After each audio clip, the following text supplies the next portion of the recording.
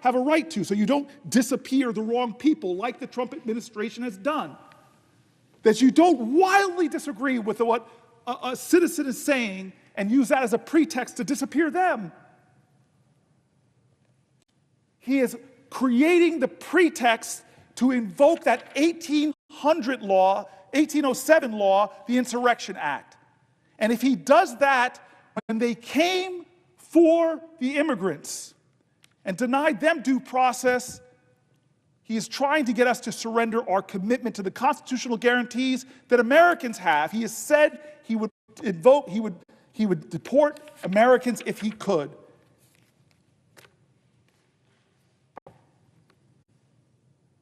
When the president denies due process to some in America, it threatens the due process of all. Let's see what happens on April 20th if this president, who's already invoked the Alien Enemies Act, follows through and invokes the Insurrection Act. But why wait till April 20th? Raise your voice now, stand up now, do something now, cause some good trouble now. Let this president know that if he does ever do that, there will be a rising up of people's voices, a rising up of good trouble, as John Lewis would say, to say, not in my country, this is unacceptable. Will the senator yield for a question? To Senator Dick Durbin, somebody who's been my mentor, friend, I will yield for a question while retaining the floor. Thank you. I first want to acknowledge this extraordinary moment in the history of the Senate.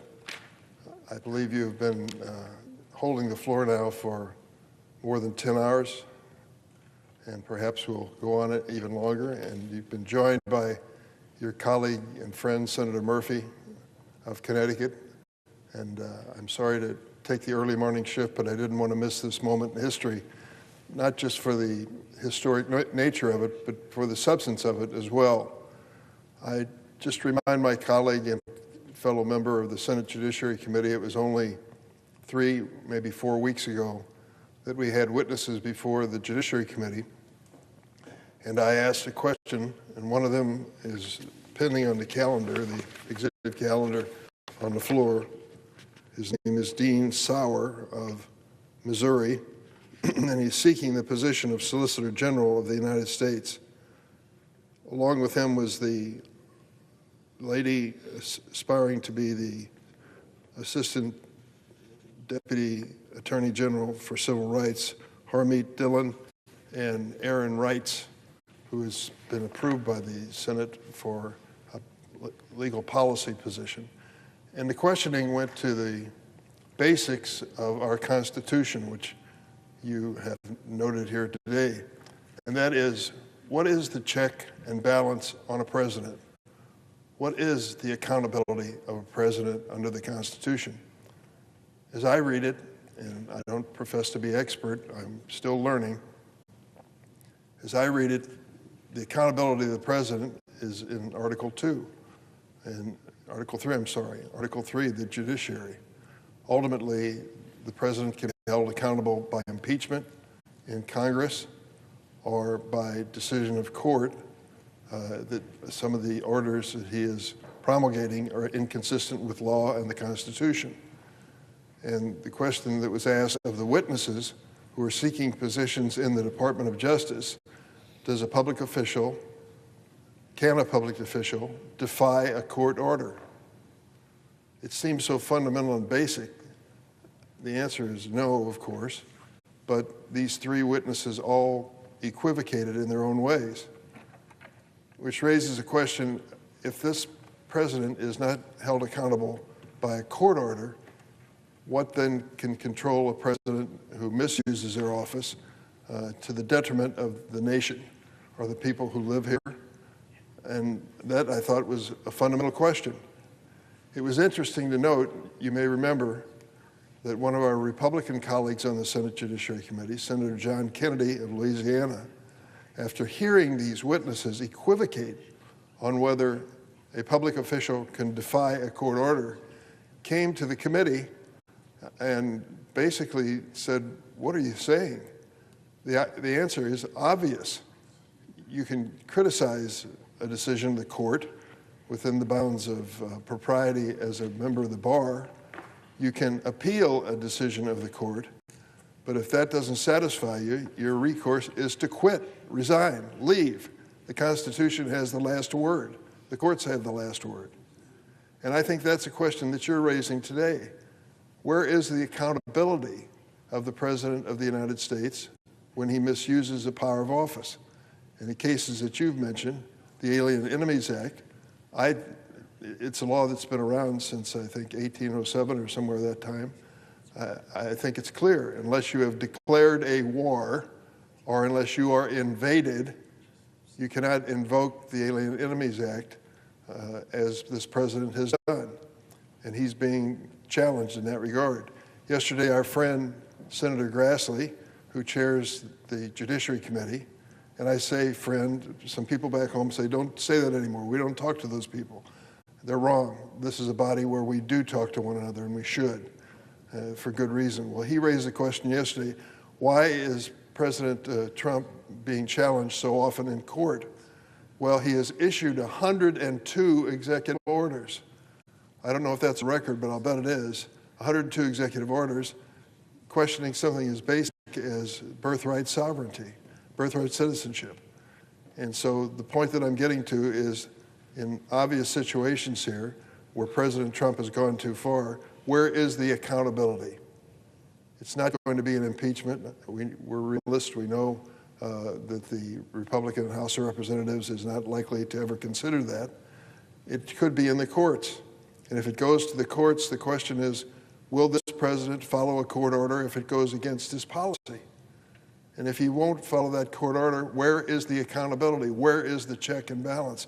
Where is the constitutional framework, which is supposed to be at the foundation of this democracy?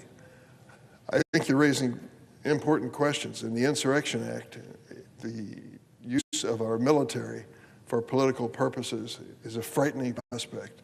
It's something we have avoided throughout our history and should continue to. And I just commend you for raising this point because I believe it's timely. It's as timely as the questions that we asked of these Department of Justice nominees about the enforceability of court orders. And the question is now, will the American people speak up? I'm counting on some of our Republican friends to speak up too. Throughout history, there have been moments when the party other than the president's party showed extreme courage, political courage, and spoke up. We need that kind of voice now. I thank you for raising that on the floor this morning. My question to you is, at this moment in time, as we ask these nominees whether they would follow a court order or defy a court order, doesn't that get to the basics of our constitutional democracy? Yes, yes, yes, it does. I mean, you put forth this litany where we have to ask ourselves is, at what point do my colleagues in the House or the Senate and the Republican Party say, enough, enough? God bless John Kennedy for calling out the absolute absurd. I was in that hearing where you have nominees for some of the highest positions in the administration failing to say that they will abide by a court order. I mean, that is something we haven't heard people on either side of nominees just say so bluntly now, not yes, I will follow the order of a court. They're equivocating. And God bless one of my colleagues, John Kennedy, who said that's absurd. You either obey the order or you resign because we have a constitution. And so when is it enough?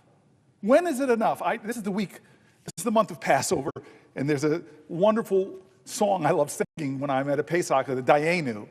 It would have been enough, is the song, if God just delivered us from Egypt. It would have been enough if he parted the seas. It would have been enough. Dayenu, Dayenu, Dayenu. This is a kind of a twisted version of that. When is it enough? When the President of the United States starts a meme coin on his first day, violating the emoluments clause immediately and enriching himself. When is it enough? When he takes an agency that is on the front lines of stopping infectious diseases like Ebola or tuberculosis-resistant, drug-resistant tuberculosis from coming here. Is that enough? When we created that in Congress and he has no right to stop that agency, would that have been enough? When is it enough for him to issue executive orders that trample on the highest ideals of this land? When he mocks members of the court so badly that even the current Chief Justice admonishes him? When is it enough? When Elon Musk is indiscriminately firing people and then realizing, oops, we need the FAA safety folks. Oops, we need the nuclear folks who are helping us keep our regulation. When is it enough that you will say, okay, I'll call them in and have a hearing to create some transparency in what he's doing? When is it enough when he activates the Alien Enemies Acts and starts disappearing human beings without due process? When is it enough? Well, it's enough for me. It's enough for me. 12 hours now I'm standing and I'm still going strong because this president is wrong. And he's violating principles that we hold dear and principles in this document that are so clear and plain. The powers of the Article 1 branch are spelled out and he is violating them. Don't take my word for it. Republican appointed judges, Democrat appointed judges are saying it and stopping him, and then he maligns the judge that did that. When is it enough for people to speak out and not just fall in line, to put patriotism over a person that's in the White House? So to your question, sir, to my friend, and I'm sorry to get a little animated at this early morning hour, but I am so frustrated.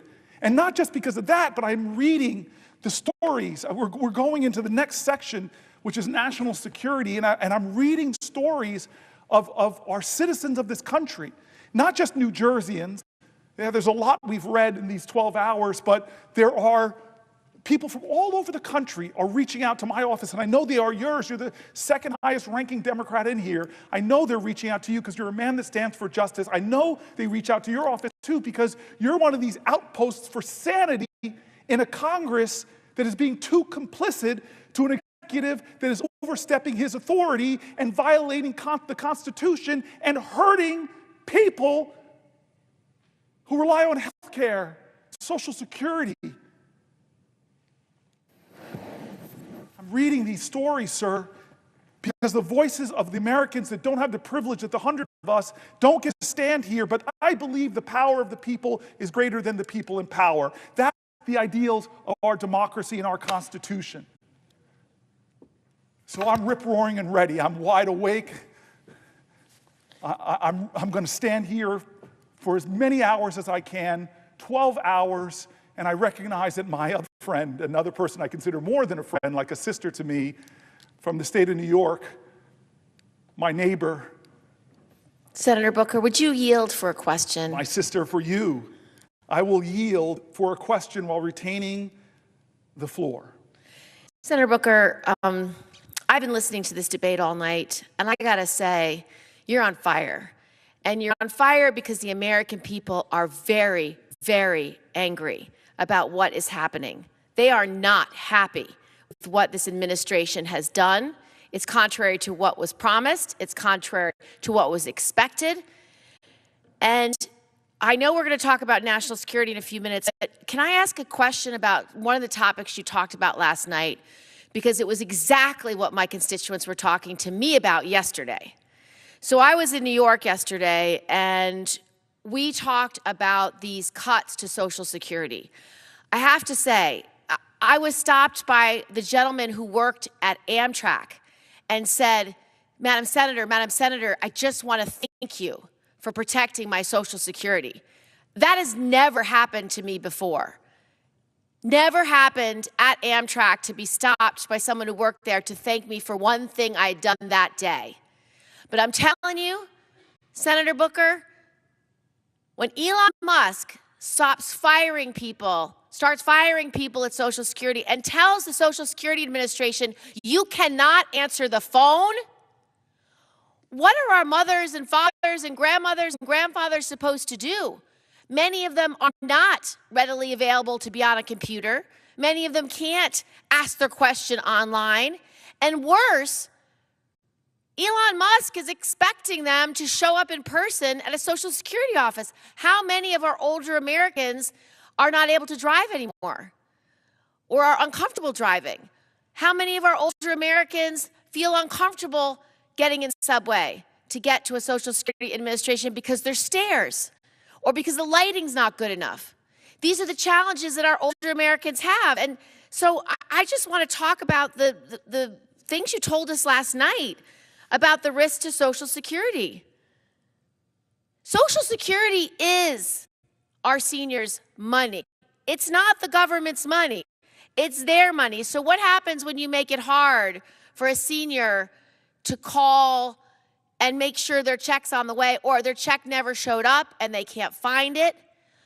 For a lot of older Americans, that Social Security check is the only money they have for that month.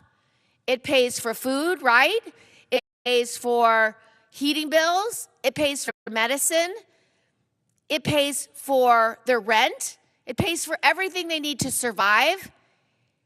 And Elon Musk's office doesn't believe anybody should be answering the phones. Who is he to tell America how to run its Social Security Administration when our seniors need those checks? They've crippled the phone service, even though, get this one, can't answer the phone, crippled the phone service. You can only make an appointment on the phone. So how are you supposed to make an appointment if you are going to go in? I mean, that's absurd.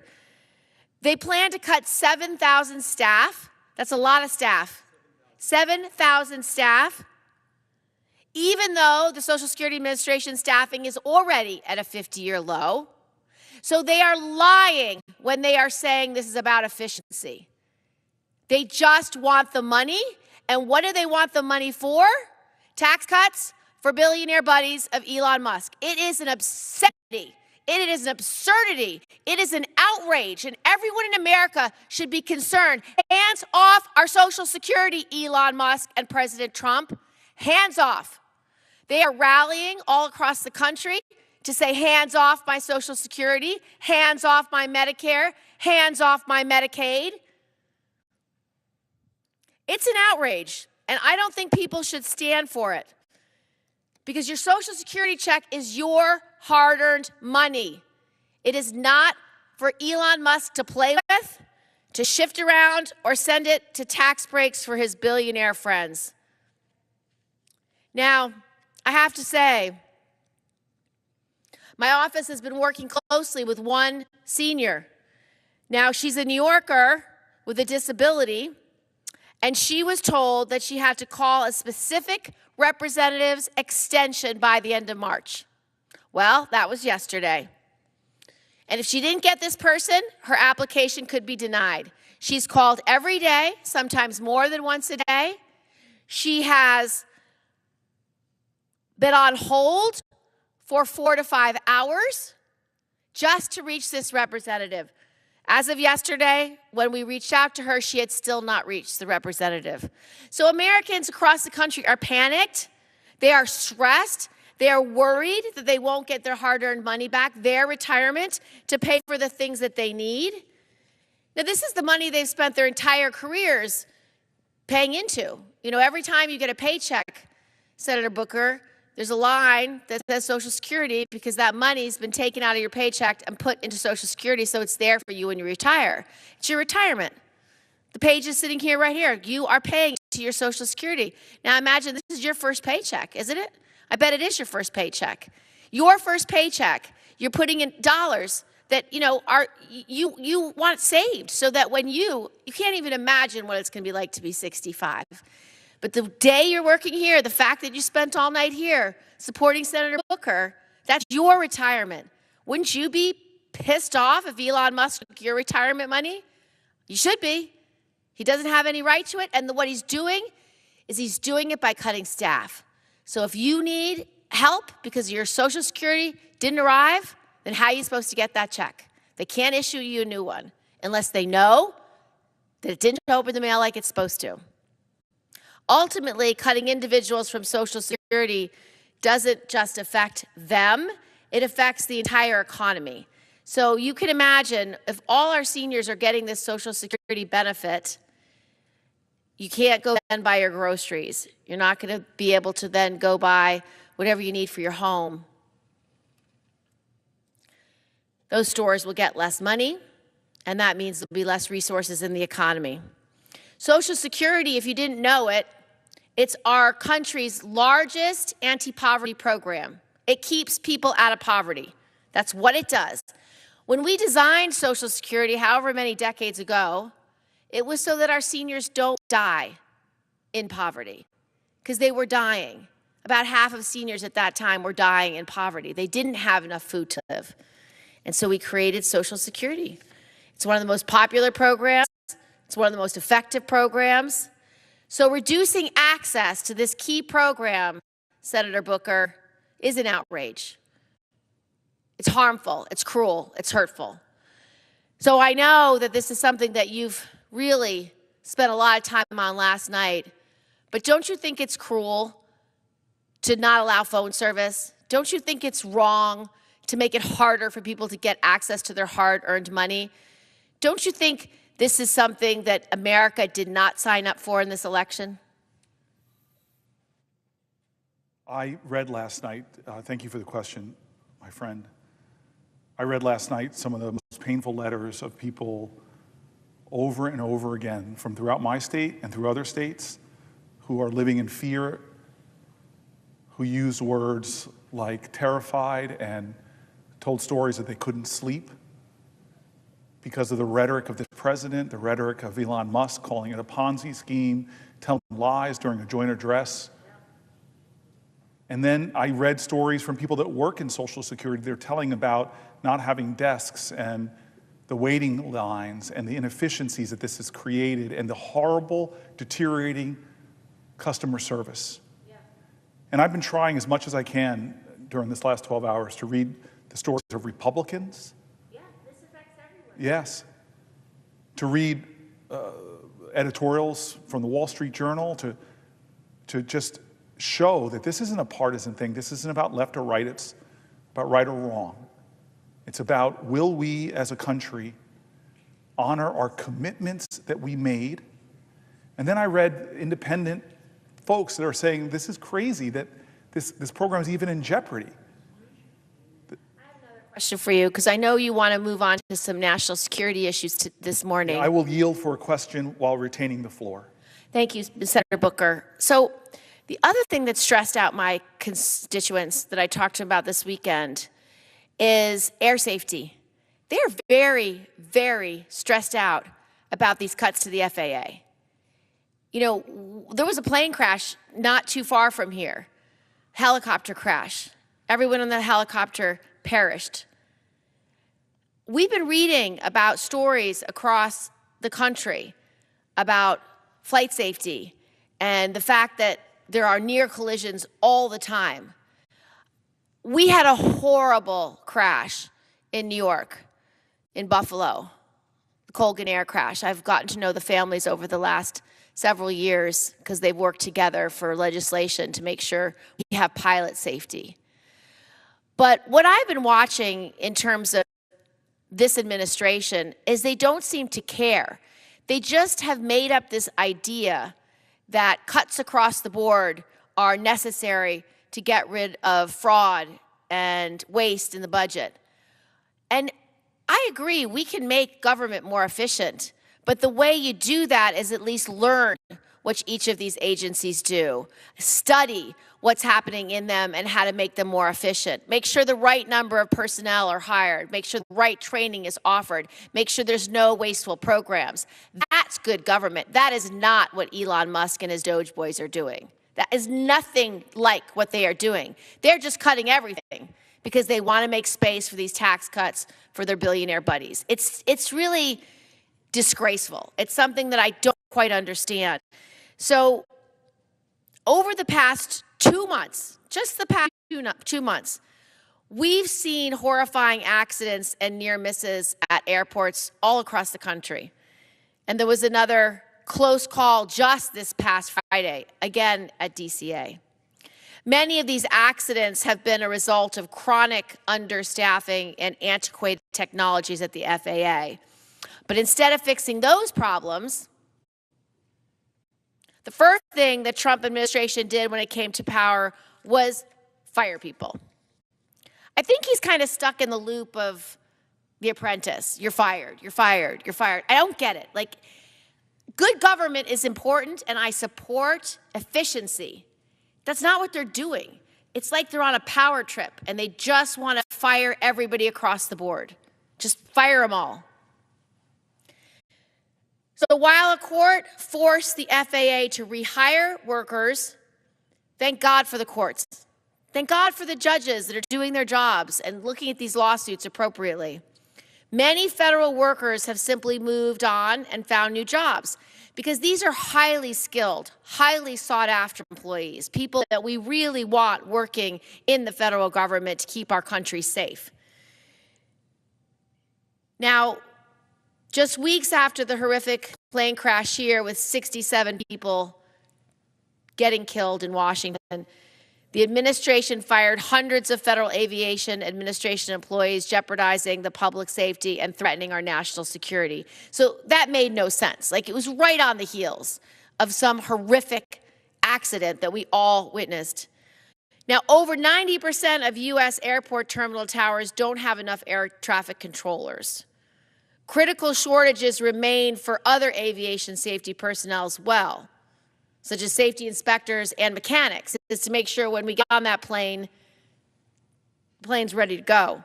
In New York, nearly 40% of positions are unfilled at 2 facilities on Long Island that direct air traffic for Newark, our shared airport, JFK, and LaGuardia. As a result, over these past few years, the U.S. has experienced a substantial and alarming increase in the number of near misses. According to an analysis from the New York Times, in 2023, close calls involving commercial airlines occurred on average multiple times each week. And a number of significant air traffic control lapses increased 65% over the previous year. What did they cite as the major reason behind the increase? A shortage of air traffic controllers. While the Trump administration claims no air traffic controllers or critical safety personnel were fired, we know that many of those who were let go played an essential role in maintaining our air traffic control infrastructure. Others were responsible for maintaining navigational, landing, and radar systems. We also know that safety inspectors, systems specialists, maintenance mechanics are among workers who are affected, and at least one of the employees fired worked for FAA's National Defense Program, which protects our airspace from enemy drones, missiles, aircraft, and used as weapons. I want to talk about those missiles and drones as well. I really want to talk to you about what your thinking is here, that we don't have a plan. You had the incursions in New Jersey, incursions in New York at the same time, and we don't have assurance that those drones aren't being operated by China or Russia or Iran or another adversary for a nefarious purpose. We have to get to the bottom of this, and that's something that, Senator Booker, you and I have been at the forefront on when questioning the administration about what they're doing on this issue. So the question I have is, why did the administration fire these workers and so easily part with them? Who will perform these duties going forward? What risk analysis was performed to ensure this won't make flying less safe?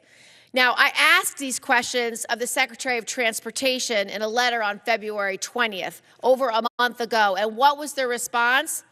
We don't know. They haven't answered my letter. They're not willing to engage the Senate in actually policy and decisions that keep our state safe. What's worse is that we don't know if this is where it ends, or if more reductions are coming, and more reductions that allow for safety for our FAA. Now, DOGE's so-called workforce optimization initiative, it's BS. They don't do the analysis first. They just make the cuts. We need the Secretary and the acting FAA administrator to be responsive to Congress's questions and oversight. The American people deserve to have a federal aviation agency that is dedicated to actually doing the job of protecting us, protecting this country.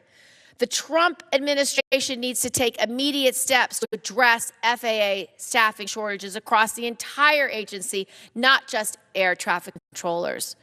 So, Senator Booker, the question I really want to ask you is, for your state, for New Jerseyans, what are they thinking? Like, how do they receive this information? What do they say when they read about drone incursions over one of your arsenals, over one of your sensitive military bases? What do they think about cutting staff to FAA when they watch all this information about crashes? I know my constituents are pretty stressed out about it. They don't understand why someone's making these cuts. Again, the why is the most important question. It's not for efficiency. It's not to get rid of the fat. It's not to get rid of the fraud. Never heard an allegation there's fraud in the FAA. Never heard an allegation there's fat in the FAA. They've been understaffed forever. So they're lying about the purpose. So what is the purpose? What is the purpose? What are they going to do with that money, Senator Booker? I'd like to know. So I appreciate this more than you know, and there's a line threaded throughout your entire question about the way they're going about doing this from so many agencies. First, they're trying to kill certain agencies, Department of Education, which they can't legally do. The USAID, they can't legally do. We created that as the Article I branch of government. But on some of these other agencies, like Social Security, where you started, we know it's ready, fire, aim, and actually the aim part never happens. They're savagely cutting personnel, and organization after organization, seniors, thousands of them, are already writing in about the undermining of service. The Wall Street Journal article we read last night said that the customer service at Social Security is going from bad to worse, and painted horrific pictures that are putting seniors in crisis. Not to mention the closing of Social Security centers in rural areas where people have to now drive hours and hours and hours. And so the FAA, it was one of the early outrages that they hired people that they then realized they needed and tried to find some way to pull some of them back. And you and I both know that the way they talk about government workers, a large percentage of them are our veterans, the way they demean and degrade them, the way they accuse them of being parts of corruption, fraud, or fat, when the stories we've been reading of what some of these folks do is extraordinary. And so your question, though, brings up a lot of national security issues. I'm going to bridge to that because you and I both were really, really incensed that we weren't getting enough information when we had these incursions. And I want to start what I've been doing in other sections, is just reading, elevating on this floor the voices of people from our country, trying to elevate more of the voices to let people know we see you, we hear you, your outrage, your hurt, your fears. They have value. I have another question before you start your letters, Senator Booker, if you'd like to entertain another question, if you'll yield. I will yield a question while retaining the floor. Okay. So, because you're going into the national security section, and I want to give you a couple of questions to pepper your answers, because I sit on the Special Committee on Intelligence in the Senate. I also sit on the Armed Services Committee. And so national security is an area where New Yorkers care a deep amount about. And I've been spending the last 15 years focused on how we keep this country safe and what we should be doing. And so I get a lot of questions from New Yorkers about this issue.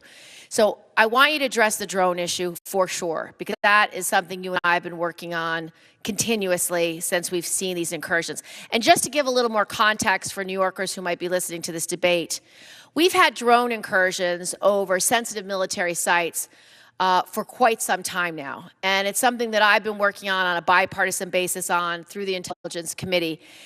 And some of these incursions are every night, over and over again, over sensitive military bases. There was one over Langley.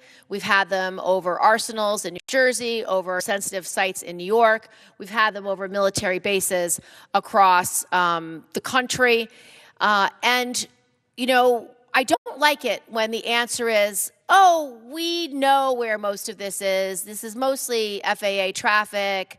And I don't like it when I hear it from this administration or any administration, because it's not true.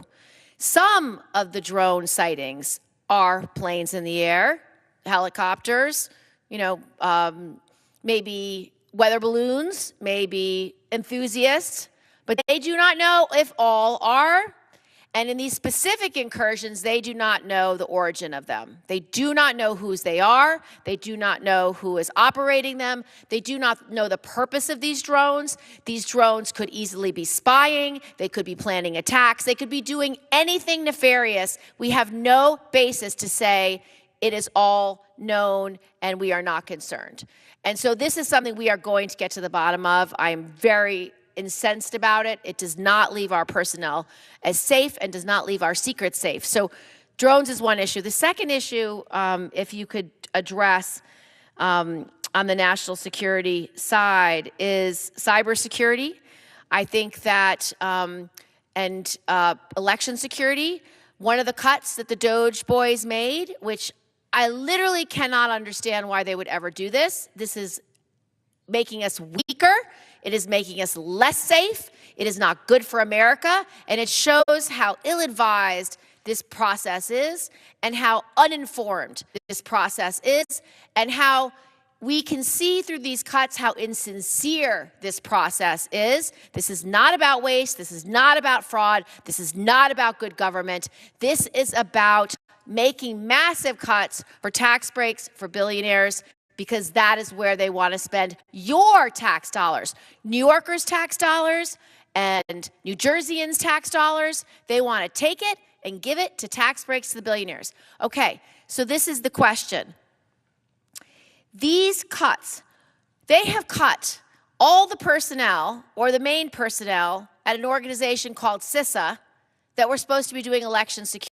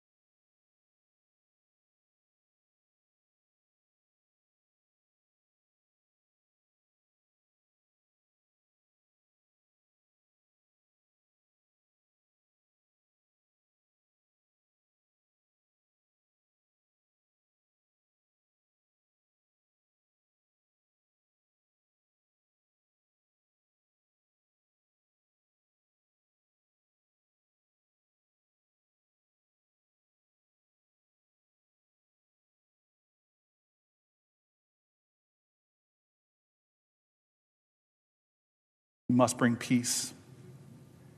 And then my friend, Senator Smith, asked this question about, which is a real test, because when you disagree with someone's statements so much, but the very nature of the First Amendment, what makes this document so precious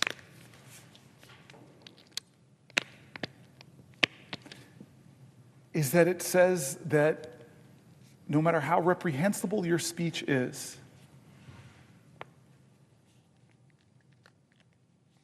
this document says you have the right to say it. I remember the controversy over an NFL player who kneeled. And one of the voices that just sticks into my hand is a man who was a white guy from the military who just said, I fought battles, I think it was Afghanistan, and I am offended by his staking a knee. But the very reason I fought was so that he would have the freedom to do it.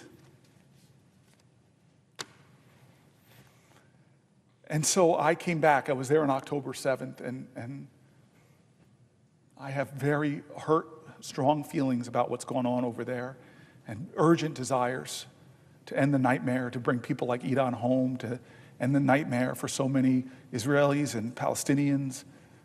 And I find some of the things people are saying so unhelpful to the crisis and to the moral truths that I believe in. But I will fight for people's rights. And so here is a situation where you see video and it just doesn't seem like who we are. If you're revoking somebody's visa, make a phone call, tell them that you have 30 days to leave. But there should be due process. You should have to prove your claims in court. If this person is somehow lying with some kind of enemy, prove it. But what I saw there doesn't reflect the highest ideals. God, if this Constitution was easy, it wouldn't be worth the paper it's written on. And so I love my friend because she wades into some difficult waters, but she's guided by the oath that she took to defend the Constitution. And in these complex and difficult times, she's standing up. And I tell you, when we were in the immigration section last night, or earlier I should say, we read the most painful stories. My brother over on the other side of me, I've got some of my really dear friends on the floor right now, Senator Murphy, Senator Warnock, Senator Smith. My brother, Senator Warnock, knows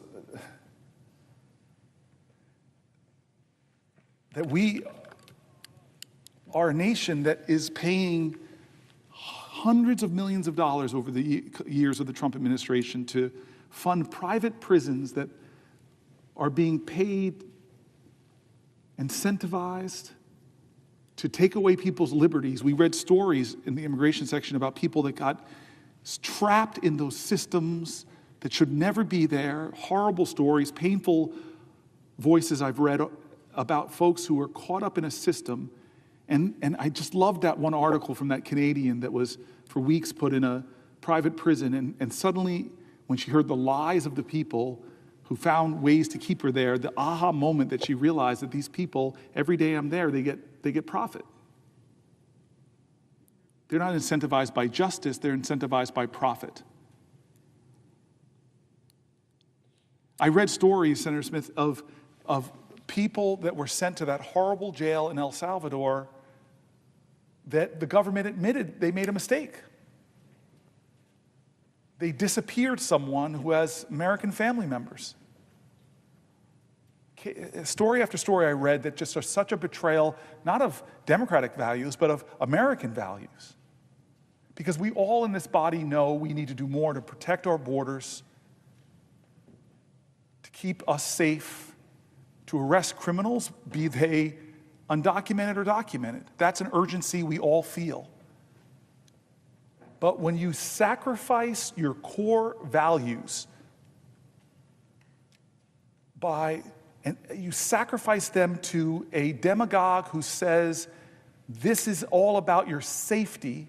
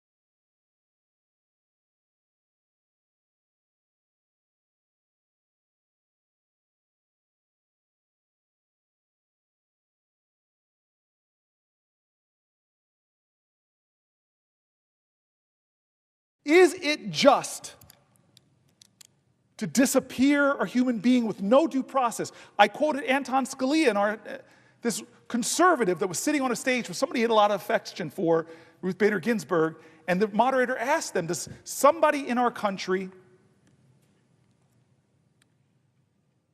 have the rights of this document? And he said, yes, especially the 14th Amendment that doesn't say any citizen, it says no person, no body.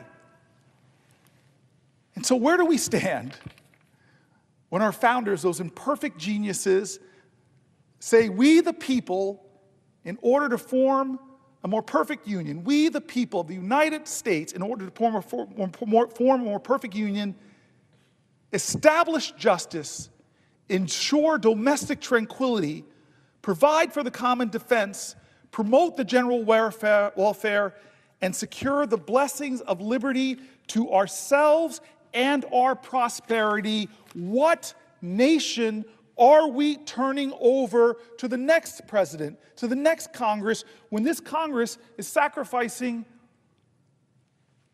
the powers that are given right underneath that preamble? It's Article 1, which spells out all legislative powers herein granted shall be vested in the Congress of the United States, which shall consist of the Senate and the House of Representatives. And then it goes on to talk about what we have the power to do. We set the laws. This president is invoking emergency powers like the Alien Insurrection Act, a 1780-something law that the last time was used in World War II to detain Japanese Americans, something so shameful, to put them in concentration camps here in America. He wants to take power from our Congress. And the thing that is killing me, that is actually breaking my heart, Brother Warnock, the thing that's actually breaking my heart is that we're letting them.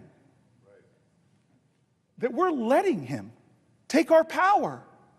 If Elon Musk was a Democrat and Joe Biden said, hey, go after the spending power of Congress, all the things that they approved. It's hard to do bipartisan things here.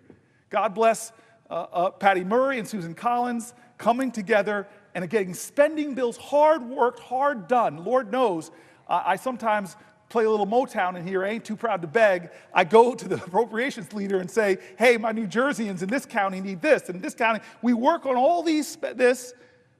I fight for programs with Lindsey Graham and USAID, with the now Secretary of State, Marco Rubio, programs that he approved.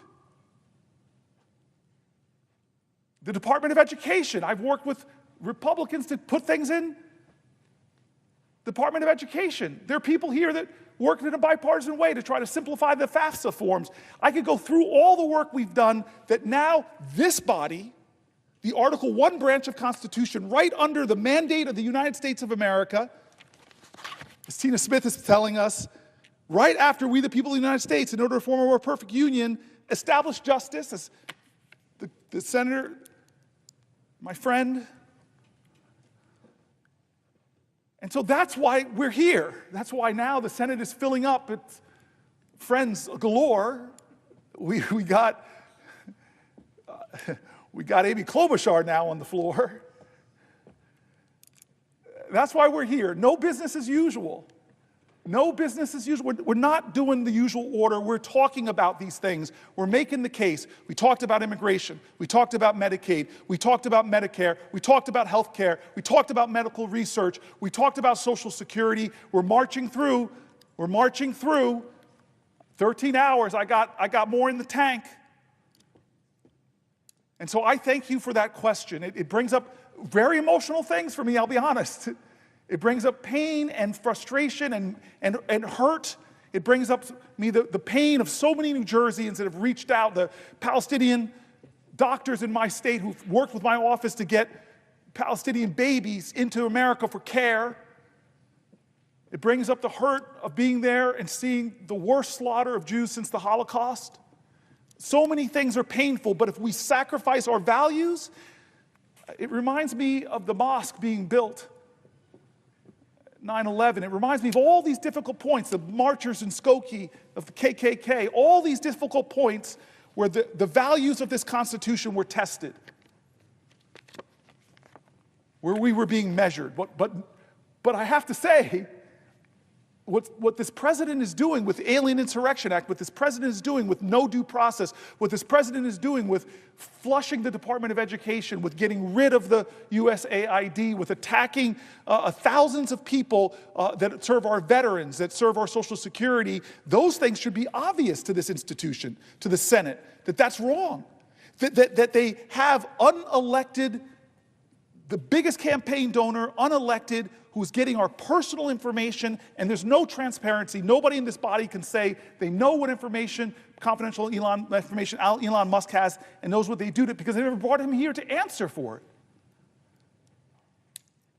So I thank my colleague for the question, and I know Reverend Warnock is going to ask me one. I just want to take a couple pages into this for a second. The American people alone, our approach to foreign policy practiced by the president, what the president has done is left our allies feeling abandoned, feeling degraded and insulted. He's left our adversaries feeling emboldened, and has done things that has hurt our national security, that has made Americans less safe. In the short time President Trump has been in office for his second term, Americans have already been put in harm's way because of the reckless approach of the administration. It all begins, in fact, with his extremely poor judgment. This administration has prioritized the obsequiousness to Donald Trump over the expertise when it comes to some of the most important national security jobs, and it has sidelined dedicated professionals who've devoted their lives to keeping our country safe. This administration has also demonstrated an inability to distinguish between America's adversaries and America's allies, and a disturbing failure to understand how America's partnerships and investments abroad protect and benefit communities here. I'm reminded of General Mattis to say, if you're cutting things like the USAID or the State Department, buy me more bullets. But this is something that folks on the floor have talked about. I see one of my friends and my somebody I really look up to. I see Tim Kaine, who sits a little bit higher up on the dais than me on the Foreign Relations Committee, somebody I've turned to many times. And he was astonished by this. And I know he, like me, has had private conversations with our Republican colleagues about this. But this body has not called for one hearing or one investigation, no accountability. What am I talking about? It's when last week we learned Vice President J.D. Vance, Secretary of Defense Pete Hegseth, Secretary of State Marco Rubio, Director of National Intelligence Tulsi Gabbard, Director of the CIA John Ratcliffe, Trump's National Security Advisor Mike Waltz, Special Envoy for the Middle East Steve Witkoff, and several other high-ranking officials in the Trump administration discussed attack plans against the Houthis in Yemen in a group chat over the commercial messaging app Signal. We learned of this because the president's National Security Advisor mistakenly invited the editor-in-chief of The Atlantic, Jeffrey Goldberg, on the text chain. And after Jeffrey Goldberg published a story describing this jaw-dropping national security failure where they could have broken at least 2 laws that I'm aware of, just by doing that, from the preservation of public records all the way to disclosing national security, highly classified information. The president and his cabinet members didn't step up and say we made mistakes, didn't step up and say this is clearly, abjectly wrong, didn't step up and say there will be accountability, didn't step up and say we'll take actions. No, what they decided to do when they were exposed is actually target the reporter with a barrage of insults and not acknowledging any wrongdoing. Unsurprisingly, the Trump team's response led Jeffrey Goldberg to publish the rest of the Signal chat messages, which exposed more administration lies. We're going to go into that, but I really want to turn to my brother. And I said earlier about Senator Murphy's speech, one of my favorite I've ever heard when I was in the Senate. Brother Warnock gave a speech that was one of my favorite in the Senate too, when he talked about the difference between January 5th America and then that fateful day, January 6th. He has been a friend of mine for a long time, and I think he might be the only person in this body. I started this talk 13 hours ago by talking about getting into good trouble. I think you might be the only person in this body that was arrested in this building for protesting before you came to serve in this building as a United States Senator. I'm going to stick to what I'm told to say. If you ask me that you'd like to speak, you have to say that I'd like to ask you a question. I think that's how this goes. Will the senator from New Jersey yield for a question? Why, yes, I will yield for a question while retaining the floor. Well, good morning, and let me just say, Cory Booker, how very, very proud I am of you. It's a real honor to serve in this body. I know that all of my colleagues who are here agree that it's an honor for the people of your state to say that when we take stock of all the issues that we wrestle with, as we look into the eyes of our children and consider what we want for them, and in the eyes of our aging parents as they deal with the blessings and the burdens of getting older, that since all of us can't go to Washington, we're going to send you. And we're going to trust that in rooms of power, where decisions are being made, that you're going to center the people and not yourself. You're going to be thinking about ordinary people. And so, Cory Booker, I want to thank you for holding vigil. As I prepare to ask you a question, I just want to thank you for holding vigil for this country all night. Rabbi Abraham Joshua Heschel said that when he marched without the king, he felt like his legs were praying. And so in a very real sense, your legs have been praying as you've been standing on this floor all night. And thank you for praying not just with your lips, but with your legs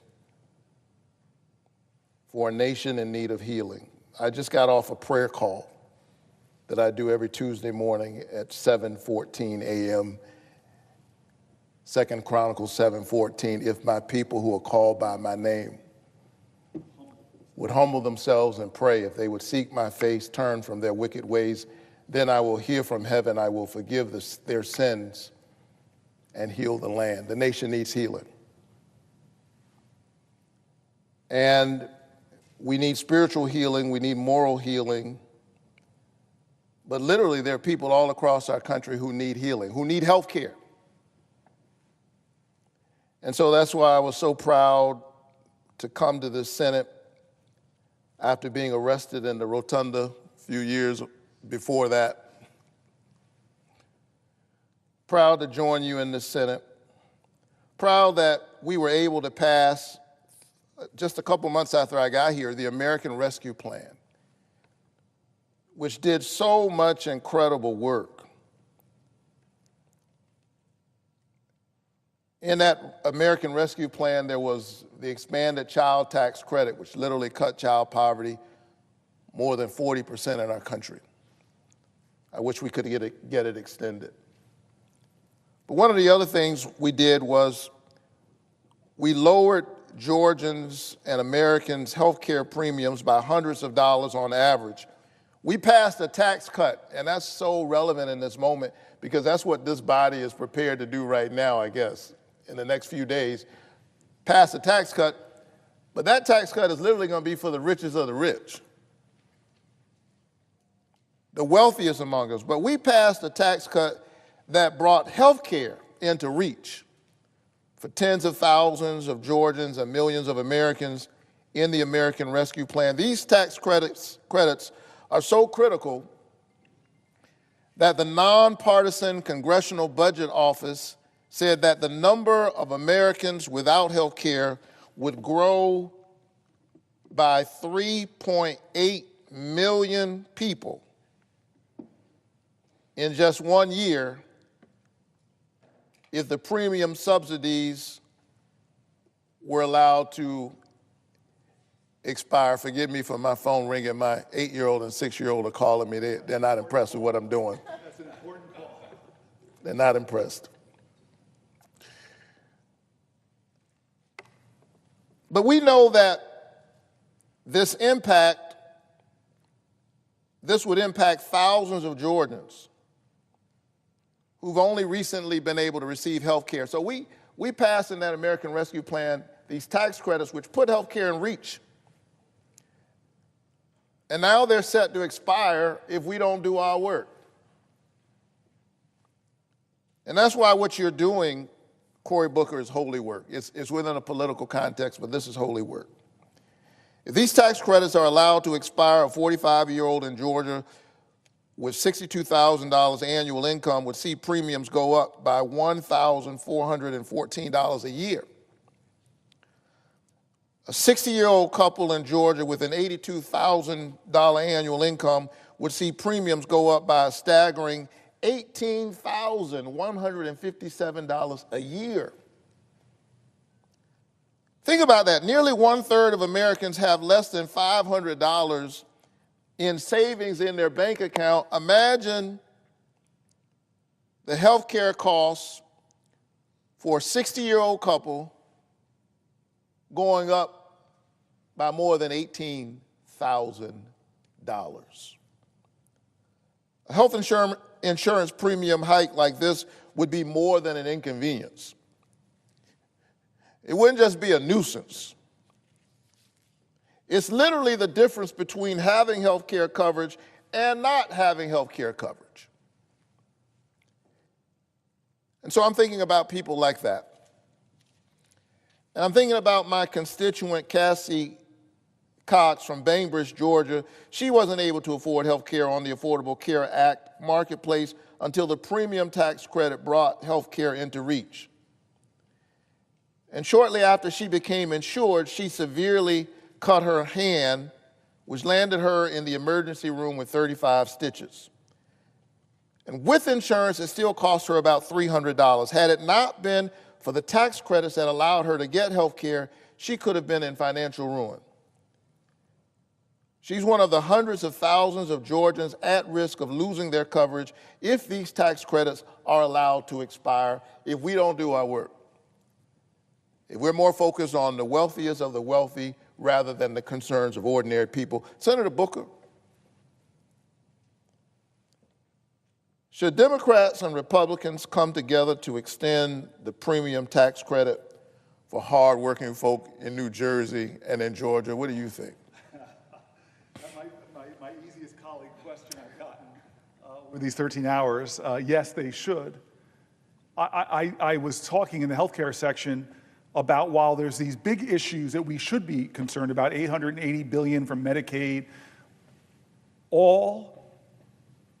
cutting all of that out to give the wealthiest, as you said, God bless them, they don't need our help. They don't need more tax cuts, to give them tax cuts and explode the deficit. This is literally taking from working Americans. The letters we read, the voices of Americans, the fear, the anguish, the hurt, the worry, people who were suffering from Parkinson's, who had children with disabilities, who had elder parents living with them. So many people telling them, not $880 billion they were saying, that their whole financial well-being was hanging on a thread and just cutting the transportation programs involved. But I said, while all that was going on, the Trump administration was still doing other things to attack ACA enrollment, to attack the tax credits that people are relying on, doing other things to drive up costs. I know some of my colleagues were on the floor, like Amy Klobuchar. We've centered the lowering of prescription drug costs, and he is doing things to drive out-of-pocket costs up. There's a cruelty in that. And I tend to still be standing at noon when we have to pause in the Senate for the pledge and the prayer. And Pastor, I want to talk to you in the way that you talked to me last night. I called my brother, called my friend and told him I was doing this. And Warnock shifts gears a lot in my life. Sometimes he's my colleague, sometimes he's my brother. Sometimes we talk about the state of two unmarried guys in the Senate. I don't mean to put you on blast, sir. But the bald-headed caucus. But the one time you shift those gears into being my pastor and my friend, we prayed together last night. And most Americans identify in our faith, Christian faith. And you and I know, I would yield for you to ask a question, but I'm yielding just to have you talk about Matthew 25. Right. I'm a Matthew 25 Christian. You and I both, that's what we hold in common. And it's a long chapter, but the section we're talking about, yes, in Matthew 25, Jesus says, I was hungry and you fed me. I was thirsty and you gave me something to drink. I was sick. What were you? I was in prison, and you came to visit me, and someone asked, Lord, when were you sick? When were you in prison? When were you an undocumented immigrant? Yes. Yeah. Another part of that text says, and when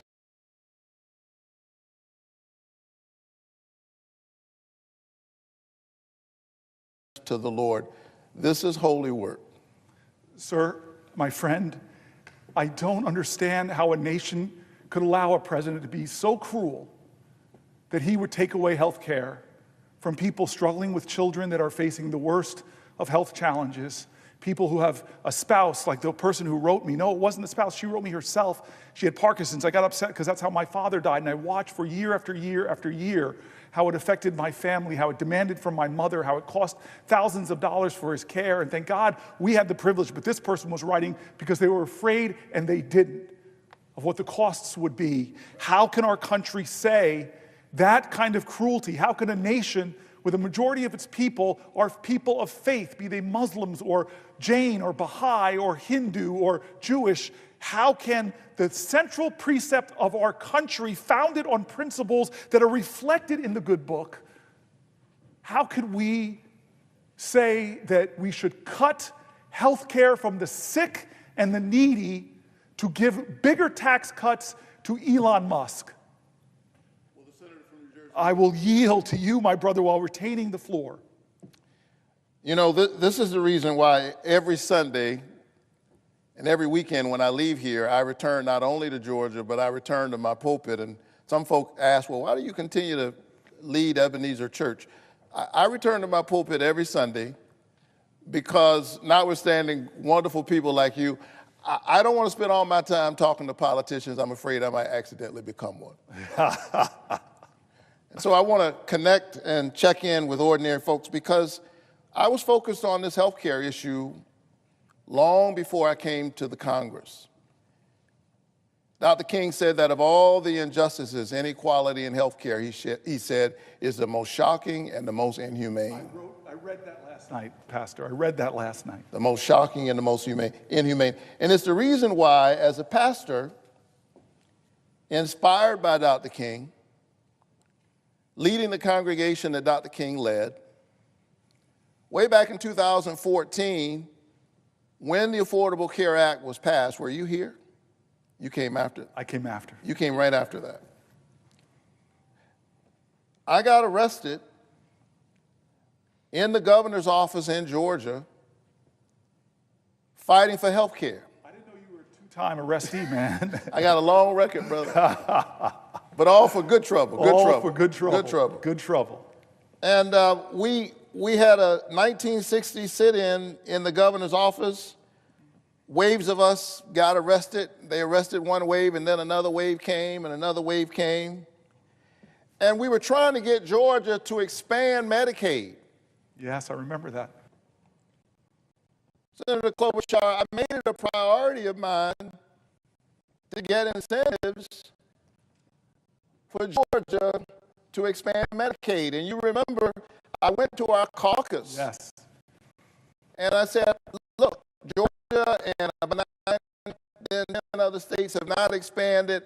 It should have been a long time ago. We can make it even easier for them.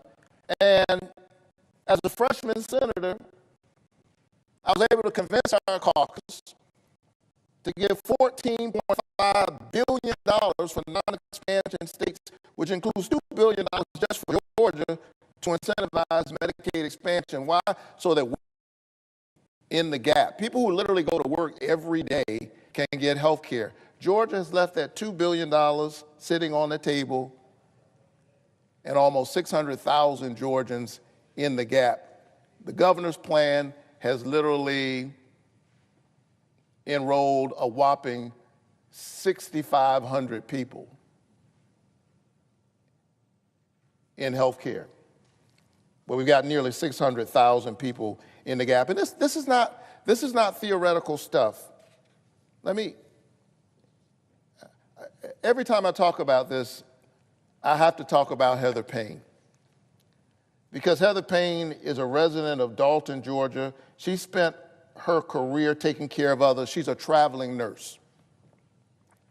Heather worked throughout COVID as an ER and labor and delivery nurse, yet often she did not have health care coverage herself because she fell into the health care coverage gap. Sometimes she had health insurance coverage, sometimes she didn't. She made too much money to qualify for Medicaid, but the only coverage options available to her were unaffordable, costing anywhere between $500 and $1,000 a month. And so about 2.5 years ago, Heather Payne, a traveling nurse, noticed that something was wrong in her body. And even though she noticed that something was wrong, Senator Klobuchar, she literally had to wait for months before she could see a doctor to save up the money. And then she finally went and saw a neurologist who said, you know what, you've actually had a series of small strokes. And even after getting that diagnosis, she had to put off serious medical procedures because she cannot work as an ER nurse anymore and is still waiting to get approved for disability so she can get Medicaid coverage.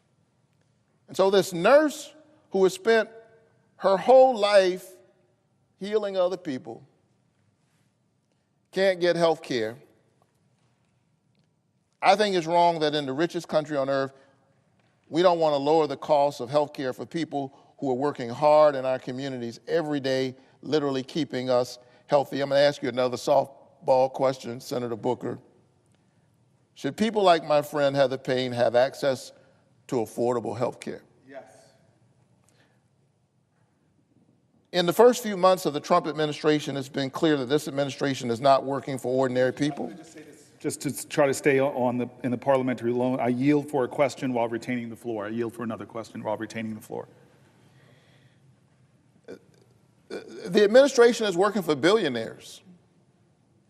They're working for people like Elon Musk. Healthcare is a human right.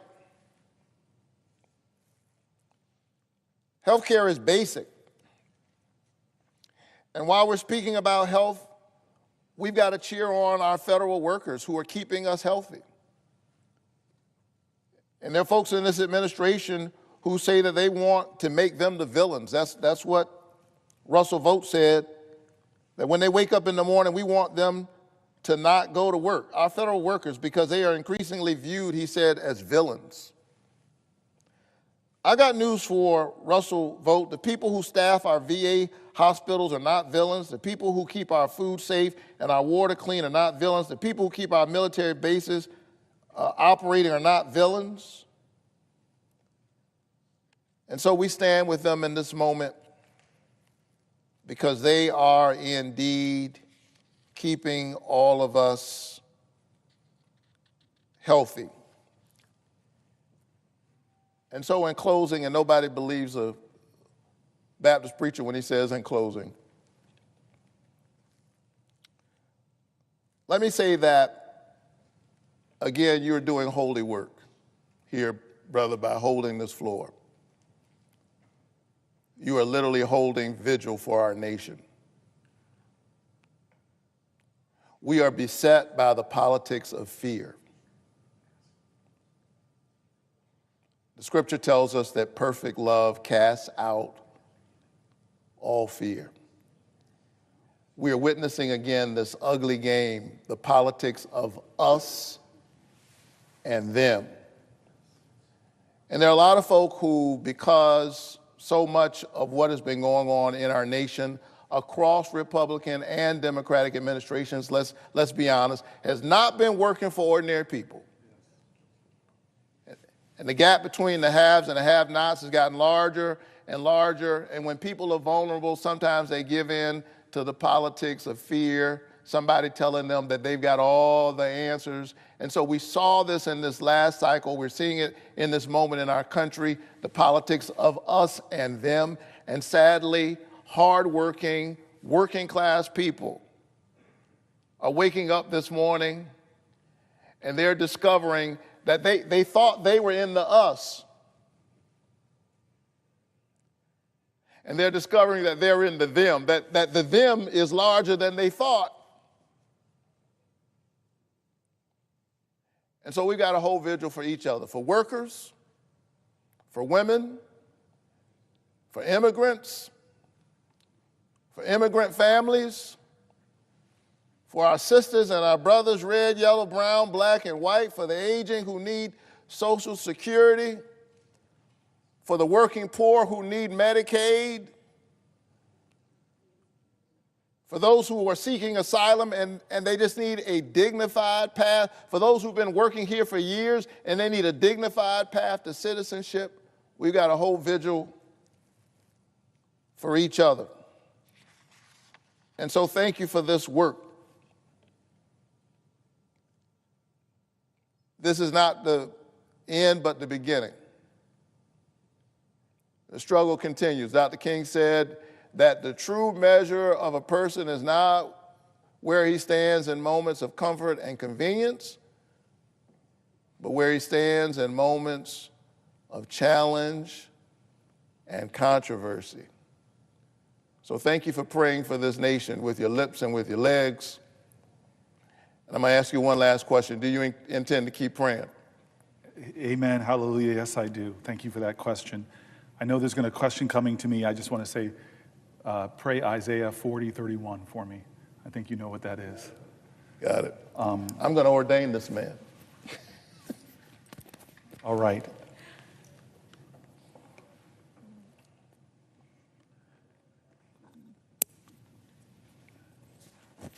The article I was going to start reading. Senator Booker. I yield for a question while retaining the floor. If the senator has a question, I yield for a question while retaining the floor. So you'll yield for a question? Yes, while retaining the floor, yes. Very good. I want to, first of all, thank you. Thank you for waking us up this morning, literally. All night, as Reverend Warnock would tell you, I know you were in here doing your work, but it was raining, there was thunder, it was really bad. And then when we woke up this morning, you were still talking. You were still talking and the sun was out and you're giving people hope. When I think about what you're doing, you're like an alarm clock right now for this country. And slowly but surely, we've seen people realize this isn't just a bunch of campaign rhetoric that's going on. This is actually happening. And people are stepping up. They're fighting it in the courts. They're fighting it in Congress with what you're doing today, with what, as you know, last week when we got the horrible news that the Defense Secretary of the United States was using an unauthorized line to just talk with his friends like he was spiking a football about putting the lives of our service members at risk. People stood up. Democrats stood up. They asked the tough questions. And one of the things that bothers me is that it is so hard to see your way out of it. A lot of people feel like we're just wallowing right now. But what you're telling us today is there is another way. Because if we just wallow, these guys are going to continue to cut kids' cancer treatment. If we just wallow, they're going to cut Medicaid when 1 out of 2 seniors in my state who are in assisted living are on Medicaid. Or they're going to continue to mess around with these tariffs, which really are national sales tax, something like $2,500 for every single family. They are going to continue to be callous. I had someone say to me last night, do they care? Do they care when those U.S. aid workers who devoted their lives to feeding the hungry around the world, when they have to stand outside their building and watch them literally take the name of their life's work off the brick on that building? Do they care? And one of the things that we have done, the Democrats have done, have stood up. And what is coming upon us in these next few weeks is this tax bill that basically will give billionaires tax cuts on the backs of regular people, ransacking the government, firing veterans, messing around with Social Security. I had a guy tell me that he spent 3 days after his wife died in Minnesota, Reverend, 3 days just trying to figure out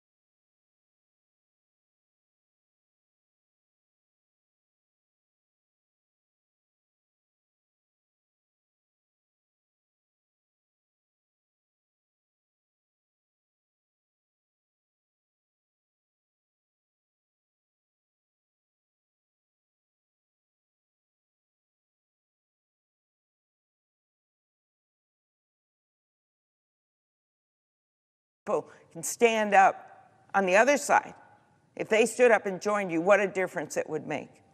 So I want to thank the senator for the question. And when I think of people who stand in adversity, I still see you standing in a snowstorm and the strength that you've had as you stood up to fight for affordable health care, stood up and fought for affordable prescription drugs, stood up and fought for farmers and for police officers and for communities. You are that kind of person that gives me strength, that I've learned so much from.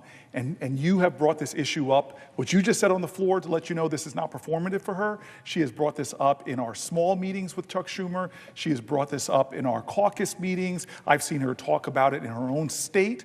This question of what will it take?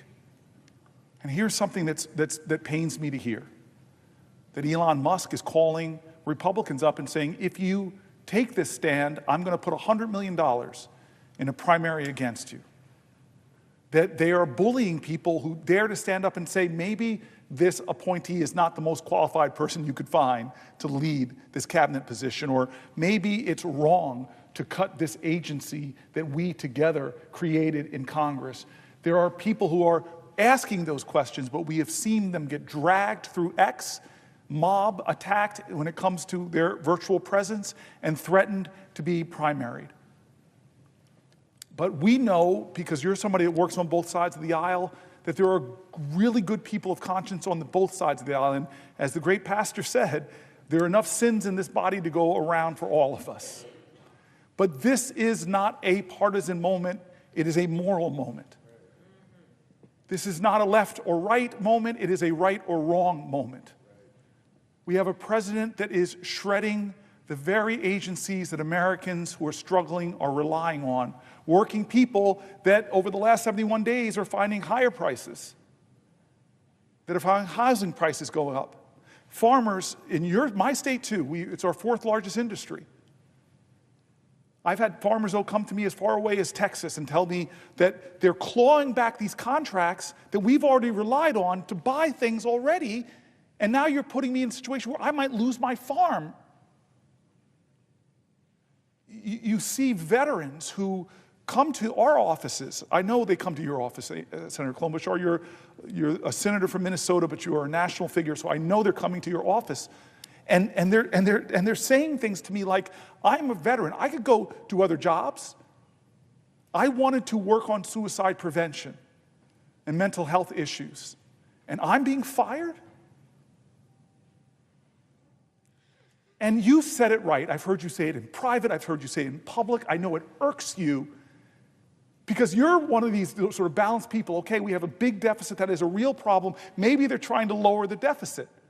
But they're not. That's the irony. They're not. They're about to explode trillions of dollars, most of which disproportionately will go to the wealthiest people, as you've been pointing out in our private phone calls over and over again, Senator Klobuchar. And so your question to me is spot on. It's spot on. And it's why I am standing here right now at the top of another hour, because of what you are saying relentlessly, persistently, and unyieldingly. Why are we hurting Americans from our farmers? We just talked about rural hospitals here for about 20, 30 minutes and what the threats are to them. We talked about rural Social Security centers and the threats that are to them. We talked about communities all over our country who are being hurt. And your question, why? To give tax breaks that will disproportionately go to the wealthiest Americans who you and I are not those people that demonize wealth. We don't demonize success. I want more people to start businesses. I want more people to dream of moving on up like the Jeffersons. I want more people to have that vision. I am not one of those people that are going to be mad at you because you're very successful. I'm going to be one of those people that says, you don't need more tax cuts. And we as a society have an obligation to each other, to those farmers, to those rural folks, to the cops I stood with at the funeral of one of their colleagues in Newark 2 weeks ago. We have an obligation to them to help them get equipment, to protect themselves. This country cannot do something that is so monumentally fiscally irresponsible. Who was the one person in the House that voted, a Republican that voted against it, a guy named Massey? And I watched it. I had to smile and laugh because he said the quiet part out loud. He's sitting there looking at something. I saw him in an interview, and he says, by their own numbers, this doesn't add up.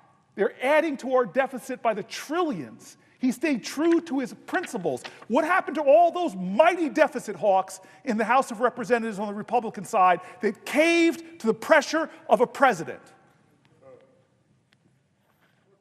I'm so happy you asked it in the right fashion, as I yield for a question while retaining the floor.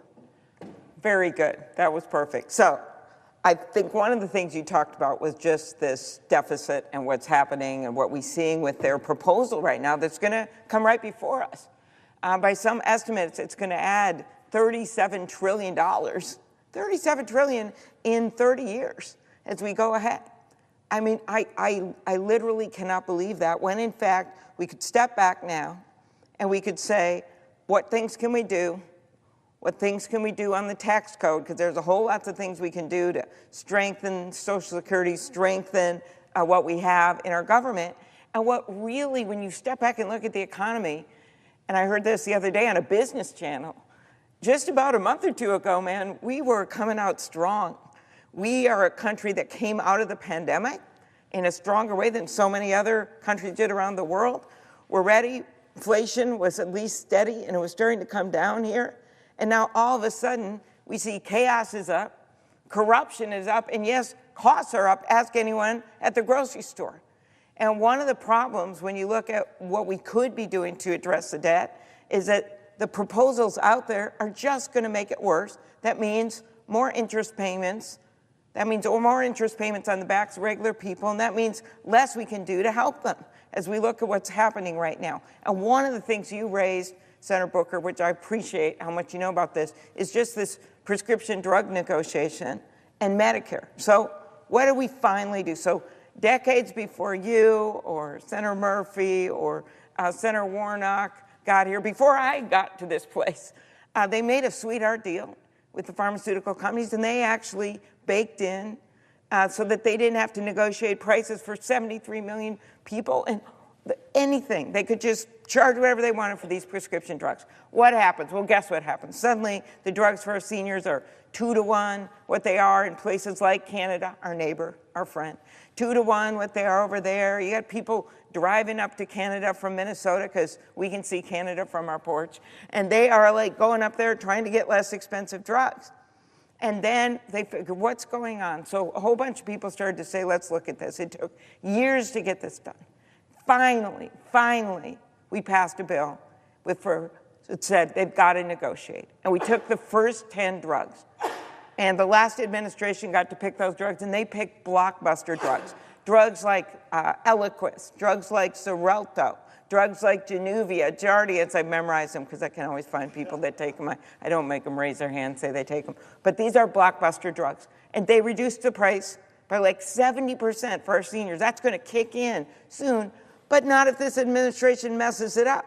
And for we have seen from everything from, giving signal lines about secret battle plans to reporters to deciding they're going to shut down the people that worked on protecting our nuclear facilities and oops, we made a mistake. Or how about when they said, okay, we want to do something about avian flu, but we're going to fire all the people that work at, oh, no, we're going to fire them back. We're going to hire them back. That's what's been going on right now. So when I look at this really complicated prescription drug negotiation where you're taking on some of the biggest companies in the world, I say to myself, okay, so our Secretary of Health, Kennedy, he won't even agree, and when he's asked under oath if he's going to keep this up, they fired a bunch of people that would work on it. They haven't shown they're going to keep this negotiation going. Meanwhile, we've got put in place a $2,000 cap for our seniors out of pocket on drug costs under Medicare. That's really good. We put in place that insulin limit on $35 a month, and we thank Reverend Warnock, and we thank you, Senator Booker, Senator Murphy, everyone that worked on that. We got that in place. So now we got the big thing, which is the negotiation of all these drugs, because 15 more drugs are coming their way for negotiation. Again, blockbuster drugs, Ozempic, blockbuster drugs. Those drugs are coming their way for negotiation. But they have not committed to do that. They have not committed to do that. And even if they did commit to do it, do they even have the people to negotiate to take on these major companies? So my question of you, Senator Booker, after being up all night, after getting us through the storm of last night and into the bright sunshine of today, after holding the floor all this time, I can't even imagine how much your feet must hurt, but those feet hurting is nothing compared, which is why you're doing it, to how the rest of the people in this country right now feel and how they're hurting. My question is, how can they move forward without trying to save money for the people of this country? Because what I see happening, and there's so many signs, you see it every single day, when they are getting rid of some of these people that work on it, then you're not going to be able to get the Social Security for my friend that I met from Cross Lake, Minnesota. Then you're not going to be able to get that stuff done. But I think as we look at those cuts, it's not just the word cuts. What effect does it have on real people when they can't get their services? When our veterans, who also have complex ways that they've got to deal with the government, when they have no one answering the phone, when they've gotten rid of veterans who've actually done the work. So my question here is, for people to translate this into the real world, is what is all this going to mean for people in the real world, what they're doing right now? I love, thank you for the question, Senator Klobuchar. I love that you're bringing back to real people and what effect it's having. And what you're spelling out is something that's really important. There's a strategy that they have expressly said. They want to overwhelm you, not us. They want to overwhelm the American people. They want to flood the zone. And so I see a whole bunch of doing things to distract us. Gulf of Mexico, Gulf of America, Greenland, all these things to try to whip us up and not pay attention to what most Americans are concerned with, is can they make ends meet? Even the big reconciliation bill that they're going to try to do, that we have to find a way to appeal to a small group of Republican congresspeople to stop of cutting $880 million out of Medicaid. We went through in great detail at length last night why that's bad, but you are pointing to something even more insidious. As that big thing is going on, they actually are cutting the support to get more people signed up with the ACA. Already happened. Make it harder to sign up for the ACA. They've already cut the tax credits that are helping people that are in the ACA get resources to help with their health care costs. They're going after these things. Here's one that you know really well. They're going after, as we talk about all of these parents struggling with children and family members with chronic diseases, we know one of the things that help people with chronic diseases is having access to fresh, healthy foods, but they're cutting access to that for our kids going to school. This administration has not only overseen in 71 days a rise in inflation, a rise in the cost of groceries, a lowering of people's 401ks with the stock market going down. It's not only bringing economic chaos, but they are already hurting people on their basic delivery of their services, from taking thousands of jobs out of Social Security, making it harder for people who have some problem to get it solved, to the VA, to the ACA.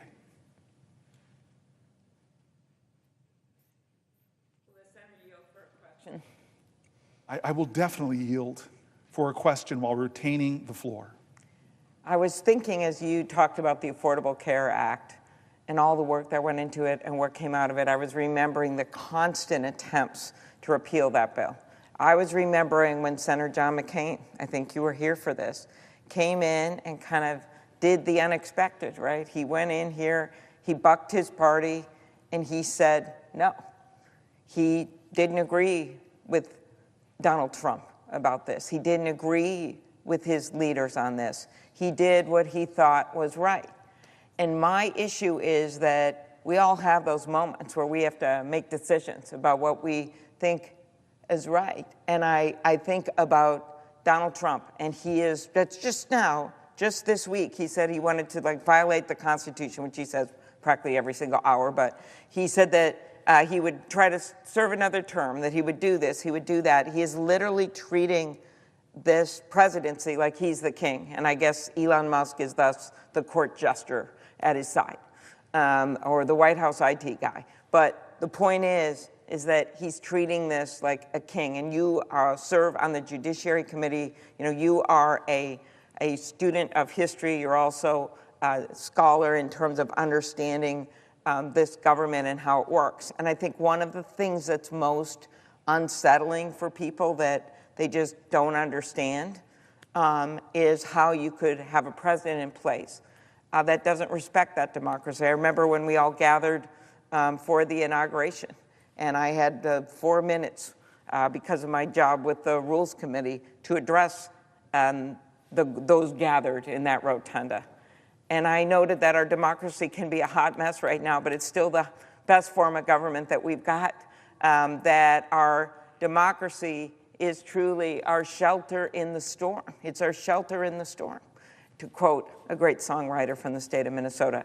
That the reason that we don't have, I know you may have a few songwriters from there, if the Senator could yield for one question, who is your best songwriter and singer from the state of New Jersey, just to make clear who is. Oh, is that your question? Will you yield for a question from me? I will. Yes. I will answer that question by avoiding it, because in New Jersey there are so many great patron saints, from the great Bon Jovi to the great Bruce Springsteen to the incredible Queen Latifah, the chairman of the board from New Jersey, the great Frank Sinatra. So I'm not going to pick. We have so many great singers, rappers like Redman. We are just a thriving state of Count Basie. There's just too many. I would not force you to do that. Of course, it's Prince, I think, from your state. Prince. Bob Dylan. But that aside, I'm very impressed, Senator Booker, that after 12 hours now, 13 hours, that you still are able to make sure that you mention every songwriter. But that aside, Bob Dylan once had that great line, "Shelter in the storm." Our democracy is shelter in the storm. And then I noted that day that in some countries, presidential inaugurations, they're held in gilded palaces, not in the United States of America. In the United States of America, it's held in the People's House. That's what you're doing right now, Senator Booker, because the People's House is where the action should be. That's Article 1. And the Constitution specifically says here, we have equal branches of government. And the final thing is that the power in that rotunda that day, and this is where we get into Donald Trump thinking he's king, the power of that rotunda didn't come from the people in there, it came from outside, came from the people. So that's why you see the people standing up right now, our constituents, going to these town halls, standing up, breaking the phone lines in the U.S. Senate, sending in the emails with their stories that we are able, that you've heard the senators and you have read on the Senate floor about things that have happened to your constituents. So that's the power from the outside. So the question that I ask of you is just tell me what you think people can do when you've got a president in there that, he thinks he is king, and he thinks that a democracy is just something that he can just shove aside and say whatever he wants and break whatever rule that people depend on, that they depend on to be able to vote, to be able to participate and have their case made. Tell me what you think. What's the answer to that? Thank you, Senator. I'll answer that. And I see Ron Wyden has come to the floor, who's, for both Amy and I, one of the chair people or at this point, ranking members of one of the great committees. To Amy Klobuchar's question, I read a lot of angry letters. People who were demanding of me to do something to stop them, do something different. Stand up, speak up, Senator. I'm afraid. Stand up, speak up, Senator. I'm so angry. Stand up, speak up, Senator. The services for my disabled child are threatened. Stand up, speak up. So it's one of the reasons why I'm doing this, why my staff and I talked about this for so many days, to do something to let our constituents know, to elevate their voices on the floor, to read their letters, to read their statements, not just New Jerseyans, but like you, the hundreds and hundreds of people that are calling us from other states. But I am most moved by the letters who tell me about their pain or their challenges or their fears, but they end that question with your question. But I am here to help. Tell me how I can help. I am here to help. Tell me I can help. And you said it, Senator. I read the letter of John McCain last night. His letter explaining his vote. It was so beautiful. It was tough like he was. It was hard on the whole body. But he called to principles. Senator Schumer was here when I read it. It was eerie because he was describing what went wrong then, which is the same thing here, that we do need to make our country better. We do need to have a bolder vision for healthcare, a bolder vision for Social Security. We need to make them work for the people, but we're not doing it here in this body. And this man who's not acting like a president, but is trashing our constitutional traditions, is violating our laws as he's getting tied up in court, but ignoring court orders. And when he gets a decision he doesn't like, he trashes the judges so badly that the Supreme Court itself finds that it has to go out and tell him to stop it. What stopped health care from being taken away in the last time wasn't the persuasive powers of anybody in this side of the political aisle in the Senate convincing anybody over there. I would like to think it was my eloquence with Lisa Murkowski. I would like to think it was my high-minded intellect that somehow it was damaged playing too much football, but that somehow I got a right argument to Susan Collins. That wasn't it. I'd like to think it was my ability to stand up to John McCain himself. No, none of that. It was the people.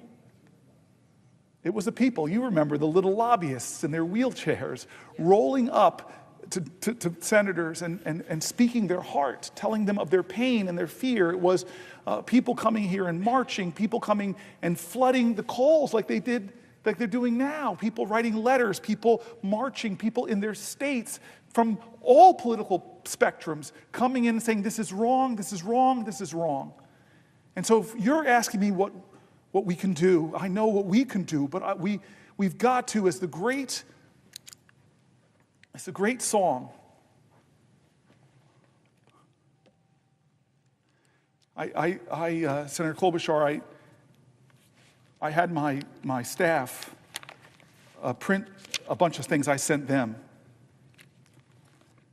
I sent them because I knew they were some of my favorite people from history. There's one here, Webster. There's one by Jefferson. There's the letters from the Birmingham jail, Langston Hughes, something by Harper Lee, Emma Lazarus. But here's one. Here's the answer. In a poem, and forgive me for reading this. I wanted to do it at some point today, and this is perfect. And I see my senator here. He may have a question, but I love this poem. It was written and put to song by a man named James Weldon Johnson. He was an educator, a poet, a diplomat, a civil rights activist. He was born in the great state of Florida. And he said that this is what we have to do. Lift every voice and sing. Lift every voice and sing till earth and heaven ring. Ring with the harmonies of liberty. Let our rejoicing rise high as the listening skies. Let it resound like the rolling sea.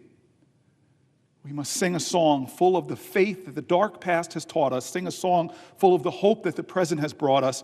Facing the rising sun of a new day begun, let us march on, let us march on, let us march on until victory is won. It doesn't ignore the wretchedness of our history. It speaks to the truth and the excitement and the hope about that past and the virtues that our ancestors gave us. He goes on, stony the road we trod, bitter the chastening rod, felt in the days when hope unborn had died. Yet with a steady beat, have not our weary feet come to the place for which our fathers sighed. We have come over or away with the tears, which tears have been watered. We have come treading our path through the blood of the slaughtered, out of the gloomy past, till now we stand at last where the white gleam of the bright stars is cast. The last stanza. God of our weary years, God of our silent tears, thou who hast brought us thus far on the way, thou who hast by thy might led us into the night, keep us forever in the path we pray, lest our feet stray from the places, our God, where we met thee, lest our hearts, drunk with the wine of the world, we forget thee. Shadow beneath thy hand, may we forever stand, true to our God and true to this native land. What can we do? is do like our ancestors did. What can we do? Do like the people who never gave up, who, even when this country that they loved didn't love them back, they kept fighting and kept pushing. And we know that, Senator Klobuchar, because we've witnessed that. In my time in the Senate with you, we've seen the most amazing, shocking moments within a Bergefeld case at the Supreme Court, recognizing the humanity, the dignity, and the equal rights of LGBTQ Americans to have love and marry. We've seen fights in this time that we've been here, where we've seen victories on health care that made such a difference in people's lives. We've seen the fights while we've been here, some of the most painful moments where we've seen the arc of the moral universe bent, not by the people here, not by the people in this body. You think we got suffrage because a bunch of men on the Senate floor said, okay, guys, come on, put your hands in here. Ready, give women the right to vote on 3. Ready, break. That's not how it happened. It's not how it happened. It happened because the power of the people is greater than the people in power. You think we got civil rights because one day Strom Thurmond, after filibustering for 24 hours, you think we got civil rights because he came to the floor one day and said, I've seen the light. Let those Negro people have the right to vote. No, we got civil rights because people marched for it, sweat for it, and John Lewis bled for it. And so I'm scared too. But fear is a necessary precondition to courage. I am angry too. But my mom told me, never let your anger consume you. Channel it, fuel it, so it can help your love be greater and stronger. Amy Klobuchar, that's what this moment needs. And our job in this body is to be truth tellers. Our job, just as you said so brilliantly, is to elevate the voices of the people of the country, because you're right, Amy Klobuchar, this is the people's house. It's Article 1 of the Constitution, and it's under assault. Article 1 is under assault. Our spending powers, our budgetary powers, the power to establish agencies like the Department of Education and USAID, it's under assault by a president that doesn't respect this document. And how do we stop them? I'm sorry to say we hold powerful positions, we are elected by great states, but we're in the minority right now, and you spelled it out at the beginning of your questions to me. It will take 3 people of conscience on that side. It will take 4 here. I'm going back to my book because there's somebody that you know, I don't know if my staff put it in at the last moment. Yes, they did. Margaret Chase Stevens, who you know. Margaret Chase Smith, excuse me. A U.S. Senator from Maine, a Republican. When a demagogue had rose in the land exploiting people's fear, deporting Jews who were not citizens of this country because they were accusing them of being communists, at a time that this body was being twisted and contorted to the will of a demagogue, where nobody had the courage to stand up. It was a woman from the Republican Party that stood, I don't know, somewhere in this body. Her feet might have been tired, her heart might have been hurt, she might have been afraid of the consequences to stand up to people preaching the Red Scare. But this woman in this body, rare thing in those years, this woman in this body who are founders, those imperfect geniuses that wrote this Constitution, the woman in this body who wasn't imagined by our founders, thank God they called upon us to make a more perfect union. And generations of activists finally made it real that women could serve in this body. She had the courage, the audacity to call her own party to task. I read her words. She said, I don't believe that the Republican Party is any sense a party of fear, but I do believe that the Republican Party has made an alliance with the 4 horsemen of fear. The fear of communists, the fear of labor unions, the fear of the future, the fear of progress. I think it's high time that we remembered that we have sworn to uphold and defend the Constitution, she continues. I think it's time that we remembered that the Constitution, as amended, speaks not only of the freedom of speech, but also the freedom of trial by jury. This great senator, this great Republican said, whether it is criminal prosecutions in a court or character prosecution in the Senate, there is little political distinction when the life of a person has been ruined, those of us who shout the loudest about Americanism, in making character assassinations all too frequently, those who, by our own words and acts, ignore some of the basic principles of what it means to be an American. The right to criticize without thinking the president is going to drag you from the Oval Office for criticizing him. The right to hold unpopular beliefs. That if you have beliefs that I find contemptible, it doesn't mean that I can disappear you from a city street. She goes on, the right to protest, that just for assembling and speaking up, that's not a right to cut hundreds of millions of dollars to that university's science funding. The right to independent thought. The exercise of these rights should not cost one single American citizen his reputation or his right to a livelihood, nor should he be in danger of losing his reputation or livelihood merely because he happens to know someone who holds unpopular beliefs, like a law firm that represents suing the president and now has their very firm, their very livelihoods, the legal secretaries and others, come after them.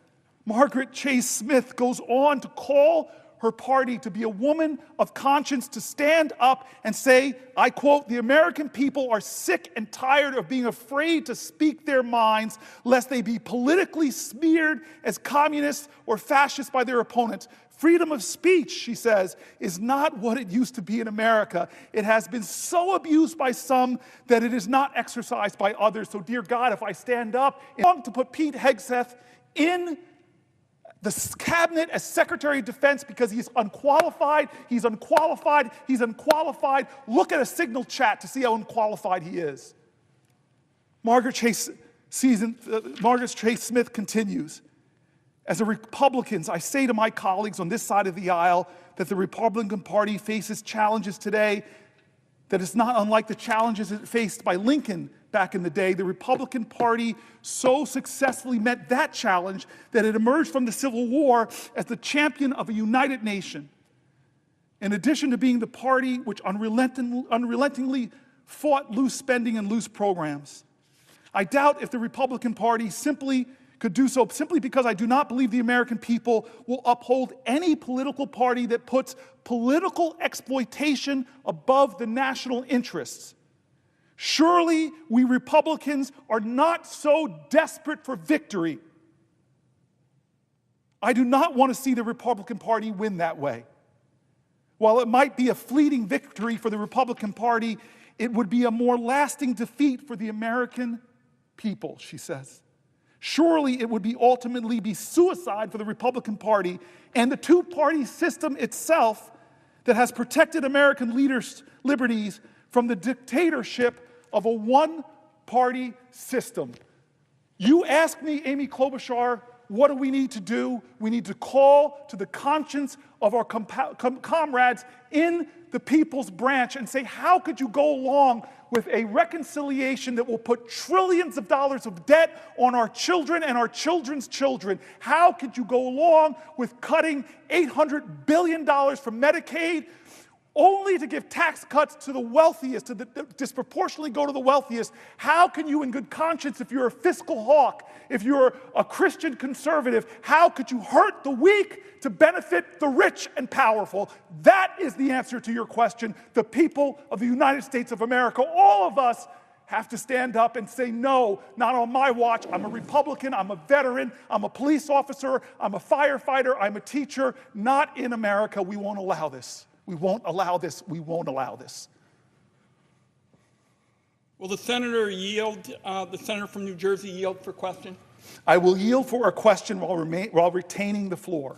I thank my colleague, and I have been listening to this, and a Herculean presentation for hours and hours, and your remarks reflect the urgency of our times, Senator Booker, and I thank you for it.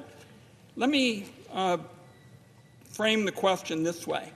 I hold open to all town hall meetings in every county in my state each year. I've had more than 1,100 of them.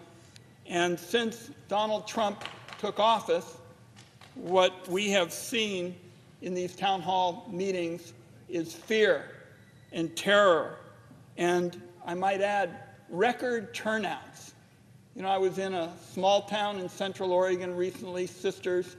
We had almost 1,400, people here. And what people asked about, and you've touched on this morning, is, of course, Medicaid and Social Security, because these are programs involving health care and retirement that are really the connective tissue between the government and our people. And these programs make it possible for people to pay for essentials. They're not going to fancy places. They're buying groceries, they're paying rent, they're buying medicine.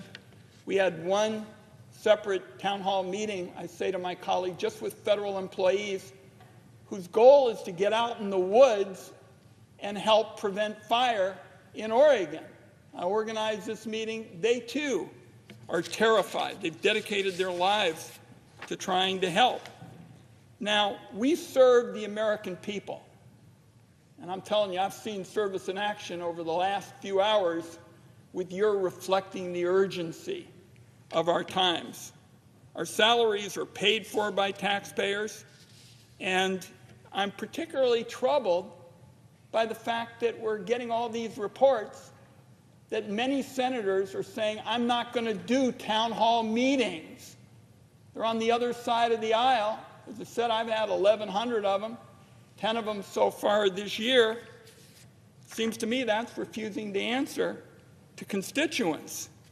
And you've been here all night, and you're setting a very clear example about what it means to push back against authoritarianism. So just like I have town hall meetings, my question to my friend from New Jersey is, what are you hearing from home? Pretty straightforward question, but it sure as heck is what the times are all about, because people are saying, what are you doing back there?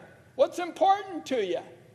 And I talk about town meetings. I had a town hall, I say to my friend during the speech that was made on the floor of the House.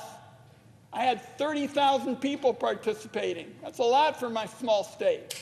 So I know what I'm doing, and I think the American people would like to hear a bit about what my colleague is hearing from his state and why it's so important that he's out here mopping his brow today, trying to stay on his feet, making the case for the urgency of our time. What are you hearing? Thank you, Senator. I'm hearing a lot of fear, a lot of anger. I'm hearing heads of hospitals say that this is outrageous, the threats to our hospitals in New Jersey. I'm hearing heads of critical health services tell me what the Medicaid cuts will mean to their organizations. I'm hearing from Catholic priests that are doing extraordinary things in service of their communities. I'm hearing from citizens who are veterans who got fired from their jobs. I'm hearing from people, as I read letters from people who work in the Social Security agency, and what the chaos that's been created and the lack of the deteriorating service to seniors. I've heard from seniors who are terrified about what's being done to Social Security and how it might affect their lives.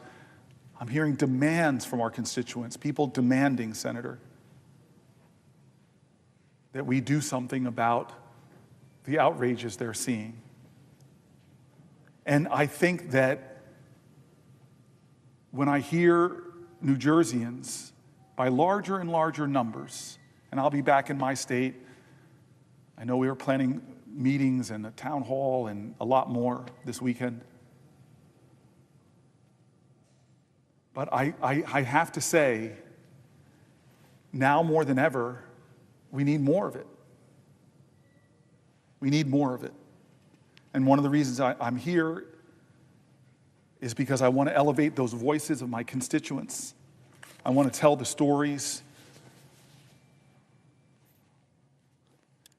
that my constituents are writing in about, and lift their voices and tell them that they're seen, they're heard. I've been going through section by section, as you pointed out, Social Security, section on healthcare, section on education and the Department of Education and the work that it does. I've been going point by point through. This is the agenda. I didn't know how much of I can get through. But we laid it out. We have binders for each one of these issues. Immigration, we went through.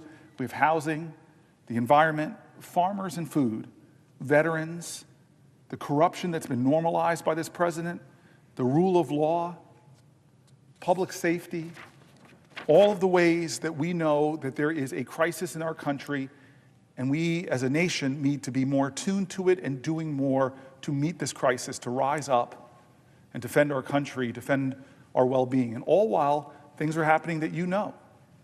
You're the chairman of the Finance Committee, and you have these insights. We've talked about them, about what's about to happen in this reconciliation process. I mean, that's one of the most stunning things. It's almost immediate on this floor. I think we're going to see about the tariffs tomorrow and see how far the president will go, but we do know whatever it is, it's going to affect prices that are going to continue to go up for Americans as inflation has continued to go up for Americans. As the stock market has continued to go down, as people's 401ks have lost so much money, the uncertainty I'm hearing from businesses in New Jersey, the chaos that they feel about the economy, the consumer confidence in this country has gone way down. If you ask the question, are you better off than you were 71 days ago? Not many Americans would say that they're better off. Their costs are higher, their groceries are higher. They're soon to see everything from car prices to food go higher. Their retirement security is under attack. Their health care is under attack. They're losing their Department of Education. They're less safe from infectious diseases abroad. There are so many things that we have to talk to and try to stop. And you're our leader on the Finance Committee, and you know that the tax thing they're trying to run through this now, I'm trying to get my head wrapped around these wacky parliamentary things that even the podcasts I listen to in the morning to inform me say they even spoke about this years and years ago, but they said, oh, this is too crazy, we can't do this. To try to tell the American people somehow that the trillions of dollars of tax cuts that we're going to give disproportionately to the wealthiest people of all, oh, there's nothing to see here that has a zero impact on the budget, so we can do it through reconciliation. That is the biggest hocus pocus, manufactured artifice that I've ever seen to obscure the truth in America. That what the Republicans are trying to do is cut massively into health care for Americans in order to give tax cuts to the wealthiest, disproportionately to the wealthiest who don't need it, and to drive up the deficits, making our children and our children's children have a more dangerous economy and higher debt payments to make, debt payments that will skyrocket higher than any expense the government makes.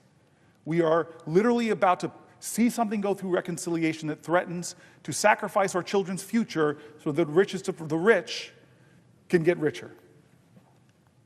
And so I know there's a lot of people who are angry, who are worried, who are feeling overwhelmed, who are struggling to make ends meet, but I know of only one way to do this, and I'm trying to do it myself, is to do things differently, to stand up, to speak up, to not act like this is just normal in our country. There's not a president from Eisenhower to Reagan to Bush on the Republican side that could ever imagine a day where in a UN vote we side with Russia and China against the Western democracies that we saved in World War II, that we stormed beaches of Normandy for, that we did the Berlin airlift for, that we did the Marshall Plan for. We designed the world order, and now we're turning our back on it. We designed the rules-based world order, and we're turning our back on those organizations. From trashing NATO to getting out of the World Health Organization to getting out of the group of countries coming together to deal with climate change. We're not leading the planet Earth anymore. Our allies are saying openly they can't trust us. the quotes are unbelievable by our allies.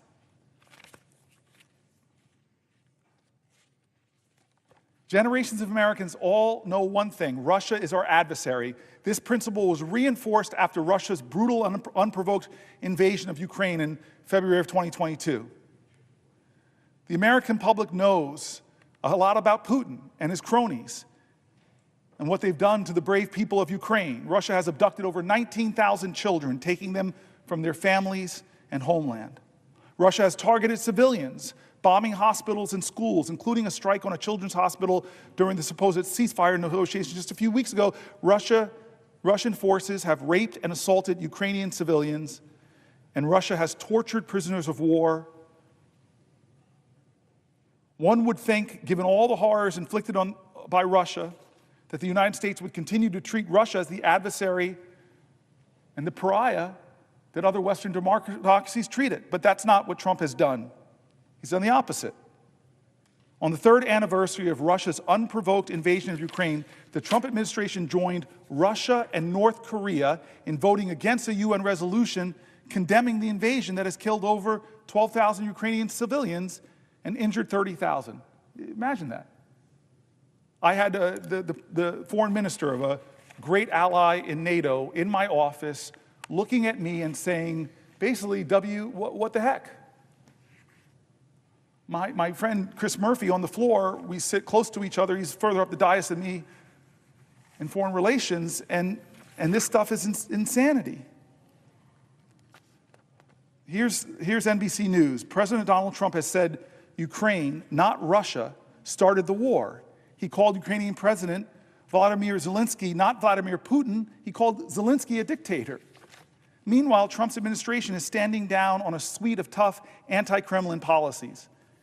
In just over a month, Trump has executed a startling realignment of American foreign policy, effectively throwing U.S. support behind Moscow and rejecting the tight alliance with Kyiv, cultivated by former President Joe Biden. The extraordinary pivot has upended decades of hawkish foreign policy towards Russia that provided a rare area of bipartisan consensus in an increasingly divided nation. Trump's recent moves have drawn international attention, unsettling U.S. alliances and thrilling conservative populists who favor a turn away from Zelensky.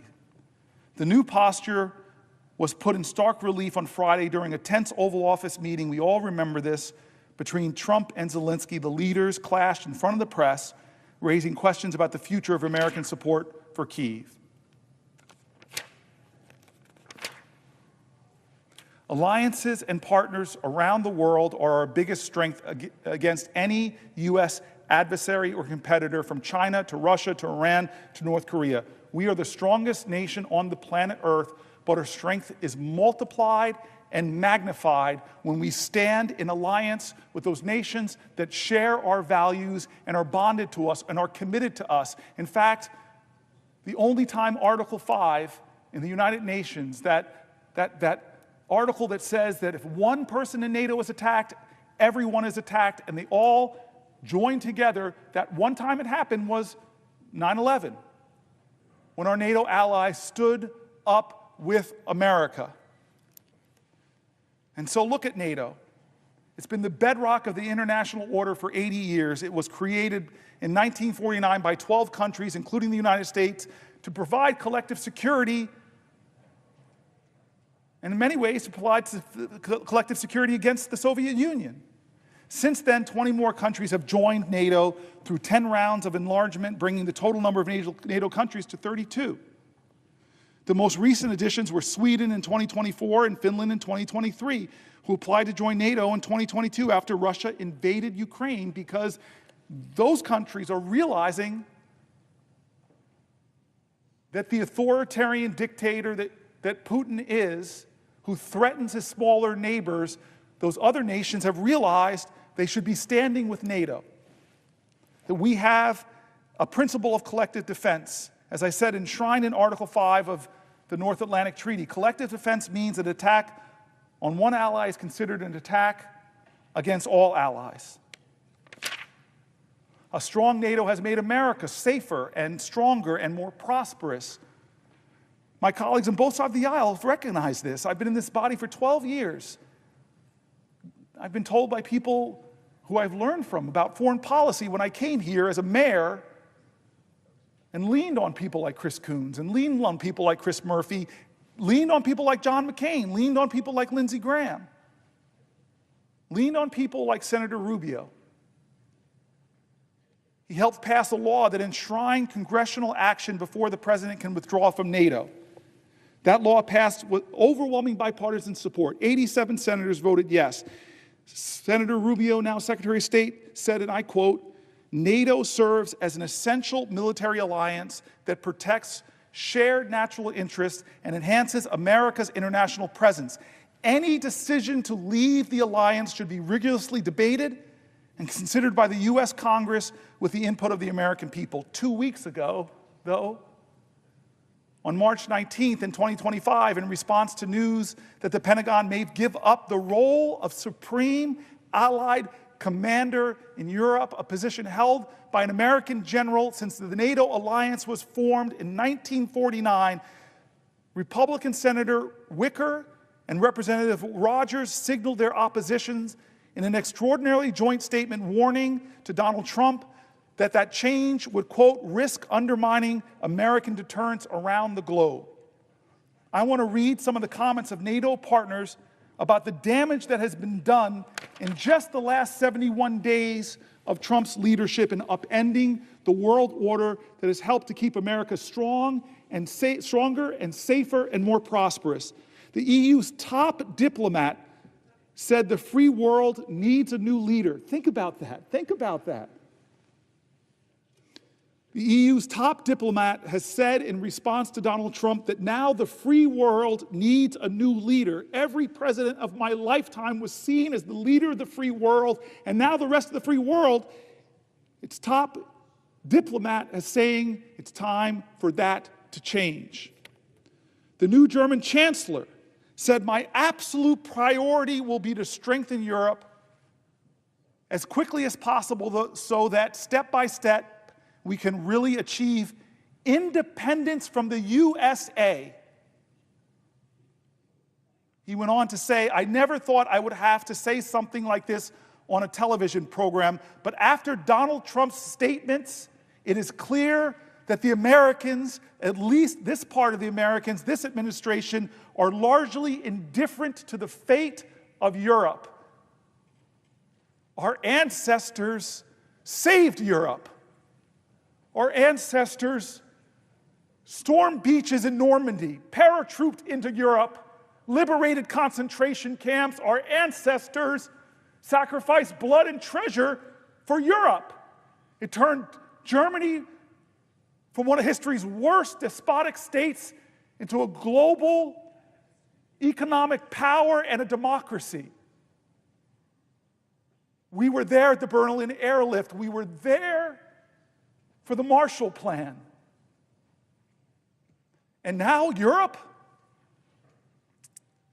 is saying it is clear that the Americas, at least that part of the Americas, this administration, are largely indifferent to the fate of Europe. That is not true. That is not true. And as long as I have breath in my body and blood in my veins, I will join with the other people on both sides of the aisle. God bless you, Roger Wicker, for standing with the understanding that America is the strongest nation in the world, but our strength is multiplied and magnified when we stand with our allies from Germany to Japan, from Australia to Iceland, that when our country stands up, we don't bully our neighbors like Canada, we don't threaten our allies like Iceland, like Greenland, we don't threaten smaller, weaker nations like Panama, we don't upend the world order.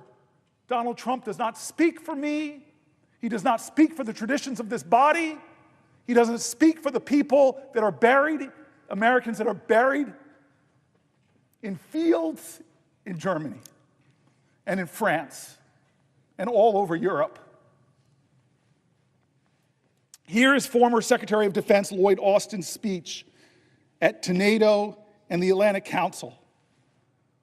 On April 4th, 1949, 12 democracies came together in the wake of 2 world wars and the dawn of a new Cold War, and they all remembered, as President Truman put it then, the sickening blow of unprovoked aggression.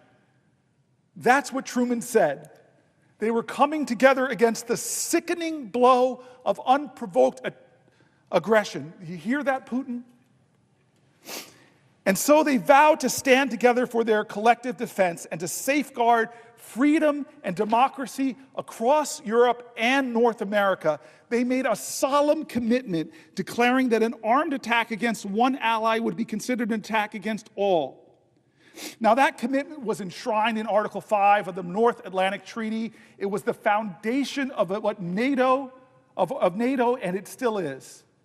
And on that bedrock, we have built the strongest and most successful defense alliance in all of human history, and I'll say one of the most prosperous blocs of democratic countries.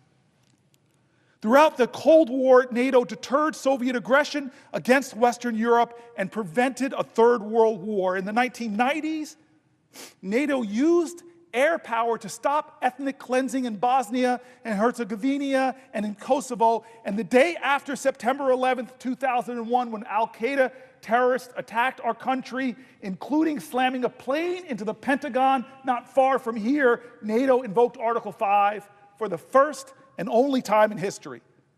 Will the senator yield for a question?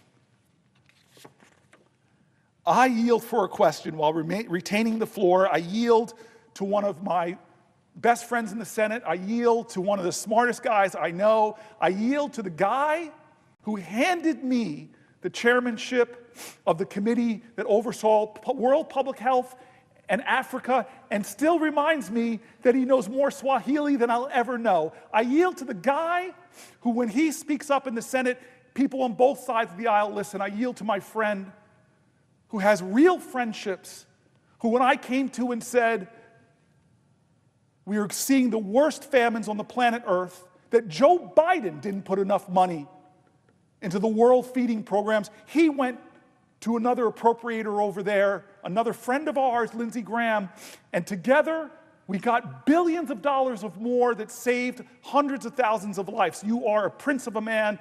You are my friend. You are somebody that is a hero who folks don't know their name in the countries that you have affected with your strength on foreign policy.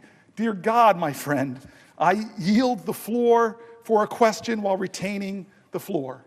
I ask my friend... Excuse me, I'm going to say that correctly. I yield for a question while retaining the floor. I do not yield the floor. I ask my friend and colleague from New Jersey if he is familiar with Psalm 30, verse 5.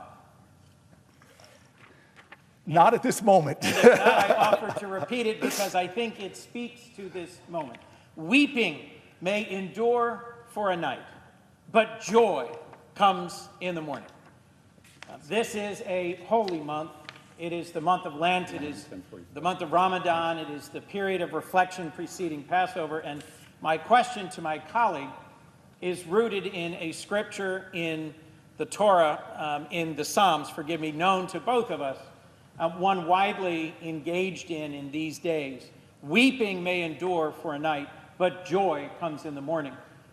This is a reminder both of the possibility of redemption, of the urgency of hope, and of your night-long sacrifice on this floor.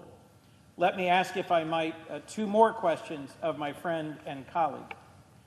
To my colleague from New Jersey, are you familiar with a front-page story on the Washington Post entitled, "Trump's USAID Cuts Cripple American Response to Myanmar Earthquake," an article running today in the Washington Post? I have not read the paper to this day, but I had suspected that might be the case, given that my colleague from New Jersey has dedicated his night to standing tall and fighting hard to make sure that the people of the United States know what is going on.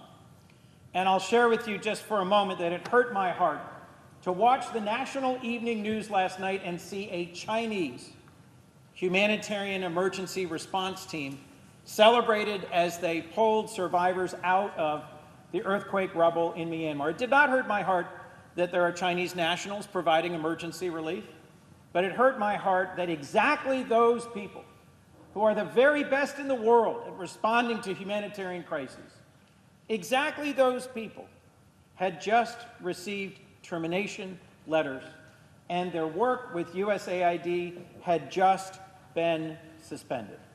Normally, in every humanitarian crisis I've known in my lifetime, the first in are the men and women of USAID and the U.S. Armed Forces. Whether a tsunami, a tornado, wildfires, or an earthquake, we had world-leading humanitarian response capabilities. And I think it is a tragedy that we have not. I think it is a tragedy, and it is reflected in both this article that I've asked my colleague about and in the response of the world, that we have created an enormous opening for the PRC to come in and do what we previously did so well. Let me ask another question, if I might, of my colleague. Are you familiar with what has just happened to food banks all over our nation in terms of an announcement about impending deliveries of badly needed surplus food? This, I suspect, will be the focus of your future comments on agriculture, but I mention it as something that has impacted my state, and I suspect yours as well. Well, first of all, I want to stay disciplined. When you ask me a question, to yield for a question, I want to say I yield for a question while retaining the floor. And I want to say to the colleague, I'm familiar with some of this, but as a part of a question to me and not anything resembling a colloquy, I will yield for a question while retaining the floor if you have another question. To my colleague, are you familiar with an article, USDA halts millions of dollars worth of deliveries to food banks? I'm pretty sure I am. I am. I will simply then ask my colleague a question. Therefore, if you were going to ask me a question, I yield for a question while retaining the floor. To my colleague, I ask the question, are you familiar with the cuts that have been imposed to the U.S. Department of Agriculture, suspending hundreds of millions of meals to Americans in need, and the justification for that being offered? I am familiar. I've mentioned it earlier in this last 15 hours. So thank you. Last question. I yield for a question while retaining the floor. To my colleague from New Jersey, I ask the question, are you familiar with when, whether, and why NATO has invoked Article 5 and how the service and the sacrifice that followed reinforces exactly the point I believe my colleague was beginning to speak to, which is the common cause and the common purpose shown by all of our NATO allies in America's greatest moment of need in recent decades after the attacks of 9/11. I am very familiar with that. It haunts me that when America was in crisis, I live 11 miles from ground zero. And to my colleague, are you aware which of our European NATO allies lost per capita the highest number of their soldiers in combat serving alongside American service members? A nation I visited, a nation whose service members I visited, a nation that is today aggrieved by comments made recently. Are you familiar with our trusted ally, Denmark? Yes, I am. That country that has shed more blood than any of our allies, side by side, fighting with America, is Canada. Denmark. Oh, it's Denmark. Denmark lost per capita, I believe. Excuse me. Let me simply ask of my colleague one more question. Thank you very much. I yield for a question while retaining the floor. Is my colleague aware that broadly distributed across our NATO allies is service and sacrifice, including the loss of their troops in combat, and that every single loss in combat was a loss of great service and sacrifice by our NATO allies? Yes, I am familiar, and I'm grateful for you making those points as we threaten Greenland and Denmark and try to bully them in a way that, with a rhetoric that fashions more after the behavior of Vladimir Putin's threatening before the Ukrainian invasion, as opposed to what allies do, who are grateful for shared sacrifice, who are grateful for shared honor, who are grateful for shared prosperity, What is happening right now to me is shameful. How we're treating our allies is unacceptable. And the tariffs that will be imposed will indeed hurt Canada and other NATO allies. But they will hurt us in the long run more, not only in the immediacy of the driving up of prices for Americans. What the president is doing as he turns his back on Republican traditions and American and Democratic traditions, it's going to hurt us more as a nation in the long run, as other countries look to other places for leadership of the free world. Will my colleague yield for another question? I yield for a question while retaining the floor. Is my colleague familiar with the testimony of General Jim Mattis, a decorated four-star Marine Corps general who served as Secretary of Defense in the previous Trump administration, who testified about what the consequences would be if we were to defund development and diplomacy? I hope that the colleague of mine, who again has been a mentor or friend on all things foreign policy, my belief is that he's referring to when General Mattis sat before the United States Senate and said very pointedly, if you cut the foreign aid, if you cut organizations like USAID, if you cut the programs of the State Department, then buy me more bullets. Will my colleague yield for a final question? I yield for a question while retaining the floor.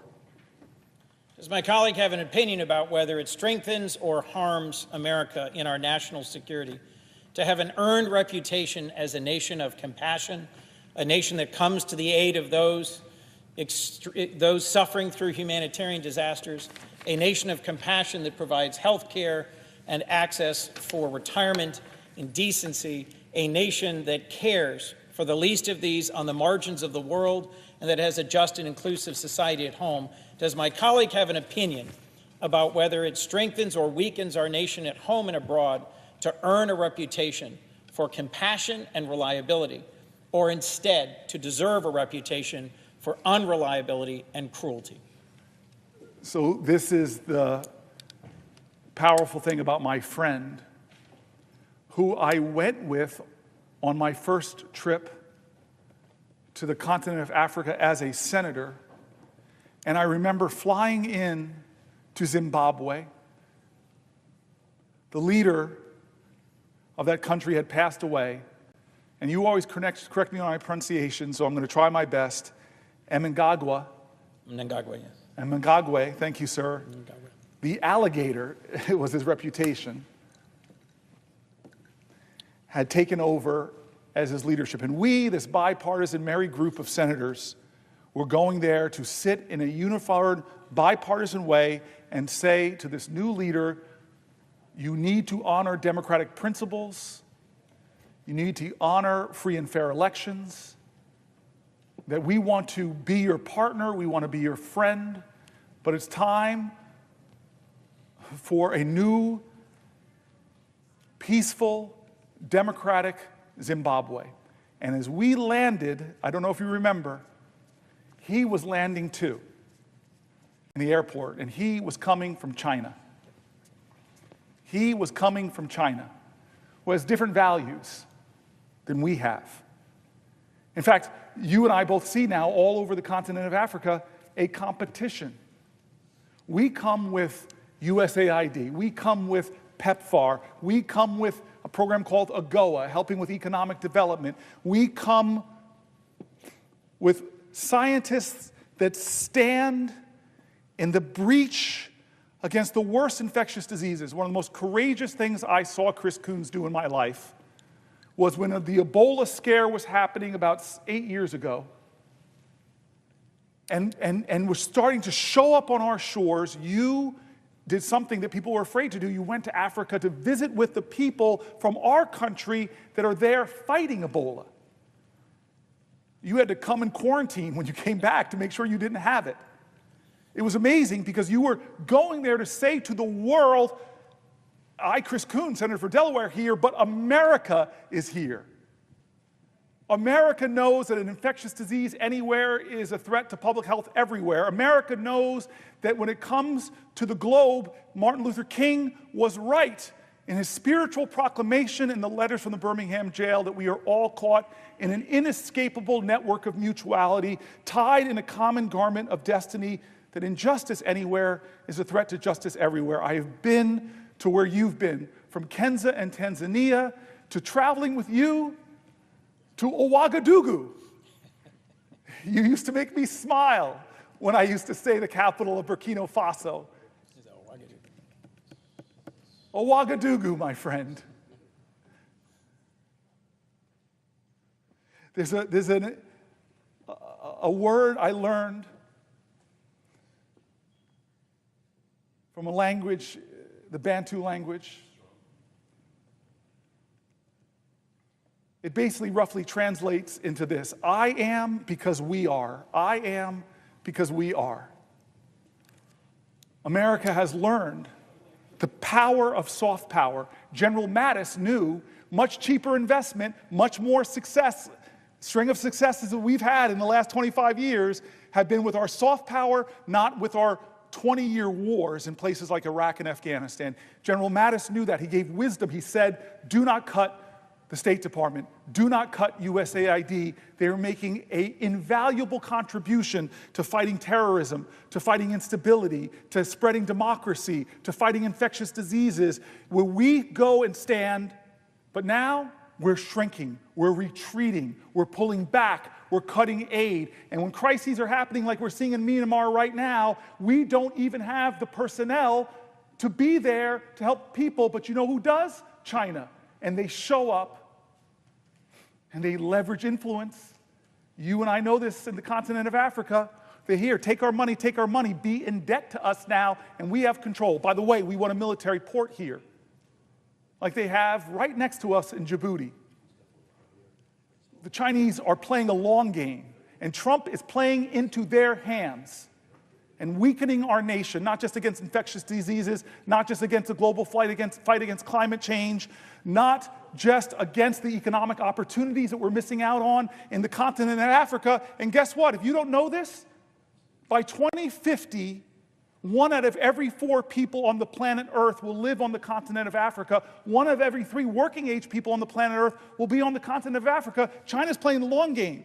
Not only critical rare earth minerals, but the economic power of the most populous continent on the planet. And what are we doing with Trump? We're doing Michael Jackson. We're moonwalking away from that continent, saying, China, go ahead.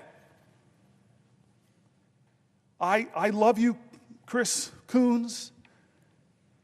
I am the ranking member of this subcommittee inspired by you, Chris Coons. And the work that you and me and Lindsey Graham and John McCain did over the last 10 years is being swept away as our allies are saying frightening things that they have to look elsewhere for leadership and not to the people that saved the free world. It is a shame that we're doing to my grandparents' generation. With my grandmother with her war bonds and her victory garden, and my grandfather building bombers at the Willow Run bomber plant in Michigan. All the country came together and sacrificed for the war effort. We saved Europe. We bled and died on that European continent. There are, and you've seen them, these fields of crosses, and you see some Stars of David, and you see some Muslim graves. You see it all. Our American boys died. And yet we still invested in that continent. We still invested with the Marshall Plan. We still invested with the Berlin Airlift. We still stood up to communism. And a great Republican president stood up in front of a Russian autocratic leader and said, Gorbachev, tear down this wall. And what is Trump going to be remembered for? I really love Vladimir Putin. Zelensky's a dictator. You're my friend. You and I both visit VA halls. And occasionally we meet a World War II veteran. In my state, there are some incredible men that still wear their hat. And if they can, they stand with pride. They are called the greatest generation. And what are we doing to their legacy? What are we doing to their legacy, Chris Coons? I'm going to keep talking unless somebody wants to say, will the senator yield for a question? Will the senator yield for a question? I yield for a question while retaining the floor. First of all, thank you so much for what you are doing, Senator Booker. You are drawing our nation's attention to what Donald Trump and Elon Musk and Doge are seeking to do to our country, especially the most vulnerable in our society. And you, Senator Booker, you have been a champion for the poor, for the sick, for the disabled, for those most in need throughout your entire life. That is who you are. You are absolutely a champion for those who need help the most. So as we look at what Donald Trump is proposing, to destroy the Department of Education, just to level it, knowing that Title I money goes to the poorest children in Newark, in Boston, so that they can have as close to an equal footing as is possible so that they too can compete to ensure they enjoy the American dream. To gut Medicaid, knowing that there's 338,000 people just in Massachusetts alone who are on disabilities, who need Medicaid in order to deal with those afflictions which their families need a little bit of help to deal with. To begin a process of saying that Social Security is a Ponzi scheme. Yes. And knowing that ultimately they need the billions of dollars for the tax breaks for millionaires and billionaires. And they have to get it out of education. They have to get it out of Medicaid. They have to get it out of veterans benefits. They have to get it out of Social Security. We know what their plot is. The plot is to get $2 trillion out of the programs that affect ordinary people in order to have tax breaks for the wealthiest people in our nation. And most of it will come out of health care. It'll come out of Medicaid, ultimately out of Medicare, out of the Affordable Care Act, out of veterans benefits, health care, health care, health care, health care for every family, for the wealthiest in our society who don't need a tax break. The one thing they don't need right now is a tax break, especially when Elon Musk and Jeff Bezos and Jeff Zuckerberg now control more wealth than the bottom 50% of our nation combined. Do they really need a tax break? I mean, I know the president put him right behind him at his inauguration, but, oh my God, the cabinet sits behind billionaires? The founding fathers are spinning in their graves, thinking about how they've inverted what is supposed to be the way in which our government, our country works. So I thank you for your incredible leadership. You are putting the spotlight on what is going wrong in this country right now, this oligarchy seeking to take over our nation. So I thank the senator for what he is doing. It is just so consistent with his whole life, what he stands for on the floor of the Senate today, a conscience for the nation. So can the senator tell the Senate today, the nation, what this could mean if we continue down this path of Donald Trump and Elon Musk and Doge for those families who need help the most in our society? I so appreciate the senator, and I want to tell folks, when I wrote my book, I thought I knew this man here, but I did a lot about environmental justice in my book. I did about a lot of these toxic chemicals out there that are threatening our people. And I came to the Senate one day, so humbled, because I told him I knew you as my colleague. We both got here around the same time. But I had no idea of the kind of things you did in the United States House of Representatives, how many bills that made a difference for people's lives in Boston and in Newark and Camden and Passaic. You are one of the people that after a few years here, I discovered in 2015, writing my book, how amazing your career is. And now, having served in the Senate about the same amount of time, I am so grateful for you. And you have been so consistent in why you came here, not forgetting the people you've been fighting for your whole career. And so your question is right aligned with that point. It was said earlier about this humanity's biggest fight, humanity's biggest consistent theme, us versus them or just us. I don't like when we pit one group in this country against another group. It's not us versus the billionaires or us versus the Republicans. It's understanding what is best for we the people. How can we create a more perfect union? And I will tell you this right now. We are a union in trouble compared to our global peers. We have higher disease rates, higher diabetes rates, higher cancer rates, higher maternal mortality rates, higher premature birth rates, higher infant mortality rates. There are so many things going on in this country that should not go on. But yet we are a nation of utter abundance. We are a nation of incredible wealth and resources. And we've proven in our past to be a nation of incredible vision. And that's why I don't understand why we are playing so small, why we have a president that is playing so small. It's not coming here like presidents of the past and saying, we together, from Reagan to Clinton to Obama, there's a big challenge, America. We together are going to get into the room and do sausage making, Republicans and Democrats, and we're going to find a way to write great legislation. Whatever you want to say about Joe Biden, he was a big president because he didn't try to do things by executive fiat, or as a quote of Donald Trump's I put here, the primacy of the executive, ignoring our Constitution. You know how many bipartisan bills were hammered out here? I see another dear friend of mine, Mark Warner. You know how many bipartisan bills Mark Warner was at the table for? My senior senator who's chairman of Intelligence. We did bipartisan infrastructure act when Trump in his first term had infrastructure week every other week.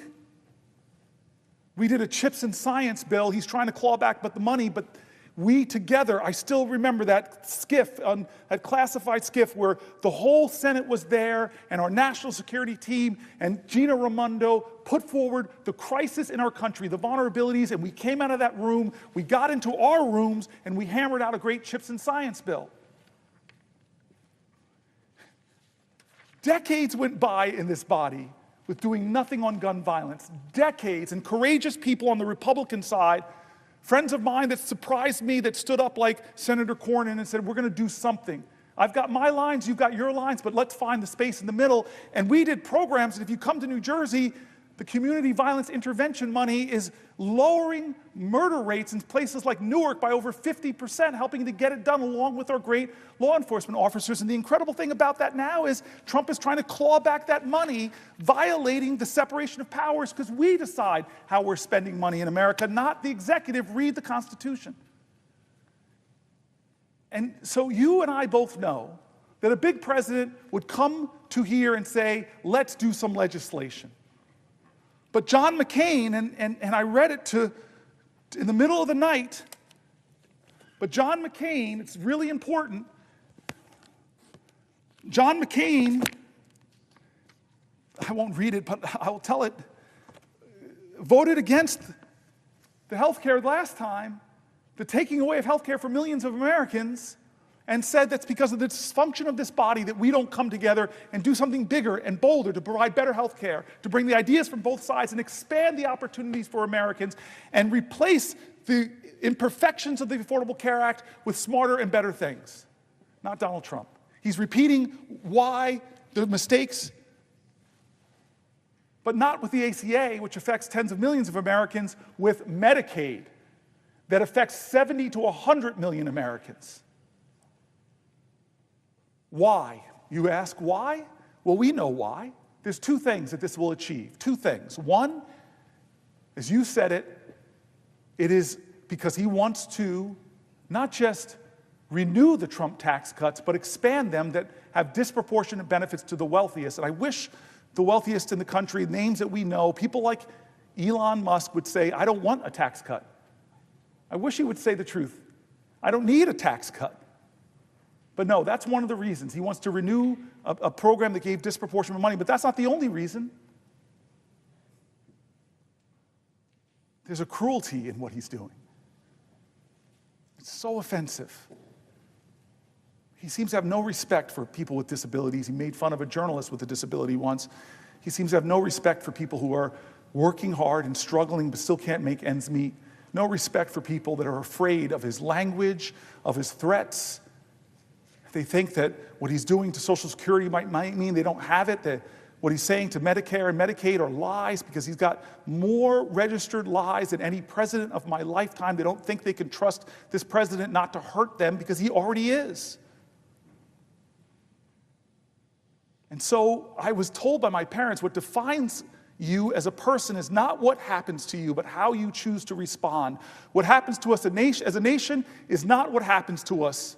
They can bomb us from Pearl Harbor to attack us at 9/11. The American character was defined by how we responded to those crises. And yes, there have been major political crises before, but we responded by bending the arc of our nation more towards justice, taking care of more and more people, saying that we belong to each other in America. It is we the people.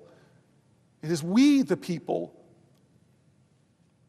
I see the standing of my friend, Mark Warner. I don't know if he has a question, but I know what I'm told to say if he asks me to yield for a question. Will the senator yield for a question? I yield for a question while retaining the floor.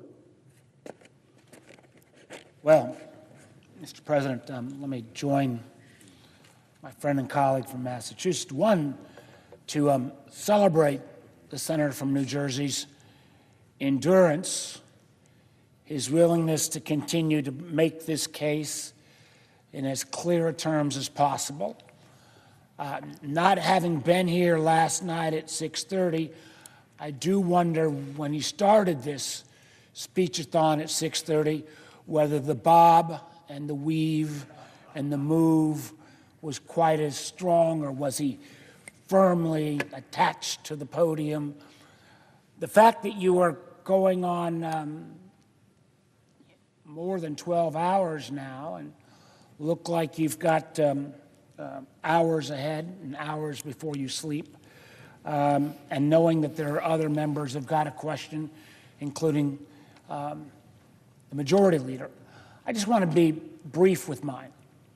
You've talked a lot with great passion about the damage done domestically. As chairman of the Intelligence Committee, now vice chairman, I have been aghast at the sloppiness of this administration time after time after time in terms of their treatment of classified information. First 2 weeks of the administration, strangely, a couple hundred CIA agents' identities were revealed on a non-classified chain. These probationary employees, means new employees, the American government had spent a couple $100,000 on each of them. You got to get a security clearance, you got to get them trained. Unfortunately, these folks can't deploy abroad. They can't deploy undercover because their names were carelessly put on an unsecured channel. If you say, well, that was just a one-off. Well, what about a week or so later, the Doge boys, they print a whole list of federal properties that should be for sale. They quickly take it down a few hours later, realizing they once again have screwed up. But in putting up that list, they put on classified dark sites that the American government, again, spends millions of dollars to protect. Or more recently as well, the Doge boys, either ignorantly or maliciously, either one just plain stupid, put out the list of a classified agency, its budget, total head count, again, all classified information. And Senator, one thing I can tell you, and I know you know this as well, if this had happened to a line intelligence officer or a line military officer, there'd be no question. Your butt would be fired. Matter of fact, we got information yesterday there had been a DHS employee who had inadvertently put a journalist on a chat line. Guess what happened? The guy's fired. So when it came to this incident, now called Signalgate, or Signalgate fiasco, where you've got the leading members of this administration debating where and how we should bomb the Houthis, including specific information of who will be hit and when. Senator Booker, I was down in Hampton Roads this week, and these were the communities that surround the Norfolk Naval Station. Norfolk Naval Station is where the Truman, the aircraft carrier, has been deployed from. It is the aircraft carrier that the flights that attacked the Houthis flew off of. I can tell you one thing, Senator Booker. These people were pissed off that there'd been this level of carelessness about their loved ones that if it had gotten in the wrong hands would have cost American lives. So, Senator Booker, as you put down the litanies of all of the challenges that have been raised by this administration, I'll ask you a simple question.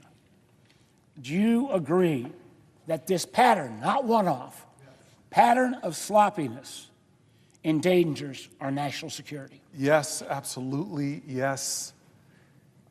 I love that you gave that litany, Senator. I have benefited from your leadership on the Intel Committee. You are one of the people that when things go down on the planet Earth, you're one of the small handful of people with the highest security clearance here, you know, before rank and file senators do. And we've had so many conversations about threat matrices and what our enemies are doing. You've sent me to the SCIF and say, I can't talk to you about this.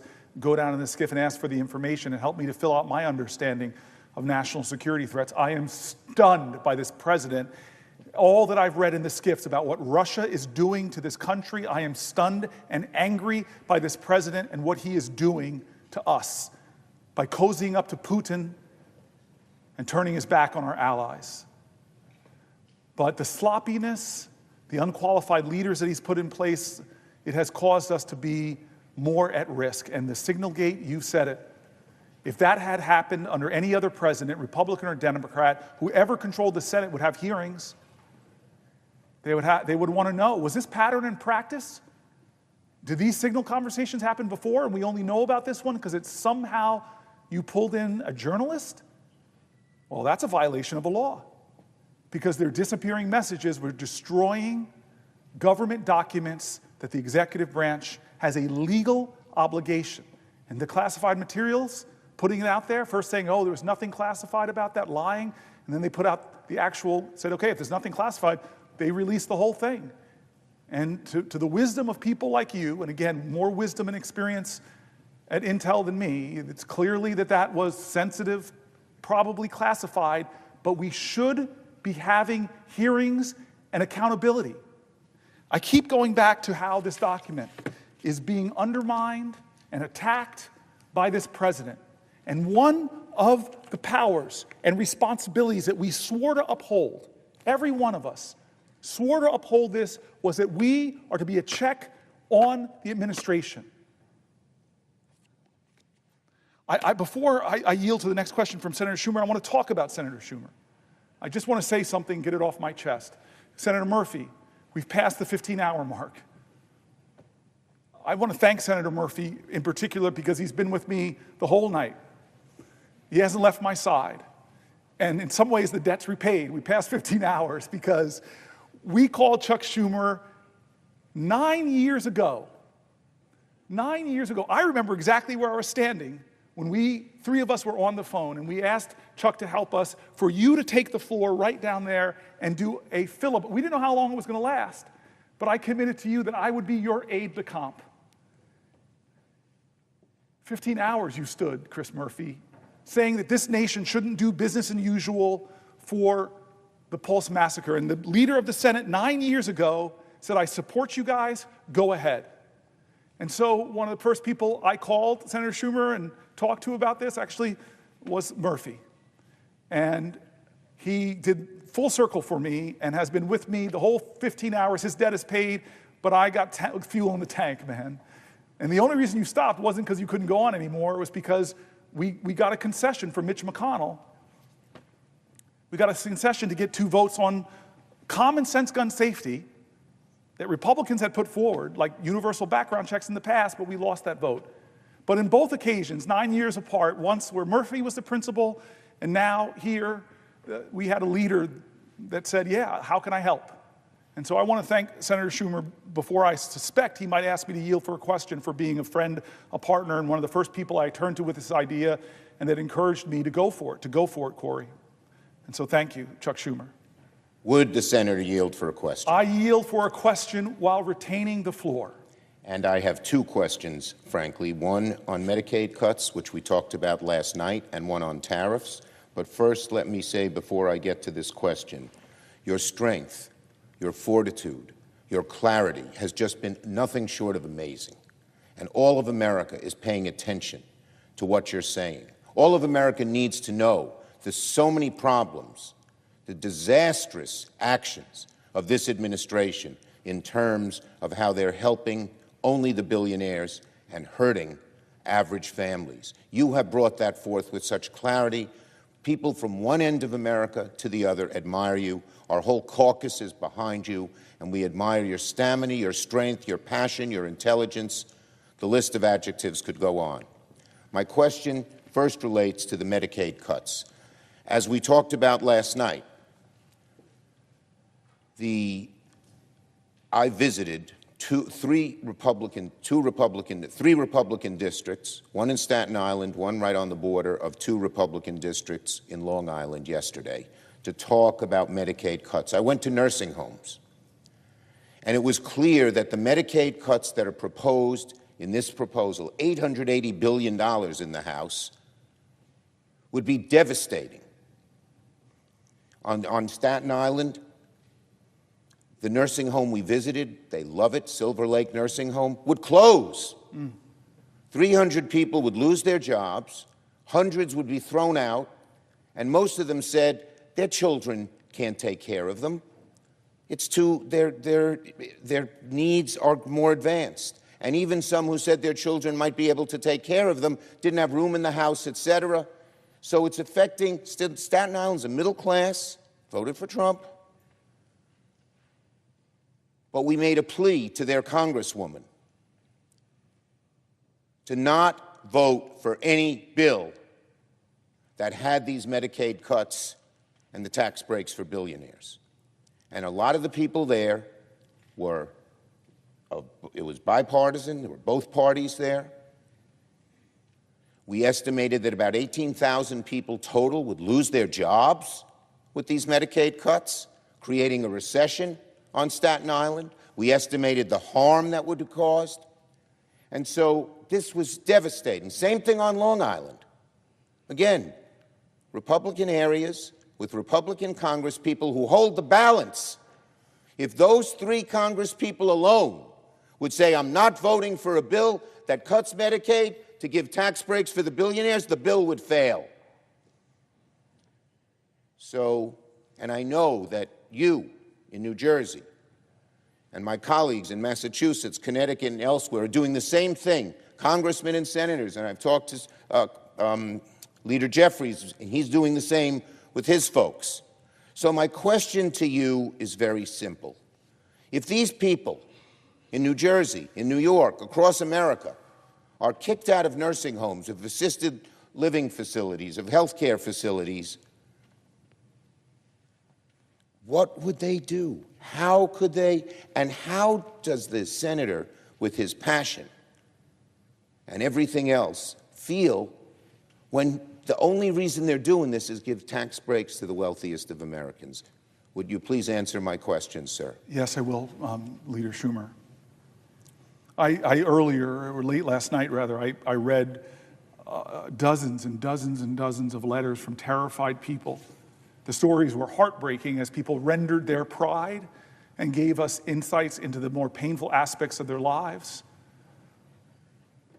I got emotional over one about a person talking about being diagnosed with Parkinson's and know that the disease would get more and more debilitating, like I saw with my father, and demand more and more help, and she was paranoid that the burden on her family, that they couldn't afford it. I had this is one amazing letter about a person that said they were the sandwich generation, two 90-something-year-old parents they were taking care of, and two adult men, children with disabilities. And for all of these people, like you saw in the nursing homes, Medicaid wasn't a plus or some kind of abundance heaped upon their lives. It helped them keep the fragile financial world they were living in stable.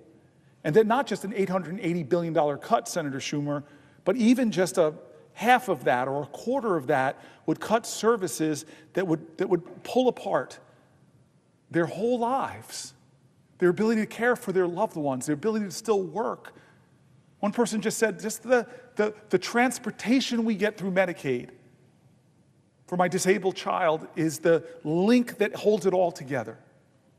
And callously and cruelly, they're talking about this not in any kind of insightful way, not any kind of, well, here's we can make it more efficient and actually help keep, none of that kind of thought or logic of bringing in experts, because we read page after page after page of rural hospital leaders, of urban hospital leaders, and more and more and more. So your question is clearly that it is this crazy scheme right now to expand the Trump tax cuts that overwhelmingly, disproportionately go to the wealthiest of us in America who need not our help,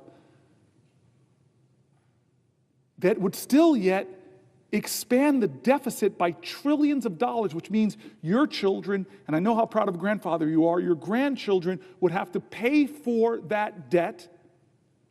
They're stealing from your grandchildren so that the wealthiest amongst us could get bigger tax cuts, and at the same time taking away medical coverage from the most vulnerable. What is that? It's not who we are. It's not who we are, America. And as much as people, thousands descended on this to save the ACA, Medicaid affects millions and millions of more people. Wake up. They're coming after a vital program for American expectant mothers, for American children, for American disabled, for the seniors like the ones you visited. No, I have one more thing to get off my chest, sir, and this is a little lighter. You heaped so many kind things on me. I don't know if you realize that never before in the history of America has a man from Brooklyn said so many complimentary things about a man from Newark. But I would remind my colleague that we are both New York Giants fans. Who play where in New Jersey? This is not a colloquy. I hold the floor. I do not yield. Brooklyn stole the Nets. It's an injustice from Newark. They stole the Nets. I do not yield the floor for a rebuttal. And the Giants and the Jets play in New Jersey. There's only one football team in New York, and that's the Bills.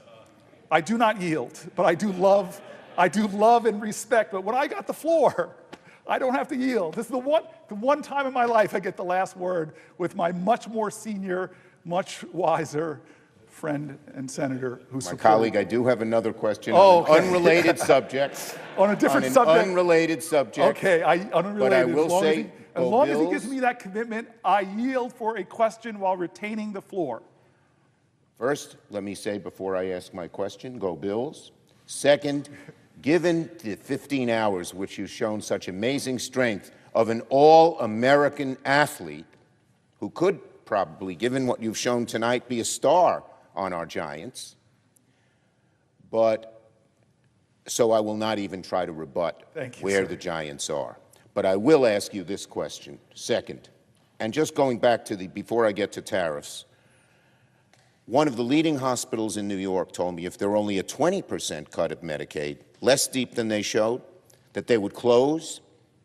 They're the only cancer care place in the Bronx, 1.3 million people, and they give great care. They're the only one. They would close. So the devastation of these cuts, the American people should realize, is just enormous from one end of the country to the other. In middle-class communities and upper-middle-class communities like Long Island, middle-class like Staten Island, poor communities like the Bronx. But on tariffs, let me ask a question. So here we are, right on the edge of April 2nd. Today's April Fool's Day, but the tariffs that the president is proposing, unfortunately, are not part of an April Fool's trick. They're real and they're devastating. And my question to my colleague, with these tariffs, which is estimated would cost the American family $6,000 more on average, would raise costs on everything across the board, and would throw devastation into our economy. Look at the stock market. It goes down when Trump's serious about tariffs, and it goes up when he says, well, maybe he's not so serious. And with the chaos that is caused, so businesses, which love certainty, small businesses, medium-sized businesses, large businesses, need certainty. So my questions are these. Does the great senator and great Giants fan from New Jersey agree that prices could go way up, all the way up to as much as $6,000? And does he agree that the chaos from Trump's tariffs is discombobulating the economy in very serious ways? And again, does he agree that the reason that they seem to be doing this, they count the revenues? This guy Navarro seems to have no sense of reality, and yet he seems to be in charge.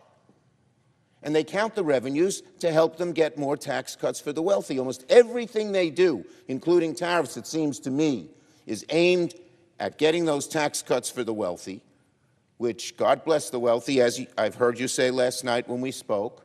We're not against people who make a lot of money. God bless them, but they don't need a tax break. No, they don't.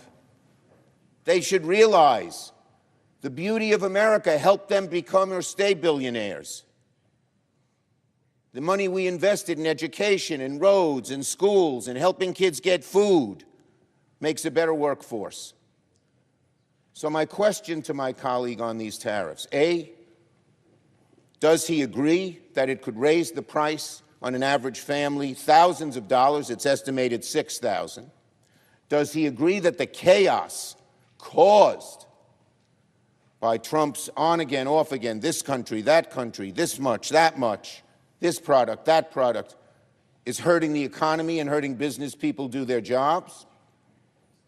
And does he agree that it seems the motivation is tax breaks for the wealthiest people? So Could you please answer my question? I will, yield Leader back Schumer. to him. I will. So you and I both know that in 72 days now, it's the next day, the 72 days that Trump has been in office, he has caused havoc on the American economy, especially given the economy he inherited. Inflation is up. Prices are up. Consumer confidence is down. The stock market and people's 401ks and retirement plans are down. He continues to do things to rattle confidence, to raise prices, and to hurt not the billionaires, the people that can afford these things, to hurt average Americans who find housing prices too high and it's difficult to make ends meet.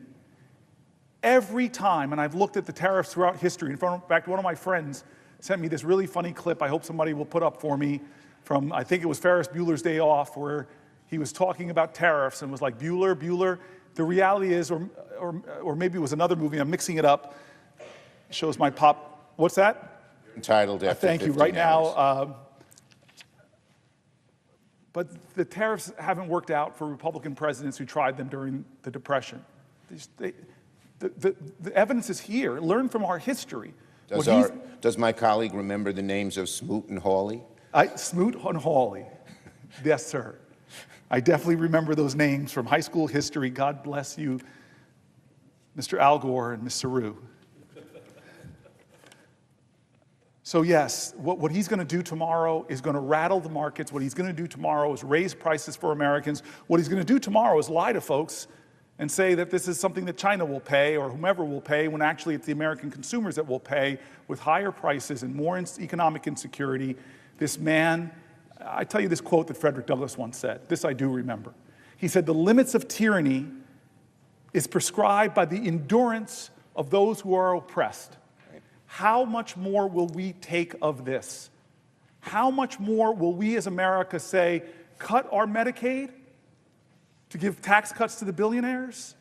Take the Affordable Care Act and take away tax credits, take away enrollment support. Hey, come after Social Security, cut thousands of people, make customer service get worse, as said the Wall Street Journal.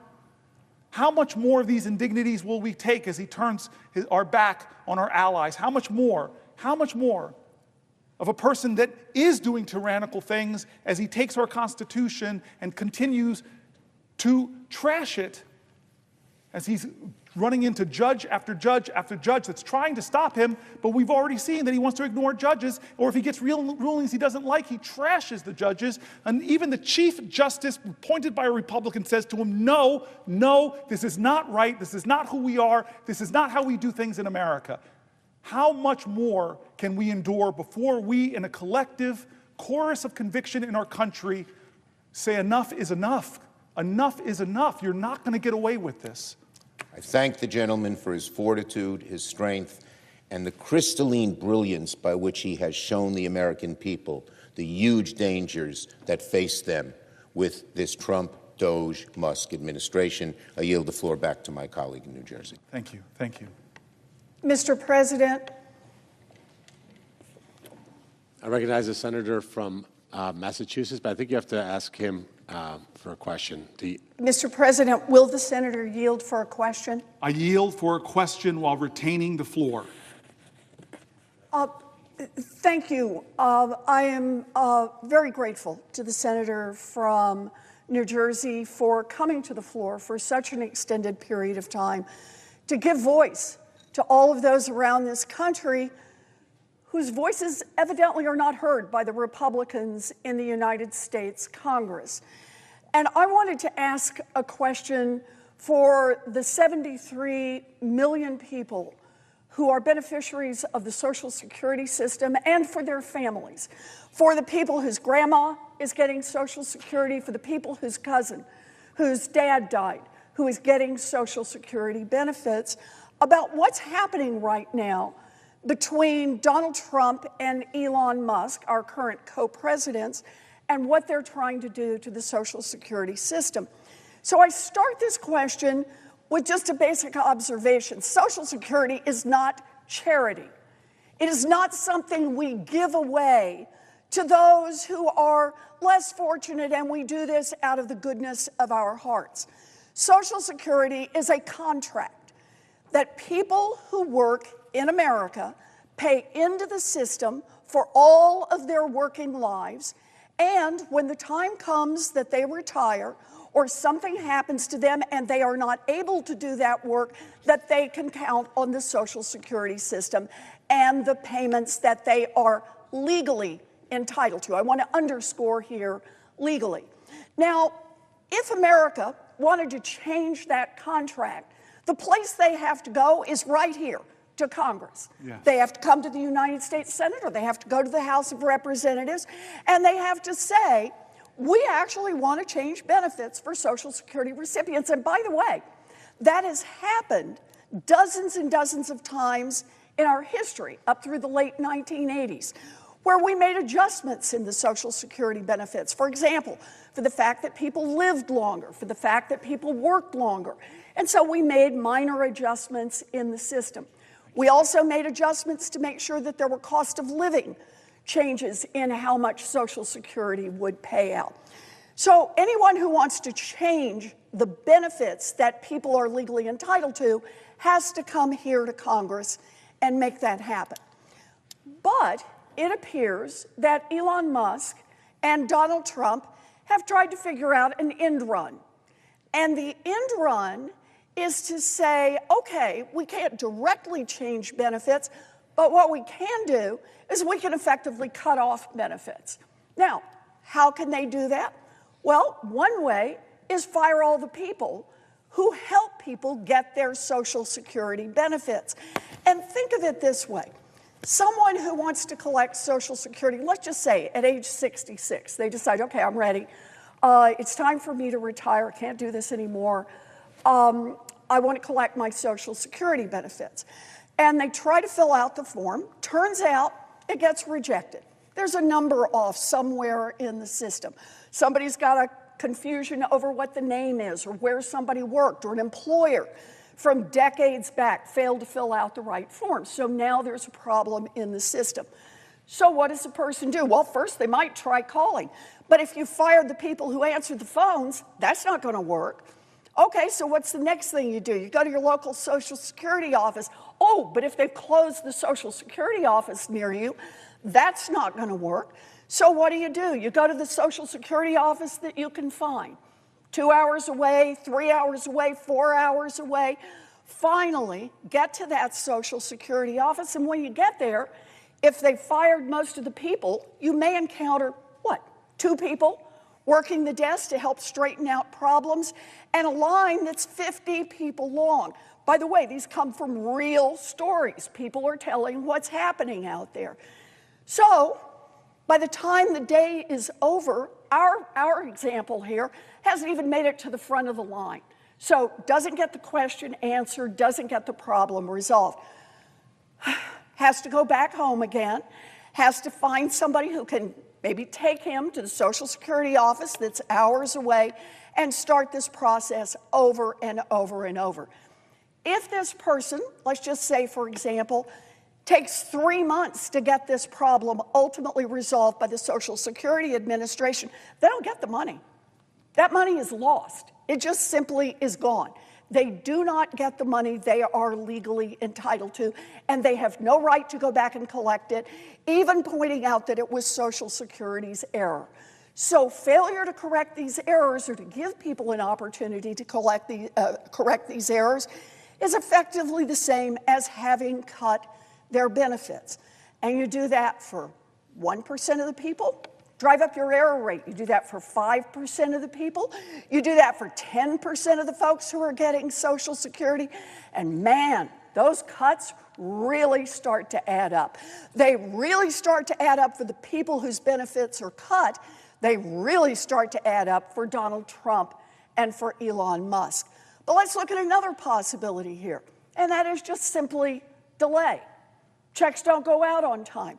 When checks don't go out on time, then the promise that people relied on, that that check would come on the 3rd of the month, that's what they count on for rent, that's what they count on to put groceries on the table, that's what they count on to support themselves, it's gone. So maybe they'll get the check next month. Another billionaire Republican, Howard Lutnick, said, don't worry about it. His mother-in-law would simply count on the fact that they'd straighten the problem out, and maybe next month she would get her payment. I suppose if your son-in-law is a billionaire, you can count on the fact that somebody will make sure your rent gets covered and groceries on the table. But for the 70 million Americans relying on that check coming in every month, not so clear what you're going to do. So what do you do? Do you borrow money to make rent? Do you call on relatives if you've got them? Who do you go to be able to make it to the end of this month, and if the problem persists, to the next month and the next month? Where do you go? That is, in my view, as much a benefit cut as Congress having voted to say we're just going to give a 10% across-the-board cut to everyone who receives Social Security benefits. There are a lot of ways to cut benefits, and breaking your promise to 73 million Americans is a benefit cut. It is not a legal benefit cut, but it is an effective benefit cut. And I admire the senator from New Jersey for being here today to speak out for those Americans who face these kinds of cuts and have no recourse. I admire him for standing up and saying to the Republicans who won't go do town halls, who won't go out and meet with these people and listen to them, listen to their concerns, listen to their fears, listen to their stories about what happens as thousands and thousands more Social Security employees are fired, and correcting problems, straightening out your benefits gets harder and more out of reach for more and more Americans. That is what we face right now. So the question that I want to pose to the senator from New Jersey is this. At a time when Donald Trump and Elon Musk are looking for an indirect way to cut Social Security benefits, and let's just pause here, if I can, to say, why? Yes. Why go out of your Yes. way to cut Social Security benefits? Come on now. 73 million Americans rely on this. This has been the backbone of America's promise to its own people that you did the work, you put in the money, and now you're entitled to the benefit on the other side. Why are they doing this? Because they want to reduce the amount of money that is available for Social Security and instead take that money over so that they can advance tax cuts for billionaires and billionaire corporations. They're just trying to grease the skids here for the billionaires to get even richer and ask the 73 million Americans who rely on Social Security to pay for it out of their own hides. So the question I have for the senator from New Jersey is, when Elon Musk and Donald Trump are determined to try to use a backdoor way to cut Social Security benefits, A, are they acting legally? And B, how do we put a stop to this? Yeah, amen, amen. You know, Reverend Warnock was here earlier and was preaching and quoting scripture, but you are preaching a gospel of truth, my friend, from a civic gospel that speaks to the cares and the concerns of the American hope and the American dream and the American Constitution, because you and I both know the answer to the question. I have to say, for folks who are watching, she is the great senator from Massachusetts, but she used to be a professor in New Jersey. She was a Rutgers professor. I was listening to her way before I got to the Senate, when she was fighting for the CFPB, when she was fighting so people would not be taken advantage, was establishing the first ever agency whose sole purpose is to stand up to big banks, to big corporate powers, and defend people, an institution that got billions and billions of dollars back into the pockets of the American consumer. And what did Donald Trump and Doge do to an institution that we set up in Congress in a bipartisan way? They did something that is against the Constitution and went after to hack it to pieces so that it's no more. But add insult to injury, down here, we just had a vote on overdraft fees that was stunning to me because there was just no defense of it. It was a clear thing. Some of the big banks said, you know what, we don't need those usury fees, it's actually wrong. Some of the big banks just stood up and said, did the right thing, but a handful of others were still taking advantage of people, and this Senate got to vote, which side are you on? And we failed. So your question is right. You detail what is right, how people are getting hurt already, how the benefits of Social Security are already being affected, how rural places, Social Security offices are being closed already. And the question of why, under the guise of efficiency, but you're hurting our elders who deserve dignity in their retirement. It's stunning to me, Senator Warren, stunning to me that we're actually even having this discussion and having this debate when there's been not one congressional hearing about what Elon Musk is doing. The letters I read earlier about Social Security were painful because people wanted to know what was being done with their most confidential and private information. I want to continue because we were working through national security, and given the time, I want to rush to just read some stories of voices. I wanted to come to the floor and read people's voices, elevate voices. And so here's a voice, a statement from Julia Hurley from Bergen County, New Jersey. Thank you, Julia, I see you. My family's roots are deep in New Jersey, all the way back to my great-grandparents, with my mom's side from Bogota, Fair Lawn, and Upper Saddle River, and my dad's side from Spring Lake and Wall Township. I have north and south roots. My grandfather started a manufacturing company that my cousin still runs, and my other grandfather ran a trucking company based in New Jersey. I was born and raised in Park Ridge and learned from a very young age about the importance of serving and community. Both of my grandfathers served in World War II. What a family. My family was always involved in charity and our churches, and ever since I can remember, I wanted to help people, doing my first fundraiser for homeless people in Bergen County when I was maybe 8 or 9. The passion for service took an international bent after I went abroad for the first time during an exchange trip to Germany with Park Ridge Junior Senior High School in 2001 and fell in love with travel. Shortly after that, September 11th happened. 7 people from my little town were killed in the towers, and we could see the smoke from ground zero from a hill in the next town over. For those of you who don't know, Park Ridge is very close to where I grew up, and my childhood best friend died in the towers. This was when I learned how my little suburban bubble could be impacted by things worlds away. I became obsessed with trying to help and wanting to drive a career that would be in service to my country and people elsewhere so that we would be more inclined, so those people would be more inclined to work with us than against us.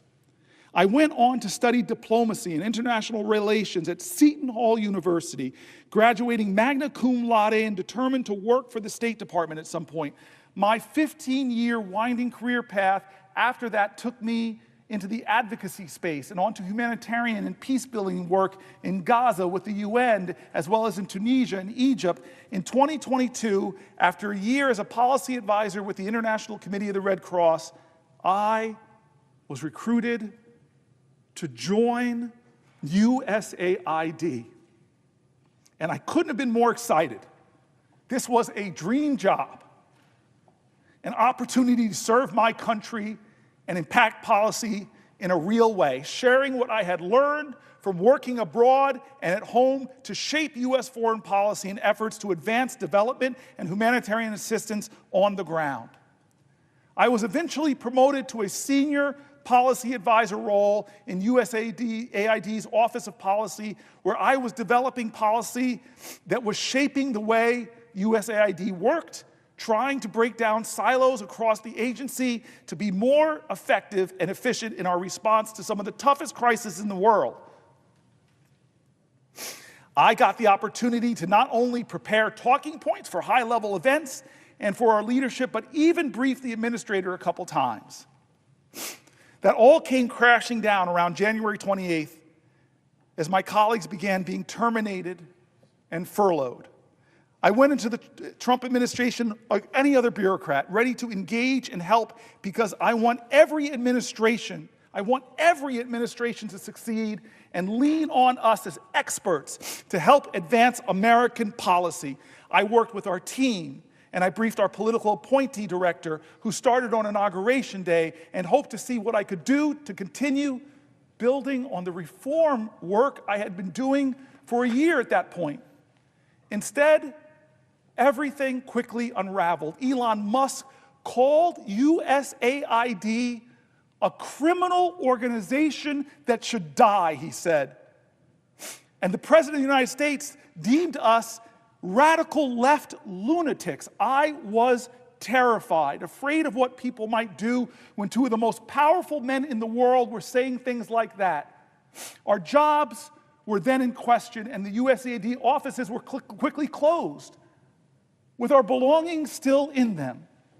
We were left not knowing what our fate would be for weeks. As DOGE dismantled USAID, I watched in horror as the programs shut down. The people we served suffered.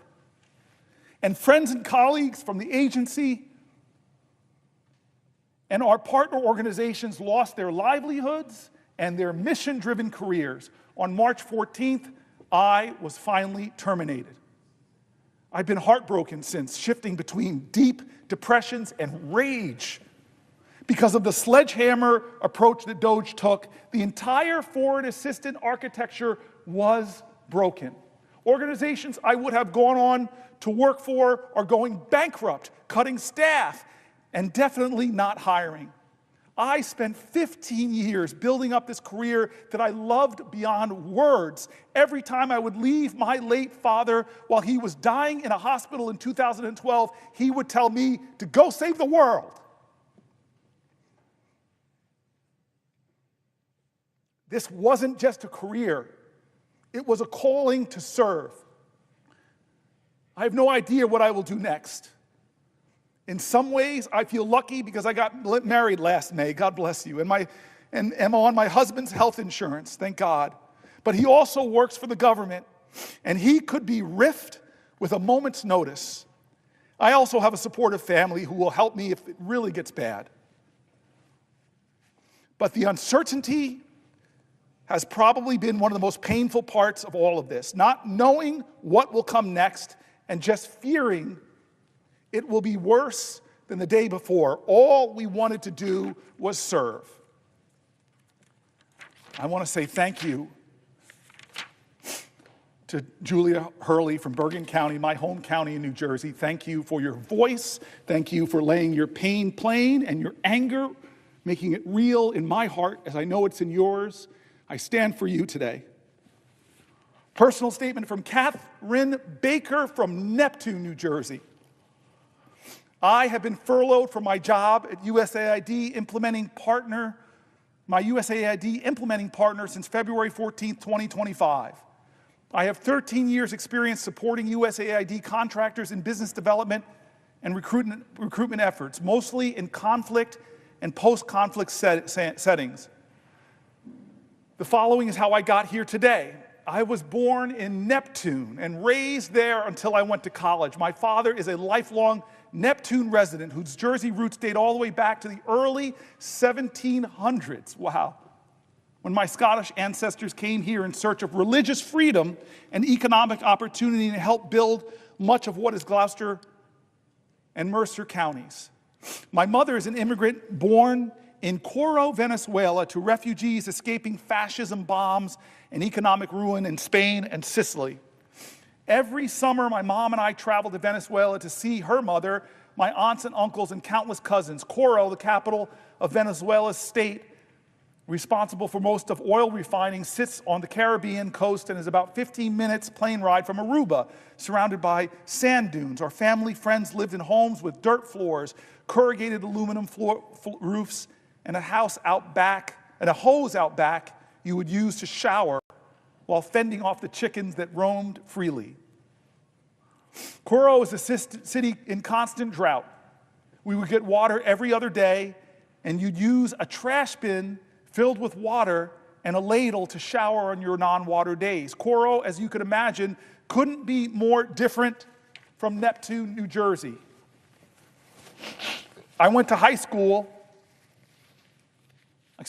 St. James Elementary and Red Bank Catholic High School in Red Bank from kindergarten through 12th grade. If 13 years of Catholic school teaches you anything, it's the importance of taking care of one another, especially those that are suffering from poverty, famine, and disease.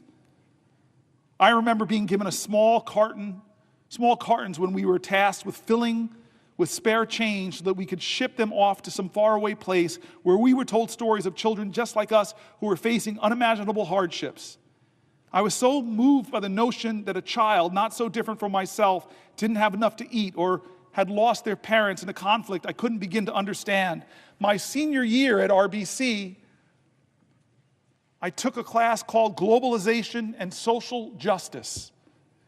The class was taught by a longtime family friend, Mary Logan, herself a former nun. Miss Logan taught us about the Rwandan genocide and had us watch Hotel Rwanda as a class. She made sure we knew the reasons why this happened, understood how dehumanization and hatred can lead to mass torture and executions, and critiqued the international response to the genocide that led to nearly 1 million deaths in 100 days. That year, Miss Logan took us to Keene University to see Nick Kristof speak about Darfur and made sure we knew the signs of genocide when we saw it. How can we let this happen again, we asked her. I wore my Save Darfur green rubber bracelet and t-shirt everywhere I went. What could I, a kid living at the Jersey Shore, do to help? During this period of enlightenment led by Miss Logan, the Mary Knoll Missionaries funded school in Kibera, Kenya, that we were supporting was threatened by electoral violence in December of 2007. We received letters from the nuns there. We were Miss Logan's personal friends.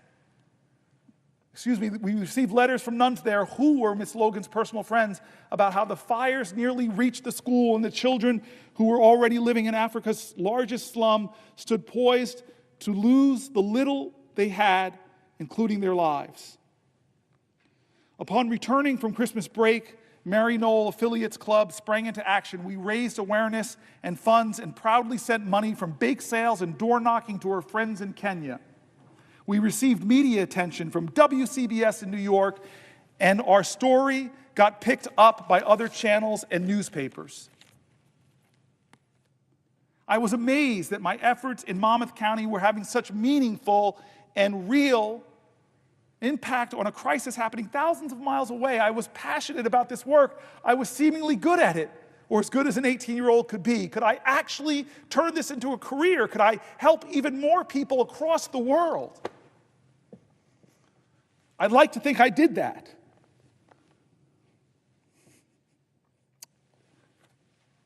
I'd like to think I did that.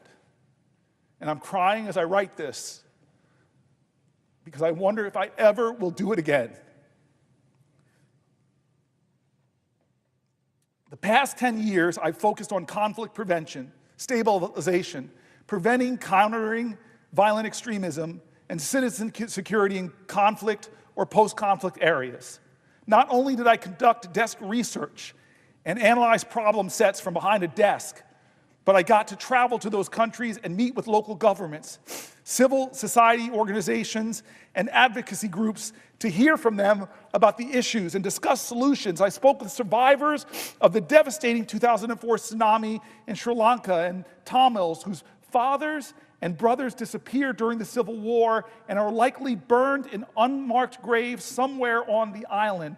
I worked closely with a woman my age whose families fled Kosovo to the United States during the war when we were about 9 years old and returned as soon as she could to her home country to promote continued peace between Albanians and Serbs.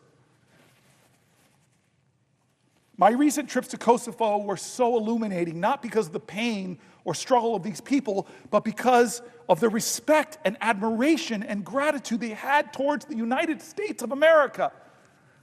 Anyone who has been to Pristina knows of the Bill Clinton and Bob Dole statues. I didn't know about that. As well as the Hillary Boutique. A few years ago, when I was negotiating an employment offer with a Ghanaian candidate for a USAID-funded Preventing Violent Extremism program, I couldn't meet his salary expectations. He said to me, "That's okay. I will take whatever you can give me. If the United States will make sacrifices for the people of Ghana in support of this program, I'm willing to make a sacrifice too with a pay cut." He proudly accepted the offer. The recognition of these funds could be spent elsewhere was not lost on him. Generosity and kindness are always more greatly appreciated by those who have less. All but one of my company's USAID contracts, which totaled nearly $400 million, were terminated almost overnight by DOGE. Over 80% of our Virginian-based office was laid off or furloughed. I bought my first condo last year, a milestone we all strive for, but too few people my age are able to achieve. I applied to 60 jobs in 1 month, all of which I'm qualified for. I have received 2 interview requests. This after being a sought-after professional in my industry with a strong network cultivated through years of hard work. This has ruined me. My mortgage payment isn't what makes me cry, though.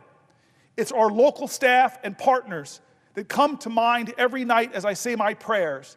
My colleague, a Sudanese refugee living in Kampala, working on a terminated USAID peace-building program from Sudan, texts me every week to ask how I'm doing.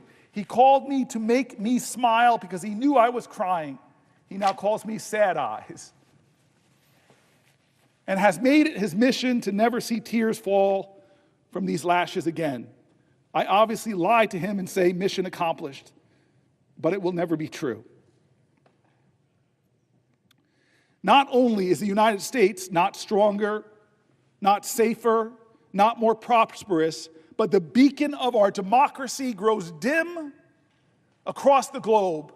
Without leadership, other countries hostile to the United States will step in and innocent people will continue dying. When I close my eyes, the specter of very real people from my travels and projects appear, and I hear the echoes of suffering they shared with me. Suffering they were sure to note was alleviated, however temporarily, by the United States of America through USAID.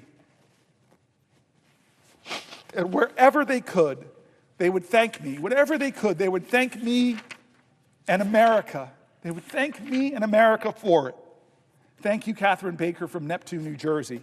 And Catherine, I see you. I see you, Catherine. I hear you. I stand for you.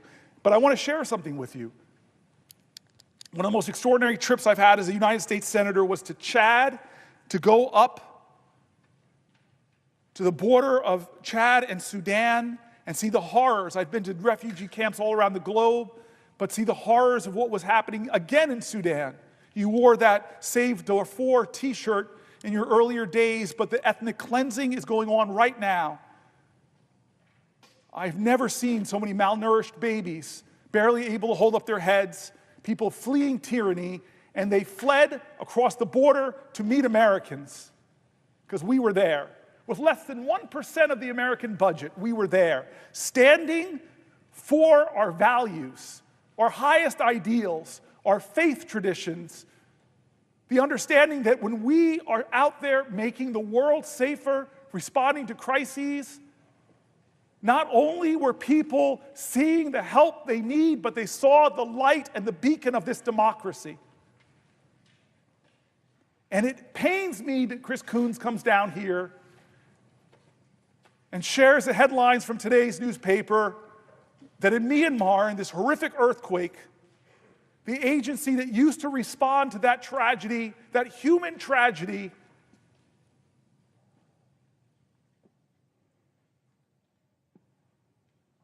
doesn't have the resources. America's not there. It's a void. And then Chris Coons says in the article I'm surely to read today or tomorrow, whenever I can't stand anymore, he says, who fills that vacuum? Who showed up?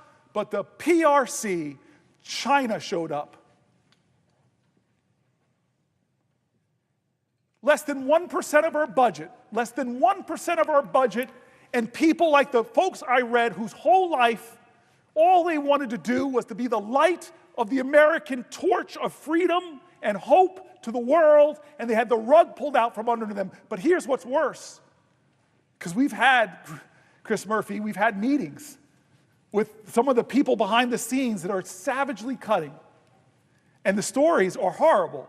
People in dangerous places that we sent there having their emails cut, having their phones turned off, pregnant women who don't know how they're going to get out of those areas. And James Mattis, as we discussed, said if you cut these kind of programs, buy me more bullets, because there'll be more instability. There'll be more political democracies being overthrown. There'll be more terrorism. There'll be more violence. And we are old enough as a nation in 250 years to know that if we don't meet these terrors abroad, they will visit us at home. As Chuck Schumer said, I was there watching the towers come down. And in the Sahel, before I do this in Africa, that's the threat. In Togo, in Ghana, in Benin, The northern parts of the country, they're fighting terrorism. Oh, God, yes, I will. I yield for a question while retaining the floor. Chris Murphy. We have a few more colleagues who are going to join us before the top of the hour. But I just wanted you to round this out and ask you the question this way. Often when we talk about the withdrawal of USAID from the world, the withdrawal of the United States from international bodies like the WHO, the beneficiary is China.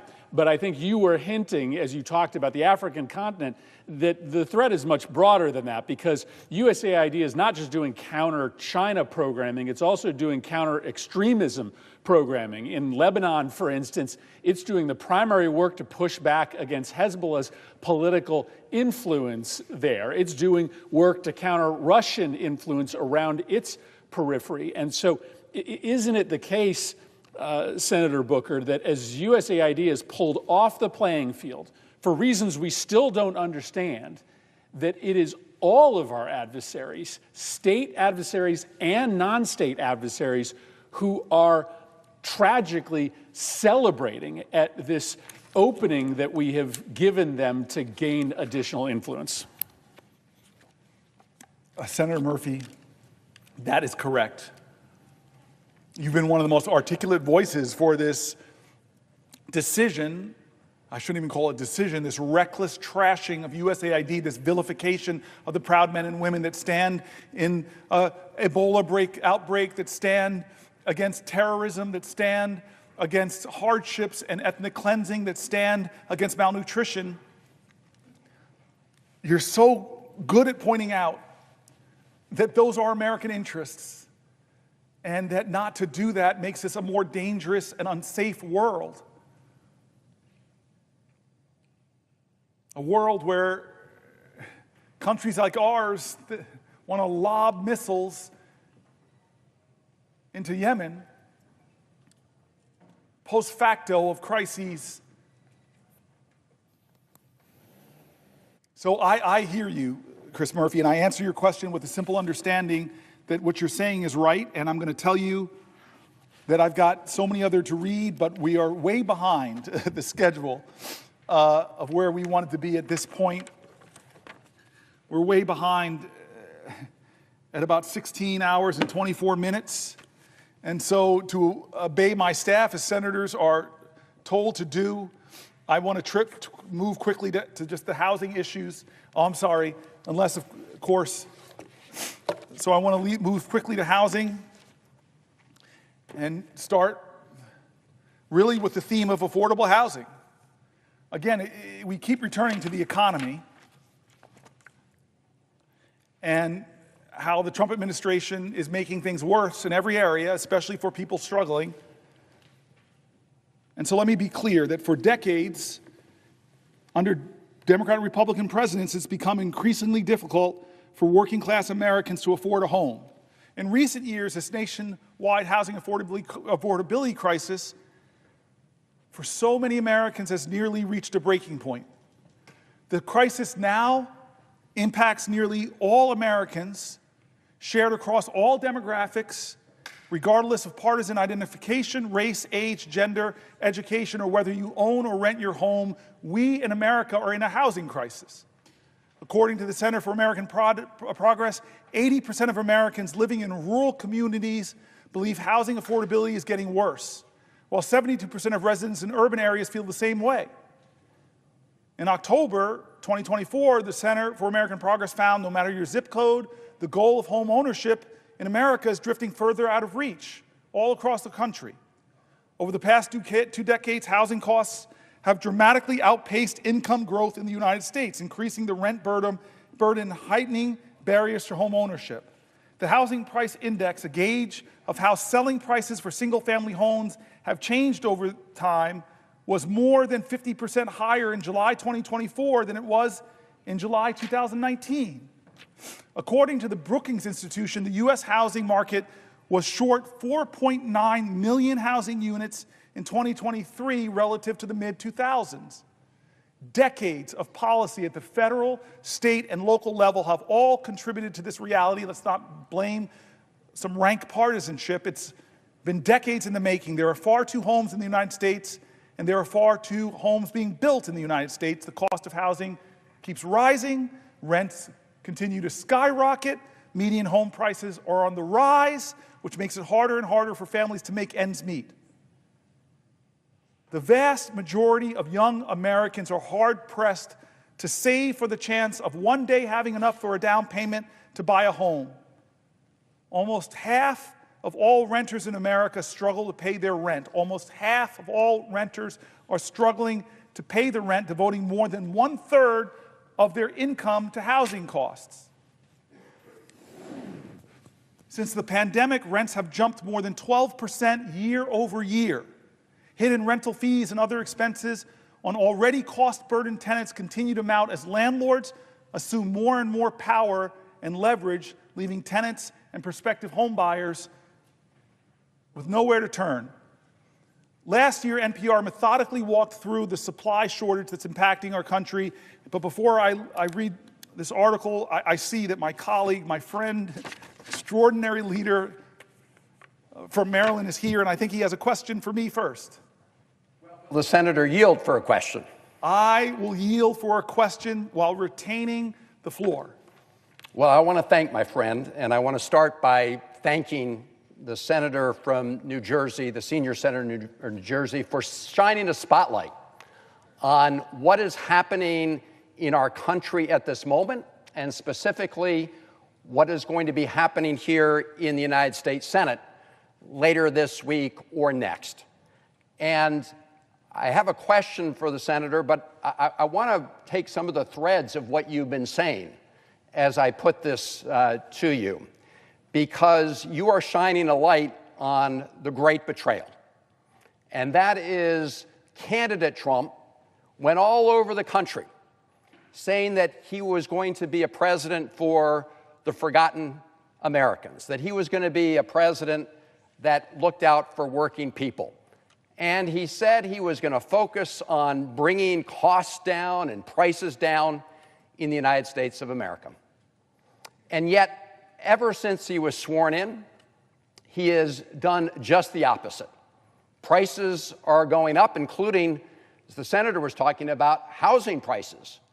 Affordable housing is a crisis in this country. And yet we see Elon Musk and his Doge cronies cutting deeply into affordable housing programs over at the Department of Housing and Urban Development. We see also, and tomorrow he calls it Liberation Day, it's actually going to be sales tax increase day. There was testimony that we got in the Banking and Housing Committee that when you increase these tariffs on Canada, as he's proposed to do, not in a targeted way, but in an across-the-board way, according to the National Association of Home Builders, that will increase housing prices for Americans up to 10% more at a time we're already facing an affordable housing crisis. And of course, the folks who benefit the most are those billionaires who are part of his cabinet and others in the hedge fund industry who are going out and buying up a lot of houses, not because they need the house for their family, but because they want to flip it at a big profit, making it even less affordable to the American people. So the housing crisis is one part of what is getting even worse because of the actions of Donald Trump and Elon Musk. And it's part of this greater theme of the great betrayal. And later this week, Republicans here in the Senate say they're planning to bring to the floor what we call a budget resolution, which is a framework that will be providing for very big tax cuts for the ultra-rich Americans, tax cuts for big corporations, some of which are offshoring all of their profits. Senator Wyden and I were on the floor just last week talking about how Pfizer has half of its sales revenues here in the United States, but books none of its profits here, and therefore by this scheme called round tripping, where you sort of push your money around the world, they lower their taxes, which means the American people get shortchanged. So all of this is part of a a scheme to provide tax cuts for the very wealthy at everybody else's expense. And the senator from New Jersey has been shining a light on what it means when we say this will come at the expense of other Americans, that this tax cut for the very rich and big corporations will come at the expense of the rest of America. So I want to amplify that as I do a wind-up to the senator. Number one, it's Elon Musk and the Doge operation. Let me be very clear that this is part of the most corrupt bargain we've seen in American history.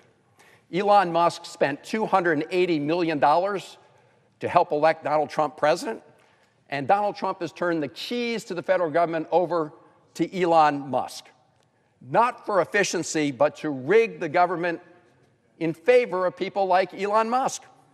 That's why they want to get rid of the Consumer Financial Protection Bureau. This is a bureau that has returned billions of dollars to Americans who were cheated by scam artists.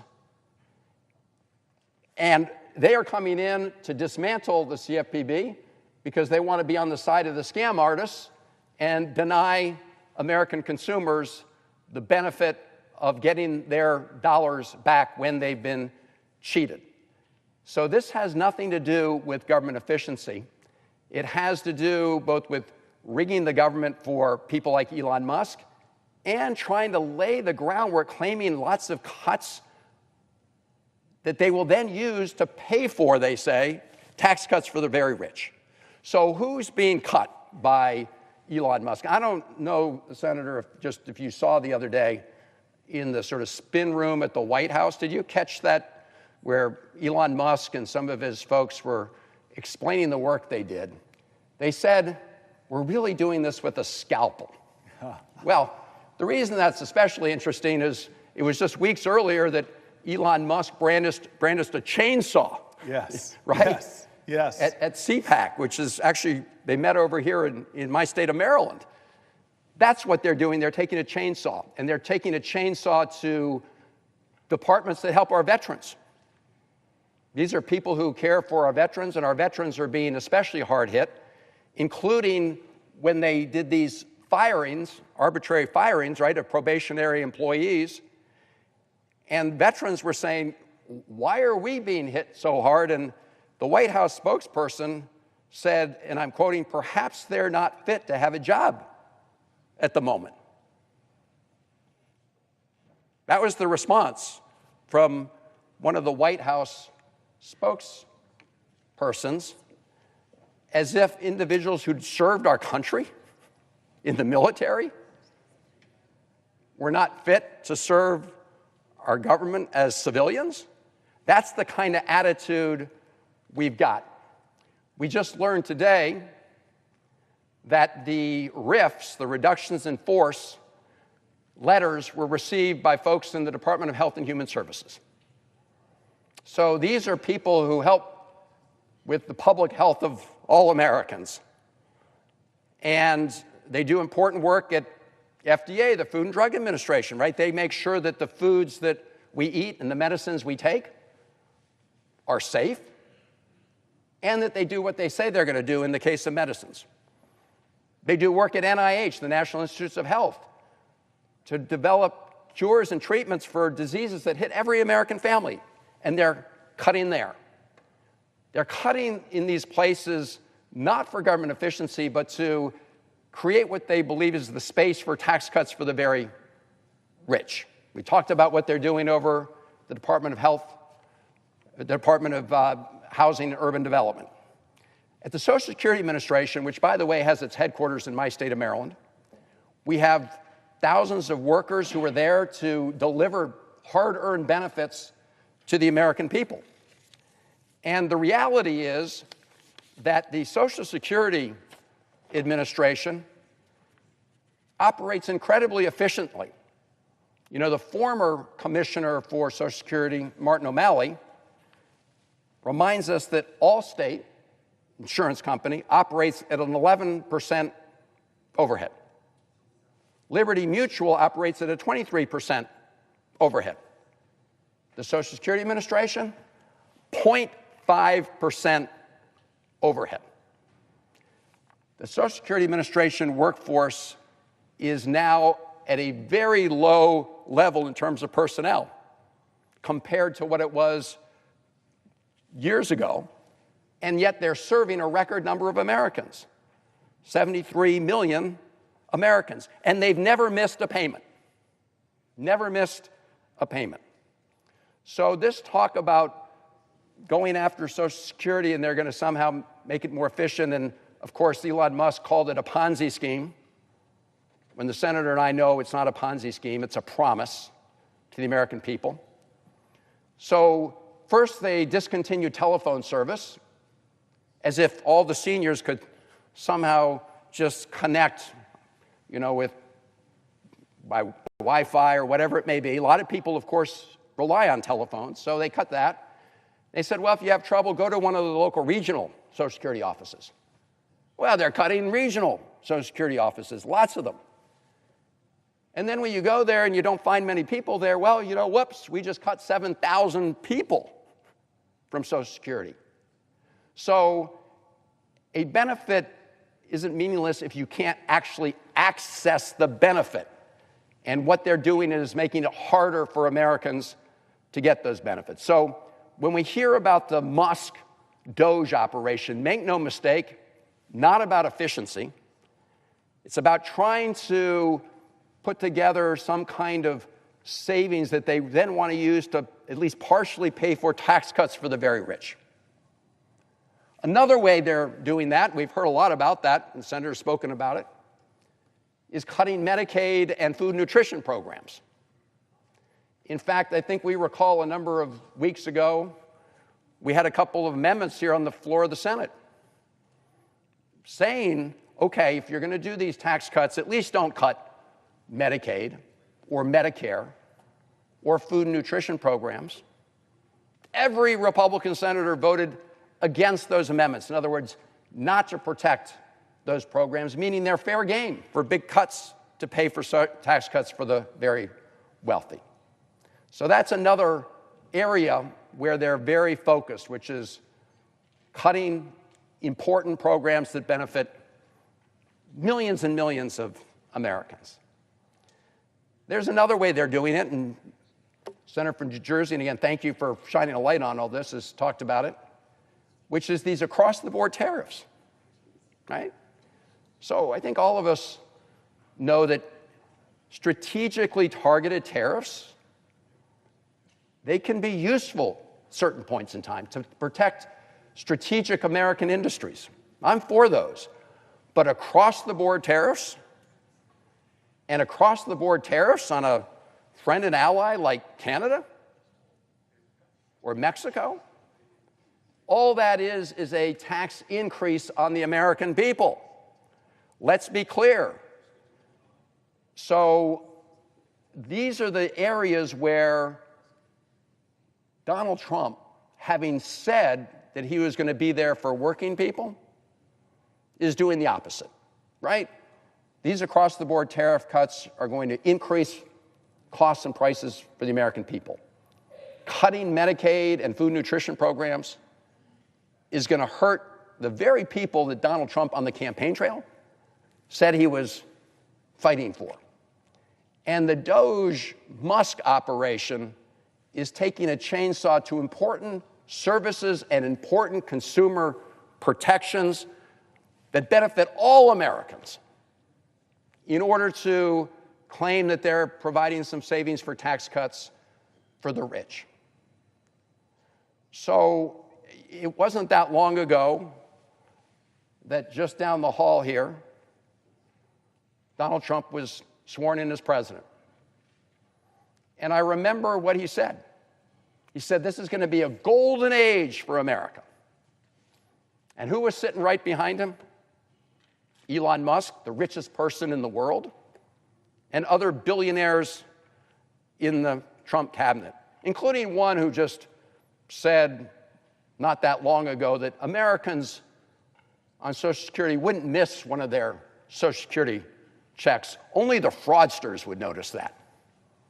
Say that to the 73 million people who get Social Security. But that's the attitude of the billionaires in this Trump cabinet, the people he's really looking out for. And so when he says a golden age for America, that's who he means. He means Elon Musk and the billionaires, Elon Musk who's rigging the government for the billionaires, and all the others in the cabinet who don't think Americans would miss a Social Security payment that they earned. So my question to you, and I want to, again, thank the senator from New Jersey. I know it's been a long day's journey into the night, but it's important that we address these issues in the courts, and the courts are upholding the rule of law, that we address these issues and fight them in Congress, and that we do so in communities across the country, and people need to understand what's happening. So the core issue here, is it not, my friend, that Donald Trump really is betraying the people he said he was going to fight for. And at the end of the day, and we're going to see that later this week in the Senate, the goal is to provide these big tax breaks to wealthy people at the expense of everybody else in America. That is the big betrayal. So if you could just zero in once again on the central narrative that we're seeing play out during the Trump administration. Well, you're putting it right. Donald Trump made commitments to America. We have quotes of him at rally after rally. I'm going to bring your, he said, oh, grocery, that's a really great word, I think he said. I'm going to bring down grocery prices. Well, grocery prices are up dramatically. The American dream, and many of us see that as owning a home. Well, you said it. Home prices are already up, but with these tariffs, they could go upwards of 10% more. You can be sure that Canadian lumber coming down here is going to be expensive. You can see Donald Trump making it more difficult to access health care, and this massive reconciliation is going to be a direct attack on working class health care, on health care of expectant mothers, on health care of Americans with disabilities, on health care of the majority of seniors in nursing homes. I'm about to go, my next chapter is all going to be about how Trump is rolling back common sense protections for clean air and water. And Elizabeth Warren said it very powerfully. He's reducing services, which is a service cut to people with Social Security. In so many ways, Americans should see these crises looming, these attacks, but ask yourself one economic question. With the stock market, who just had its worst quarter in years, and people's retirement savings, if they have it in 401ks, is going down. Ask yourself this question. I ask America to please ask yourself this financial question. Am I better off than I was 71 days ago? Am I better off or worse off? And this is before he's even gotten going, because we see what's about to happen.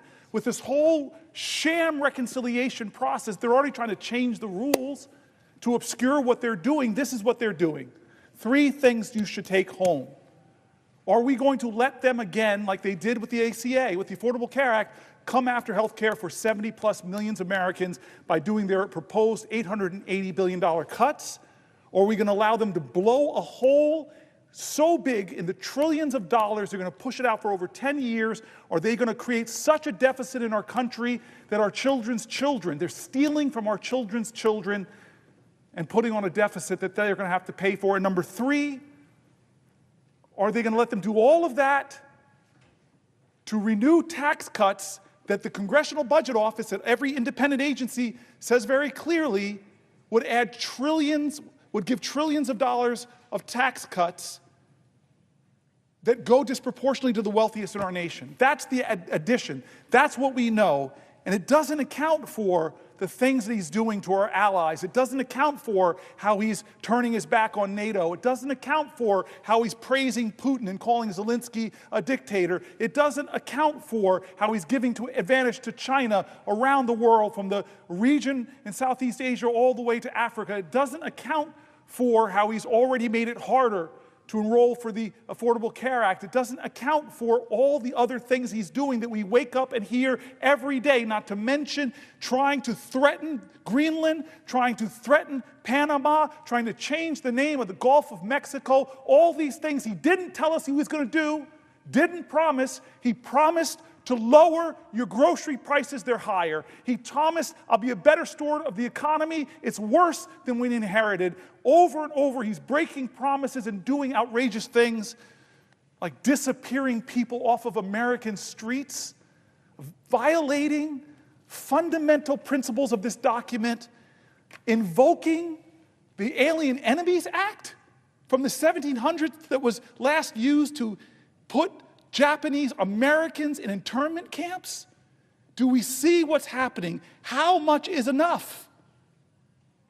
That we have to stand and do something different, not just in this body, in America, because you know this.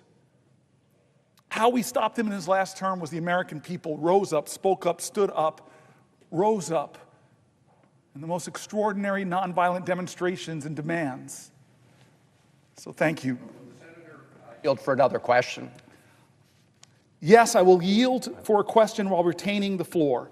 And I see that my friend and colleague, Senator Alsterbrooks from the great state of Maryland, is on the floor. So I'm going to be very brief with this question. And I want to thank you for reminding us, of course, of the other great betrayal that's been going on over the last 70-plus days.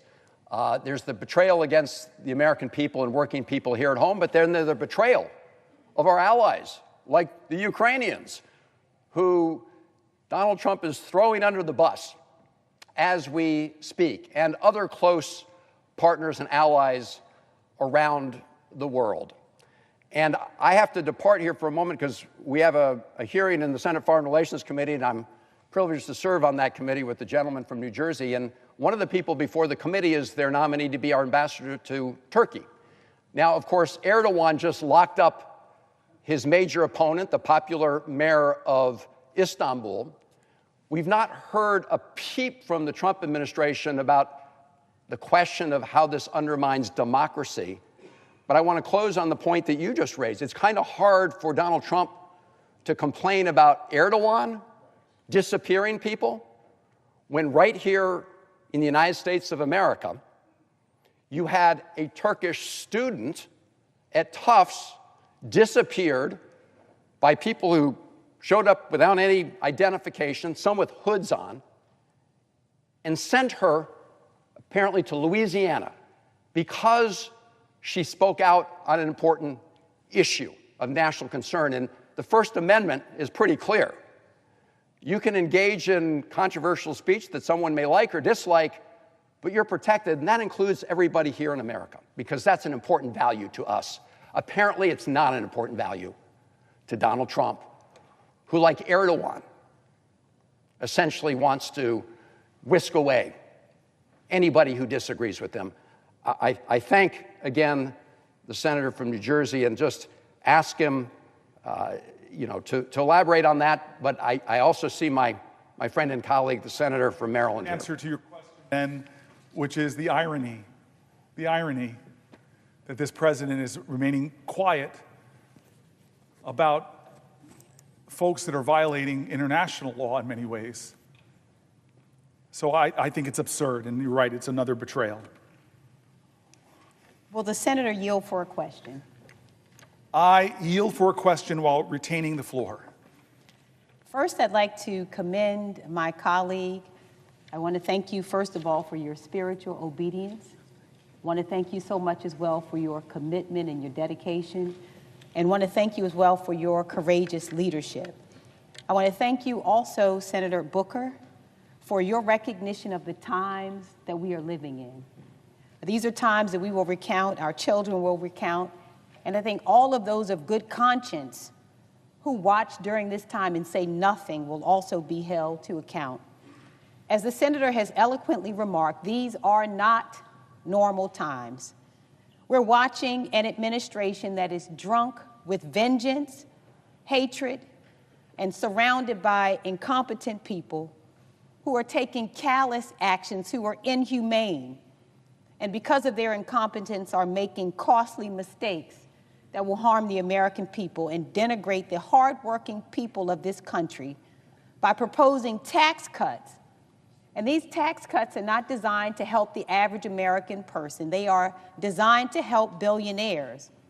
And they're doing so by firing thousands of middle-class workers and more. What we are seeing before our eyes is not only unconscionable, we know as well that it is deeply immoral, that it is inhumane, it is wicked.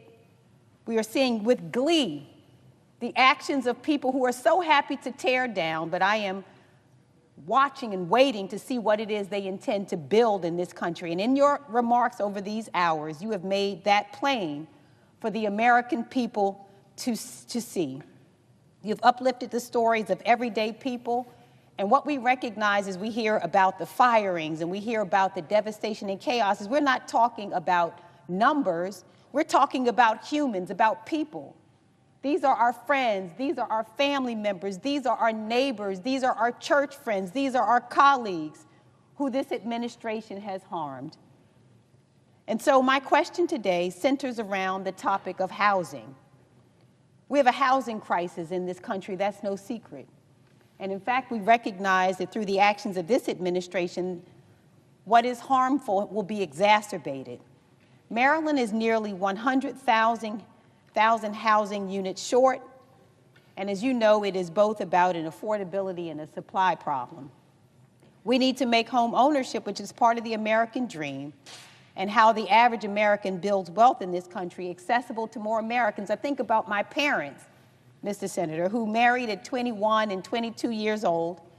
And at the time that they married, although my father was a car salesman and selling newspapers and my mother was a receptionist, 5 years into their marriage, they could afford to buy a home. This is no longer the expectation of the average American family. My own 19-year-old daughter doesn't have the realistic hope that she can follow even her grandparents. This problem affects red states and it affects blue states, which is the theme that you have hit on in all of these hours of speaking.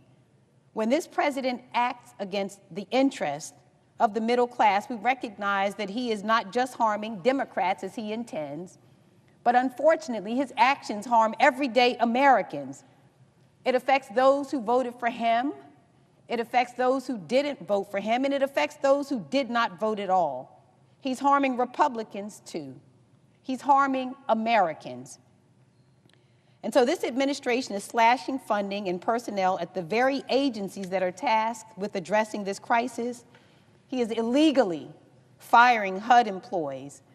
And this administration has stalled millions of dollars in previously allocated funding intended to help those who need affordable housing. And again, his actions are so indiscriminate, so immoral, so callous, so heartless, that he is impacting the very people who supported him, as well as those who didn't. This administration has effectively ended enforcement of the Fair Housing Act, one of the most important American civil rights laws. This administration is considering privatizing the Federal Housing Finance Agency, which guarantees over half of the U.S. mortgage market. And to make matters worse, this administration is proposing sweeping tariffs on our allies, driving up the cost of home construction. And let's be clear, absolutely none of this will help to build homes. None of this will make home ownership more accessible to Marylanders or Americans. And in fact, we understand that it is not the intention of this administration to do so. It's for the billionaires to be able to afford their tax cuts. And so I've heard from people all across my state, blue areas, red areas, purple areas, every area, who are concerned about this. And so I have a question for you, and I want to thank you as I ask the question for sacrificing your own body today to bring attention to this. What are you seeing in the state of New Jersey about how this administration's unconscionable actions are making housing less affordable and home ownership less accessible? The Senator, I want to thank her for the question. I want to thank her for being my colleague, but more important than even being my friend, she is a spiritual sister of mine and was very kind to me when I was telling her that I was going to do this, and gave me so much encouragement and prayer, and I just love you and I'm grateful.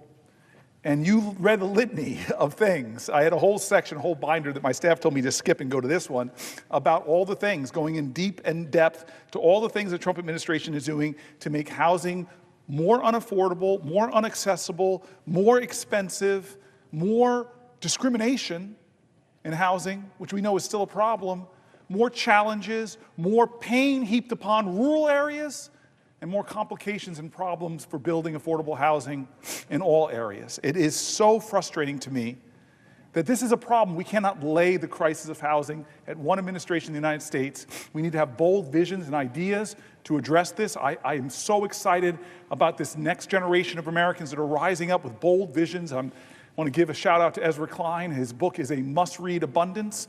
This is a vision of doing great things again, of building housing, of redeeming the American dream. But to have a president that is dead set on, for the next 4 years, to do the kind of things that you made a litany of, and now, tomorrow, is going to bring tariffs that are going to raise the price even more of housing, is outrageous. Where are his promises to make this country more affordable and more accessible? And you heard the data that I read about, we have so many millions of Americans, close to the majority of renters now spend more than a third of their income on rent, which is a very definition our government has of housing insecurity. So it should anger people in this country. Even if you own your home, have paid off your mortgage, you should be angry about what they're doing to the American dream, and that there's no bold ideas coming from this administration to help. In fact, they're hurting. They're hurting. So thank you very much to my colleague. Thank you for giving me strength as you did in prayer. And I just thank you for the question that should anger people, that should inspire people, that should activate people, that should engage people, that should demand from us that we take our country away from those who want to do so much harm. I want to start by reading until someone, I know the prayer. I'm going to keep going. I want to talk about environmental protections and how this country is becoming less safe for people with emphysema or with asthma, because Donald Trump is rolling back common sense environmental protections, threatening our children's future and hurting our nation's economy. Energy costs in America are continuing to rise, making it harder and harder for working families to pay their bills. And at a time that we should be investing in clean energy, this administration is canceling projects that would create more jobs for Americans and lower energy prices. He claims he supports an all-of-the-above strategy, but that's clearly not what we're seeing, and there's too much silence about it. All Americans, regardless of where you're born, we deserve safe drinking water, clean air, and an equal opportunity for a healthy and fulfilling life. President Trump promised America the cleanest air and the cleanest water, but on entering office, he immediately instructed the EPA, the Environmental Protection Agency, to cut a long list of common sense environmental protections. This administration is rolling back efforts to reduce emissions from power plants. He's letting polluters pollute our air more. That affects the health of Americans. It drives up aggravating the rates of asthma and emphysema, weakening rules that keep our rivers and our water systems clean as well. Pursuant to the order of February 29, 1960, the hour of 12 noon having arrived, the Senate having been in continuous session since yesterday, the Senate will suspend for a prayer by the Senate chaplain.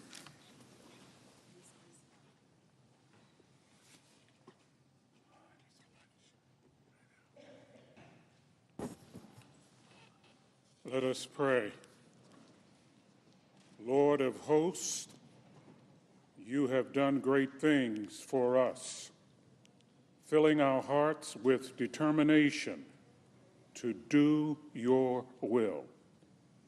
You protect us from unseen dangers, supply us with wisdom, and direct our steps. Today, we are grateful for the efforts of the floor staff, the Capitol Police, the stenographers, the pages, and all those who have worked through the night. We pray you give them the strength they need for this day. Today, give our senators the assurance of your presence. Inspire them with a calm faith, a steady peace, and a firm resolve to do your will. Let no weapon formed against them prosper. We pray in your omnipotent name. Amen. I'm going to continue. The senator from New Jersey is recognized. Thank you. I'm going to continue until one of my colleagues asks me a question. Senator, yield for a question? One of my heroes in the Senate, a living legend, my partner on some bills that I'm so passionate about expanding IVF, someone that is just freaking awesome. I yield for a question while retaining the floor. Thank you, Senator Booker, for taking this important stand and for doing so much to make it clear how much pain Donald Trump and Elon Musk are inflicting on the American people in every sector of our society. I'm going to be asking you a question about what you've heard from agricultural businesses in your state about the damage that this administration is doing and the jobs that either have been or will be lost as a result. But I thought I would give you some background on what I'm hearing as well. I want to focus this body's attention on our nation's farmers and ranchers who seem to be getting punched day after day, week after week by the Trump Musk oligarchy. Whether it's their harmful tariffs that hurt our soy and corn farmers, canceling and freezing more than $1 billion in funding for schools and food banks to purchase food from local farmers, or halting reimbursement and contract payments that our farmers are already owed, the senator from New Jersey and I are both working together to undo some of the most harmful impacts of these disastrous decisions, including joining forces to push his Honor Farmer Contracts Act forward. We're also starting to hear reports from farmers about just how damaging the Musk-Trump dismantling of USAID is. Jobs and businesses right here in America. For example, I don't know if the senator has heard, but in North Carolina, they had $2.2 billion in USAID awards, including for 27 large-scale farmers who were fulfilling orders for humanitarian food assistance, and 4 universities who were receiving agricultural research funding. More than 300 North Carolina workers have lost their jobs as a result of this freeze. In Georgia, they had over $389 million in USAID awards, including 9 large-scale farmers fulfilling orders for humanitarian food assistance and 6 universities receiving agricultural research funding.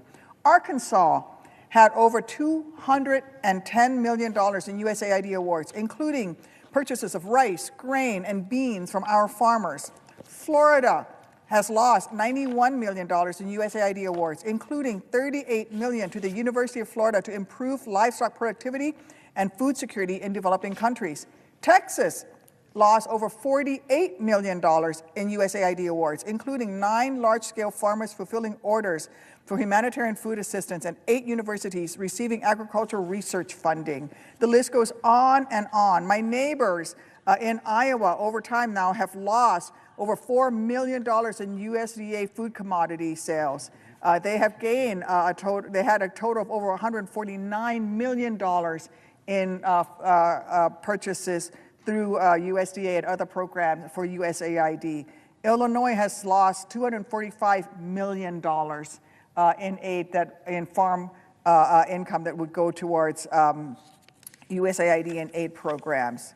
I think that our farmers have been hit with body blow after body blow from this administration, an administration that in their first term and even in the second term promised that they would look out for America. But I have to say to my friend from New Jersey, I don't think that this administration has lived up to their promises to farmers. Remember that a nation that cannot feed itself, if we lose those family farms, if we lose our ag sector, we cannot lead the free world, we cannot feed ourselves. And frankly, farmers have been hit over and over again. These incoming tariffs are going to be disastrous for our farmers. I was just in South Central and Southern Illinois, just across the Mississippi River from Missouri, talking to our farmers in St. Clair County, Illinois. And you know what they tell me? They tell me that the tariffs are going to affect their products being sold overseas. Our top products in Illinois: corn, soybean, pork.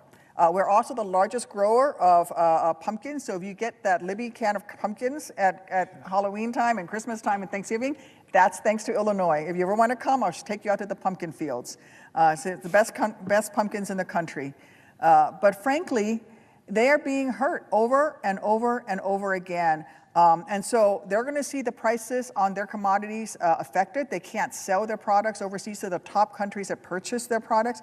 At the same time, their inputs, the fertilizer, the equipment that they need will be more expensive. The tariffs against Canada in terms of steel and aluminum is affecting John Deere. John Deere, hundreds of years old, an American company founded in the heartland of this great nation, is laying off people. And so we have to do better by our farmers. And our farmers have been betrayed time and time again by this Trump administration. They promise big things, but then they come in and by cutting programs like USAID, they are hurting our farmers, their bottom line. I sat down and I met with farmers who were 7th generation, 8th generation watching the teenage son of the farmer, and they're afraid that they're not going to have a farm there anymore.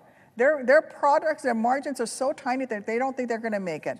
So my question to my colleague from New Jersey is, what are you hearing from farmers, and why do you think this administration is taking so many actions that hurt them and hurt American jobs? I love my colleague. I love how she's been standing up quite figuratively time and time again on issues.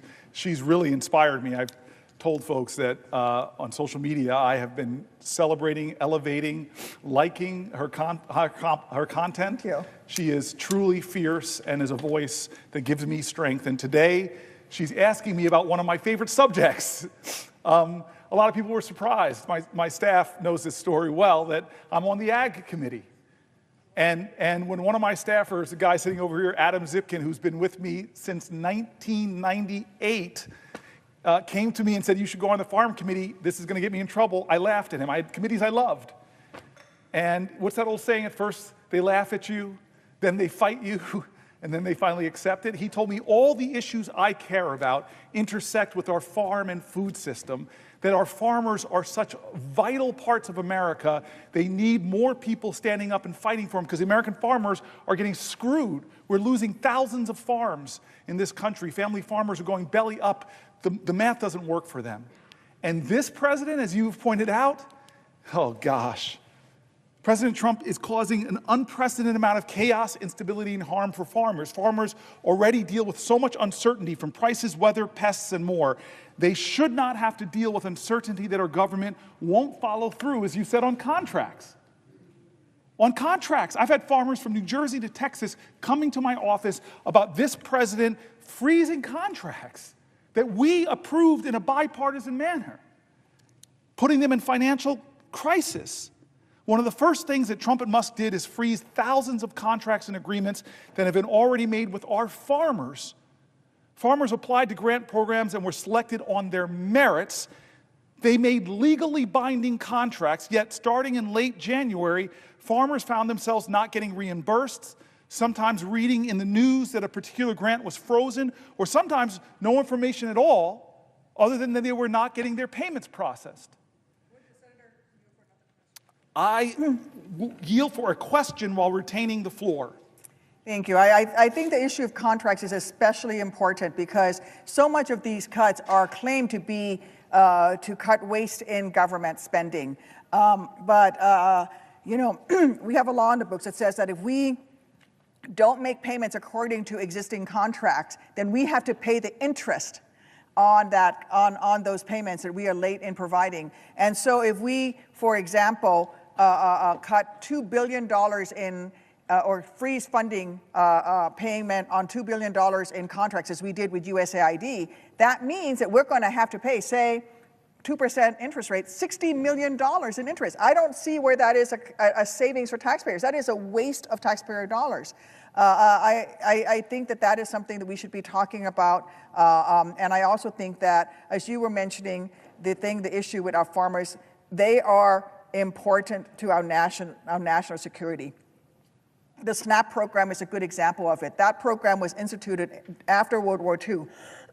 We had the very famous example of Audie Murphy, who was the most highly decorated soldier coming out of World War II. He could not pass the initial test to enlist in the Navy, into the Army during World War II because he didn't weigh enough due to malnutrition post the Great Depression. And so we created the SNAP program to make sure that America's young people were fed, were no longer malnourished, so that they could get food in our schools while they were going to school.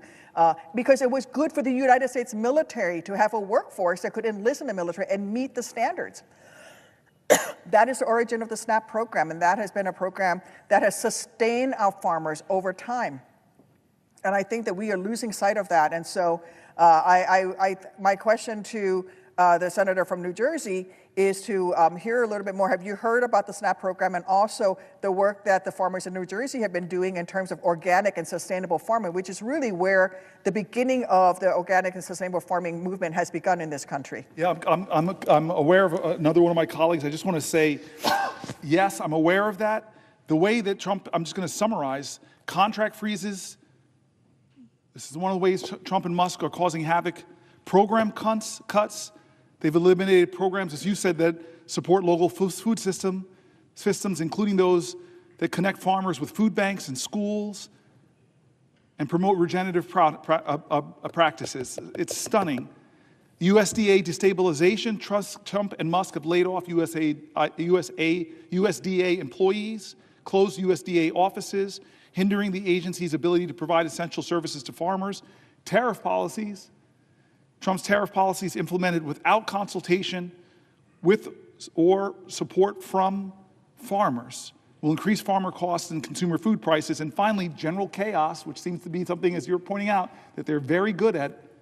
Farmers already deal with so much uncertainty from prices, weather, pests, and more. They should not have to deal with uncertainty from Donald Trump's administration that will undermine everything that they do. The question for the senator from New Jersey. I will yield for a question while retaining the floor. I would like to ask the senator from New Jersey a question pertaining to the Farm Bill. You speak to uncertainty. One of the things that I've heard from my agricultural sector and my farmers, Farm Bureau in Illinois, is the desperate need for this body to pass a Farm Bill, especially when it comes to crop insurance, the crop insurance program, as well as, again, retaining SNAP benefits. I do think that crop insurance is something that our farmers care deeply about. It is a tool that they use to make sure that they are able to survive when there are bad crop years, whether that is through disease, whether that is through drought or floods. Our farmers certainly, this is a program for them to sustain themselves and be able to look out for themselves. So it is a personal responsibility on the part of farmers. It is especially important for young farmers who are just starting out. Those margins are so tiny. And when you take away the commodity program and the USAID, when you take away SNAP program, and then you don't provide them with crop insurance, you're going to lose those family farms. And what's going to happen? Large agribusinesses are going to take over, and they don't have the well-being of the American people at their heart. And so, I would love to hear from the senator from New Jersey would you agree that what we should be doing right now is not attacking farmers and cutting commodity programs and cutting and freezing funding for USAID that it provides a market for farm products, but instead we should be working on passing a farm bill? Yeah, I love you for bringing these things to point. Because by the way, with Adam Zipkin, we did a farm tour, and we were in Southern Illinois meeting with Republican farmers. This is now before the pandemic. And you see that we have so much common cause as they're trying desperately to hold on to their farms. And so the crop insurance program, we need to reimagine it so it's more accessible to independent family farmers, not just big agribusinesses. We need to be visionary about our farm bill to create a food system that the farmers want, that help them be better stewards of the land. The oversubscribed programs for regenerative farming and cover crops and environmental practices, they want those things to preserve their soil, reduce their dependence on chemicals. They want those things. They want a farm bill that works for them, and we should be delivering that in a bipartisan way. So you are right on point. But do you hear that from the White House? Not at all. Not at all.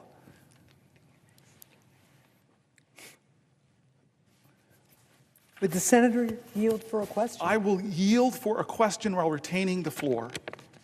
Well, Senator Booker, I have a question for you about Medicaid and Medicaid expansion, but I want to start with a little bit of background. Please. As you may recall, when I was governor of New Hampshire, thanks to the Affordable Care Act, the program Medicaid expansion became an option for my state.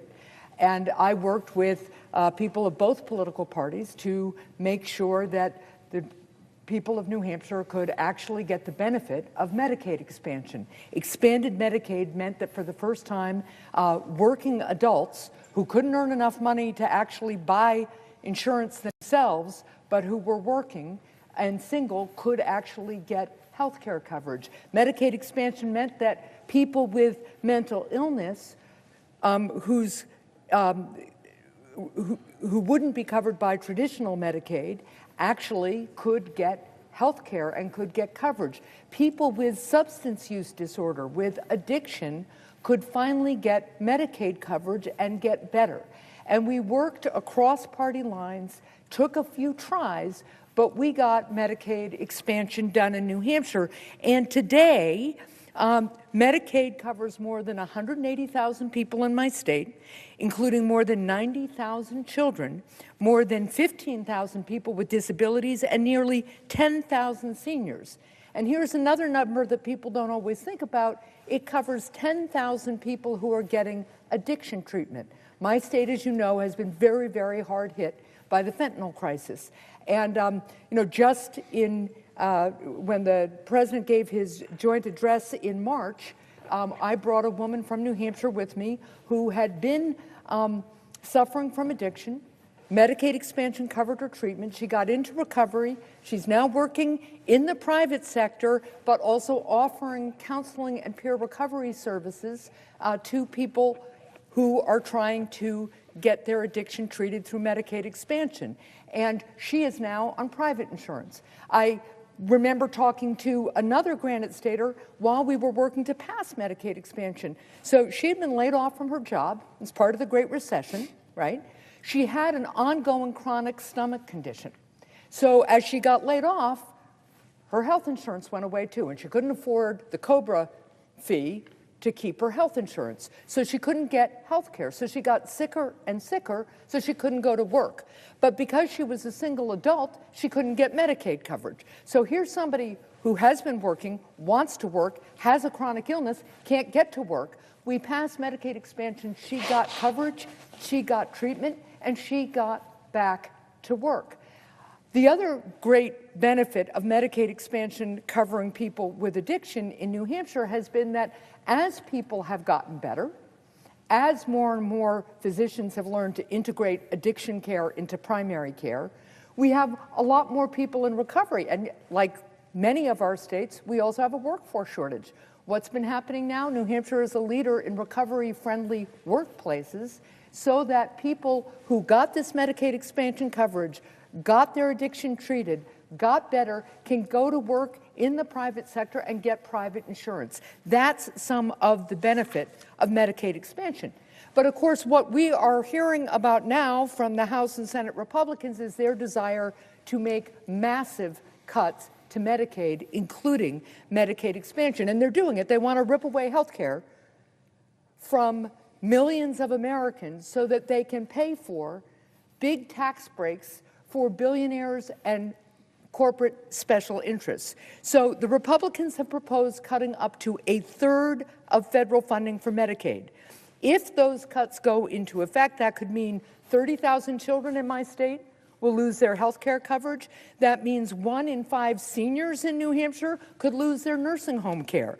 And all told, that could mean 60,000 people cut off from Medicaid, including, for instance, a young man whose parents I just met at the airport, actually, who has autism and Medicaid pays for his health care, right? But he could be cut off too. So if Republicans continue with this plan, I am really, really concerned about what is going to happen to millions of Americans who currently get their health care through Medicaid. So Senator Booker, can you address the ways in which Medicaid helps provide health care for Americans and the disastrous impact it would have if Republicans proceed with their plan to take coverage away from up to 25 million Americans just so that they can pay for big tax breaks, by the way, for people who are already billionaires. So before I answer the senator's question, I just want anybody who's watching to know that, I'll put it bluntly, this is one of the baddest ass human beings serving here in the Senate. You have been a governor of a state with all the challenges. You are beloved. I've spent a lot of time in New Hampshire, folks. It's after New Jersey. It's one of my favorite new states. No disrespect to New Mexico over here on my right. But I love your state. I love the people of your state, and they love you.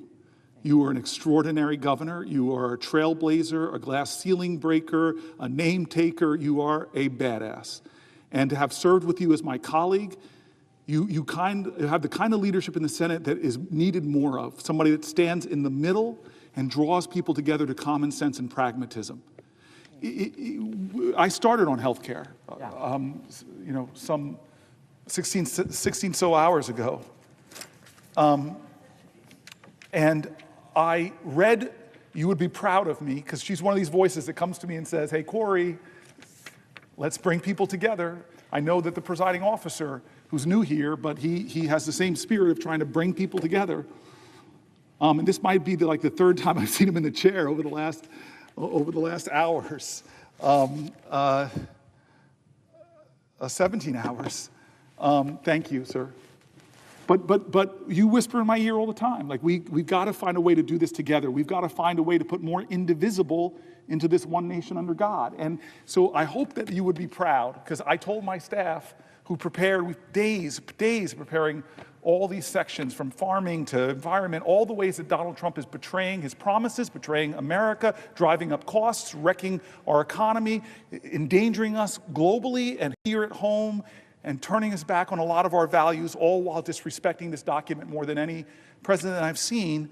But I wanted to make sure, I told the instructions to my staff, pull from all the Republicans you can. We want to use the Wall Street Journal. We want to use the Cato Institute.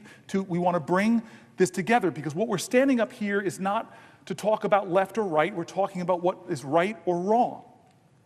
I do not want to talk about this being a Democratic moment. It is a moral moment. And you are the perfect senator to be asking these questions about health care to me, because of what you stand for. You, when you got elected as governor twice, I think, when you got elected to the Senate here, you had to get votes from Democrats, independents, or Republicans, or you can't win in New Hampshire. I've been in your state. I've met the people. And God, you have a very participatory democracy up there. People feel like if you're not going north to south house parties, you have to engage directly with the people. They don't care what party you ascribe to. They want to feel you, see you. They don't care how much you know until they know how much you care. That's why I think you're such a badass leader. And so you would have been proud of me when I did the healthcare section, because I read from Republican governors and Democratic governors. 40 states expanded Medicaid, and all of these governors, all of these voices said exactly what you're intimating here is, do not let Donald Trump cut $880 billion out of Medicaid. It will crush rural hospitals. Yep. It'll crush level 1 trauma care centers. It'll crush organizations that deal with beautiful disabled children. It'll crush people who are struggling for health care. It'll crush nursing homes. It'll hurt red counties and blue counties. It will hurt America. Republican voices were saying that. And to have a bipartisan senator who embodies the spirit this place should ascribe to more, to say these things, is affirming the truth. Why? Why are they rushing to cut $880 billion, which voice after voice that I read said it would do so much damage to people's lives, so much damage to healthcare providers, so much damage to hospitals? Why? The only two things that will result from that is that they'll extend the Trump tax cuts, where the disproportionate benefits went to the wealthiest among us, who are doing better than they've ever done in this country. They don't need it. Taking money from struggling folks and giving it to them is not the answer. And then the other thing, to a person who, like me, when we were executives, you were a governor, I was a mighty mayor, we had to balance our budgets. But they're not balancing the budget. They're not lowering the deficit. They're increasing it by trillions of dollars. This makes no sense to a pragmatic person who has balanced budgets, who expanded health care access, who made her state work, who has love and respect and votes, frankly, from Democrats and Republicans. You know this makes no sense. And so if you're standing up, and colleagues of mine further to the left of me, then why aren't other people why did only one Republican in the House vote against it? He told the truth. Massey. I see some of my Republican colleagues here. He's a fiscal hawk. He told the truth. This budget is going to explode the American national debt, stealing from future generations. I can't vote for this. He was not bullied like other people in the House into doing what dear leader Donald Trump says. And so, my colleague, you are on the money. I have internalized your voice. There's only a few people's voices I've internalized. One of them is my mother, but you're more my peer. You are one of those voices in America right now that we need, that does not slip into a partisan argument, but makes the pragmatic argument that what Donald Trump is trying to do with the aiding and abetting of congressional Republicans is wrong. It is fiscally wrong. It is morally wrong. It will hurt Americans. It is not for the common welfare. It's not for the common defense. Read the start of the Constitution, please. I beg of you. We all swore to uphold it. How do our founders begin? We, the people of the United States, in order to form a more perfect union, establish justice, ensure domestic tranquility, provide for the common defense, promote the general welfare, and secure the best blessings of liberty to ourselves and our prosperity. Trillions of dollars of deficit doesn't secure the blessing of liberties, it endangers our country. The common welfare is this idea that everybody should have access to what makes us free. What makes us free is not having medical debt. What makes us free is not being chained to uncertainty and security that if someone in my family gets sick, I will not be afforded. Still, the majority, or close to the majority, of bankruptcies in the United States of America are people who can't afford their health care bills. We need to find better ways to expand access and not cut more people off. You know this, former governor.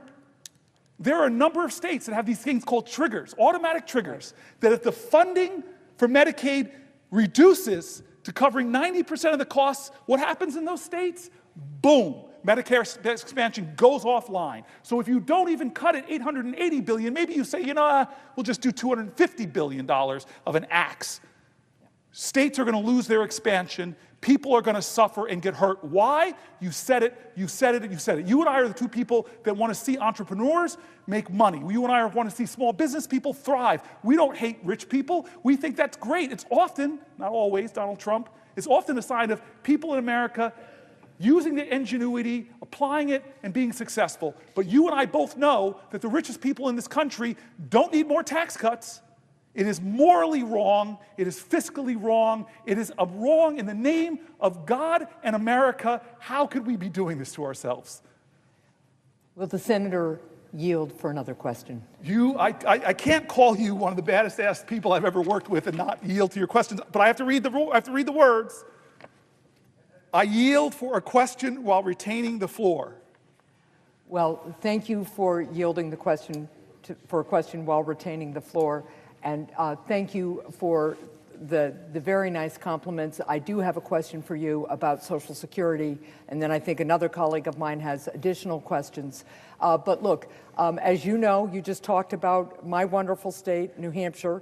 You also just talked about your mother, and I should just also let you know that my mother always made me memorize the preamble to the United States Constitution. So as I listened to you read it, I thought, Shots fired Mom, on the Senate floor. Where's the parliamentarian? I hope my mom is watching. Rule right 19 now. her. But here's my question, and just by way of background. As you know, New Hampshire is a small state. It's a very rural state.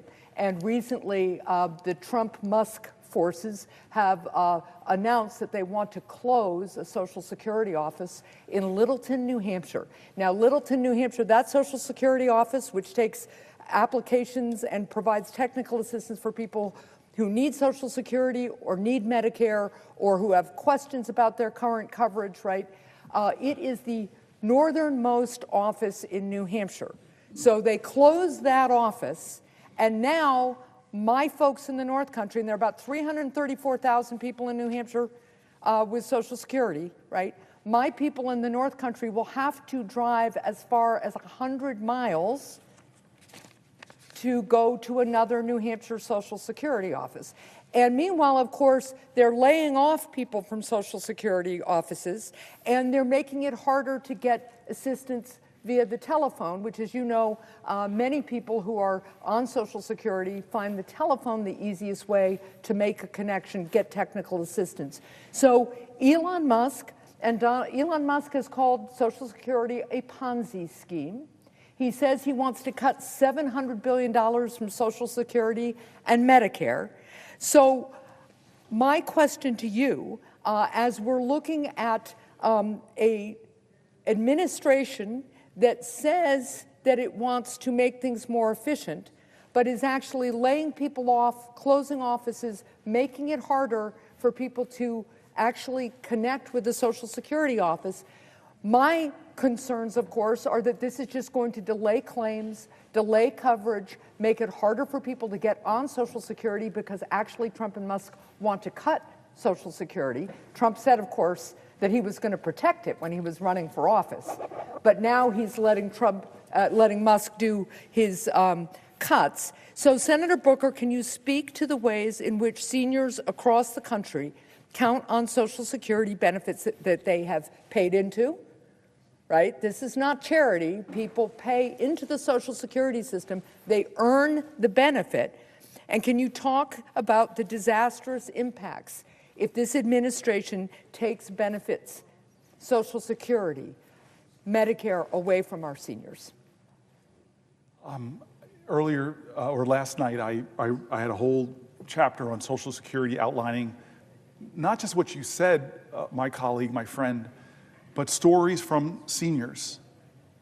And some of them really got to me. They were hard to read through. I have to say, I had prepped this by reading a lot of them, but somehow on the floor, when I read about the woman who had Parkinson's, when I read about the person taking care of their elderly parents, a spouse with dementia, children with special needs, and Social Security, it helps a lot of folks, but here's the craziness of the Trump attacks on the Social Security Administration. First, he makes people insecure about it. My mom lives in this amazing senior home, Las Ventanas, in Las Vegas, Nevada. Most of the people there, first of all, I love them all for who they are, not their party affiliation, but it's more Republicans than Democrats.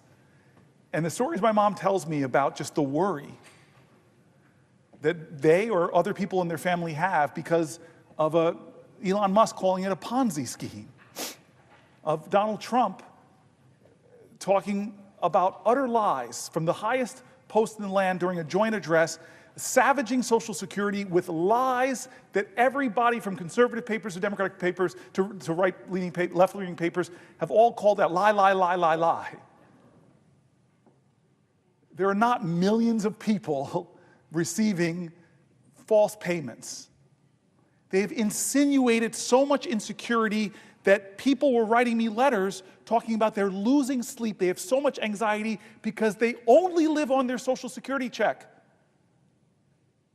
And Brother Howard Luckman, who I know, and I don't know what he was thinking when he said it, a billionaire talking about his mother-in-law. I don't know what you were thinking, Howard. I just don't understand it, how you're saying if she misses a payment, she's okay, but if people complain, they're probably fraudsters. Do you understand how many millions of Americans only have that as their only protection between poverty and destitution? That if they miss a payment, they can't make their rent, they can't buy food? And so they've created so much insecurity, so much fear, and I compared it, Governor, I compared it to the difference between an FDR and a Donald Trump. FDR knew people were suffering. They knew people were afraid, and he stood before the American public and didn't lie to them, didn't attack people, didn't demean people, didn't degrade people. He comforted people. He allayed their fears. He inspired them. You have nothing to fear but fear itself.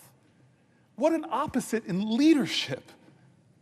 And so, yeah, there are a lot of people who right now don't know, but then my colleague from Massachusetts comes in and makes the very clear point, the professor we have in our caucus, she makes a clear point. They've already done benefit cuts because when you close offices in rural areas, that person who is missing a check or has an issue, now they have to drive, how many miles? 100 miles. Now, what is that hardship to a senior? I got heard from people in their 90s. They already are having benefit cuts. The Wall Street Journal, I told you, I was trying to make you proud. I wanted to get as many sources from anybody that was more center to right. And I read from the Wall Street Journal and said the customer service in Social Security is going from bad to worse. That was the title of the article. So they're already doing cuts. They're already heaping insecurity on our seniors, heaping inconvenience on our seniors, heaping fear upon our seniors, heaping insecurity, making people lose sleep. This is wrong, wrong, wrong, wrong, wrong. This is not a model of leadership. It's a model of cruelty and mean-spiritedness and hurting people. When is it enough, America? When is it enough that we say it may not be my grandmother that depends on that Social Security check, but I love America, and you cannot love Americans. You cannot love America. You cannot call yourself a patriot. Please listen to me. You cannot say you love this country and you're a patriot, because patriotism is love of country, but you can't love your country unless you love your countrymen and women. And love means that if somebody, some mother or grandmother is hurting, is afraid, that I'm going to stand up and do what I can to comfort them and fight for them. Because today it might be your grandmother, it might be your family with a disabled child. This is not right or left, it is right or wrong. This is not a partisan moment, it is a moral moment. Where do you stand? We started this by talking about John Lewis. It is time for good trouble, necessary trouble. Thank you, my friend. Even though you made fun of me for in my tired state not remembering the very important preamble to the Constitution. Very well. Thank you very much. That actually means I take your compliments because you don't give them abundantly or overly well, so thank you very much. Senator, yield for a question. Heck no, not to you, not to you, not to you. Let me tell you, I have something to get off my chest about you. I woke up I woke up yesterday morning, and the first thing I did, now this shirt's all wrinkled and a little ripe, but the first thing I did is grab a gift from you. People don't get upset ethics-wise. We're allowed to give each other's gifts. This was like, I don't know how much it cost, but you gave me, I was talking to you about traveling and how we have to pack bags and go all the time. And he said, you told me I travel with a steamer. And I pulled out this little steamer for this shirt that I'm wearing right now. You were one of the kindest, sweetest people I know. You're one of my closest friends here in the United States Senate. And I want to say something about you, because in this moment, if people are watching, I want people to go there. We had a conversation. You came to my office. It's always a sign of respect when you come to the senator's office. And you came to my office and we were talking about social media, and I was encouraging you, you were a little resistant, if you don't mind me outing you, to open up and get more on the platform. We were talking about ideas and talking about Social Security, talking about Medicare, Medicaid. You opened up to me, and I hope I'm not betraying confidences. And I asked you just like, what do you do? Like, you were such an amazing human being. You're one of the kindest people I know. I asked you, what do you do on your weekends? What do you do for fun? Let people see it.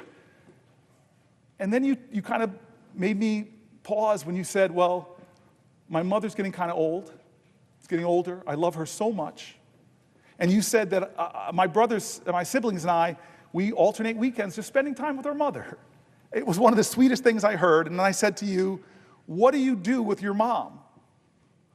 And then you brightened up, and you choked me up, you jerk, because you said, what I love to do with my mom is to dance with her in the kitchen. When we're in the kitchen making food or something, I just love sometimes to put on a song and we dance.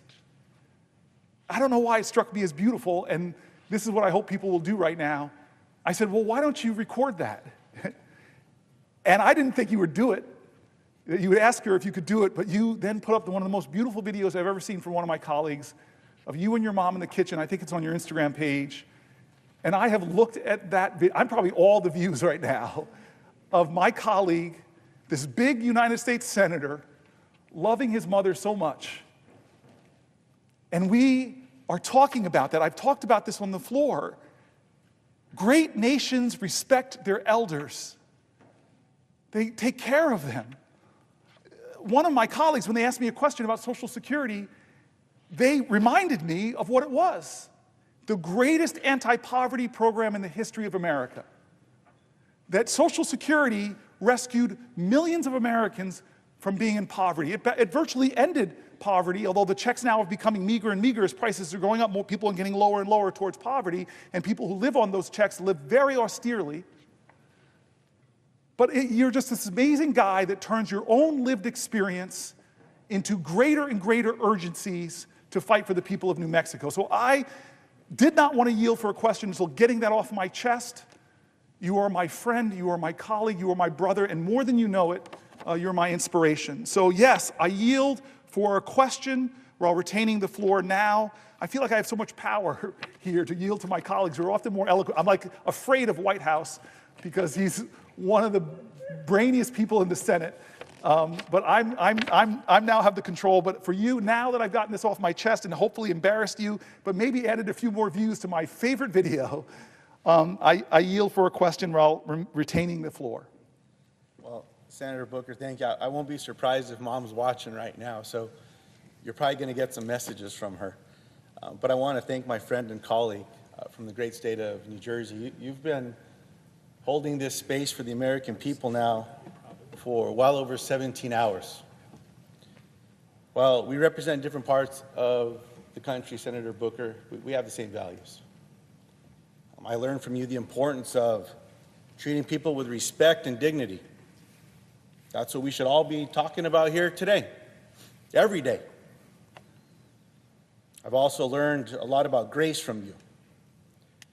Now, I come to the floor to ask you a question about farmers.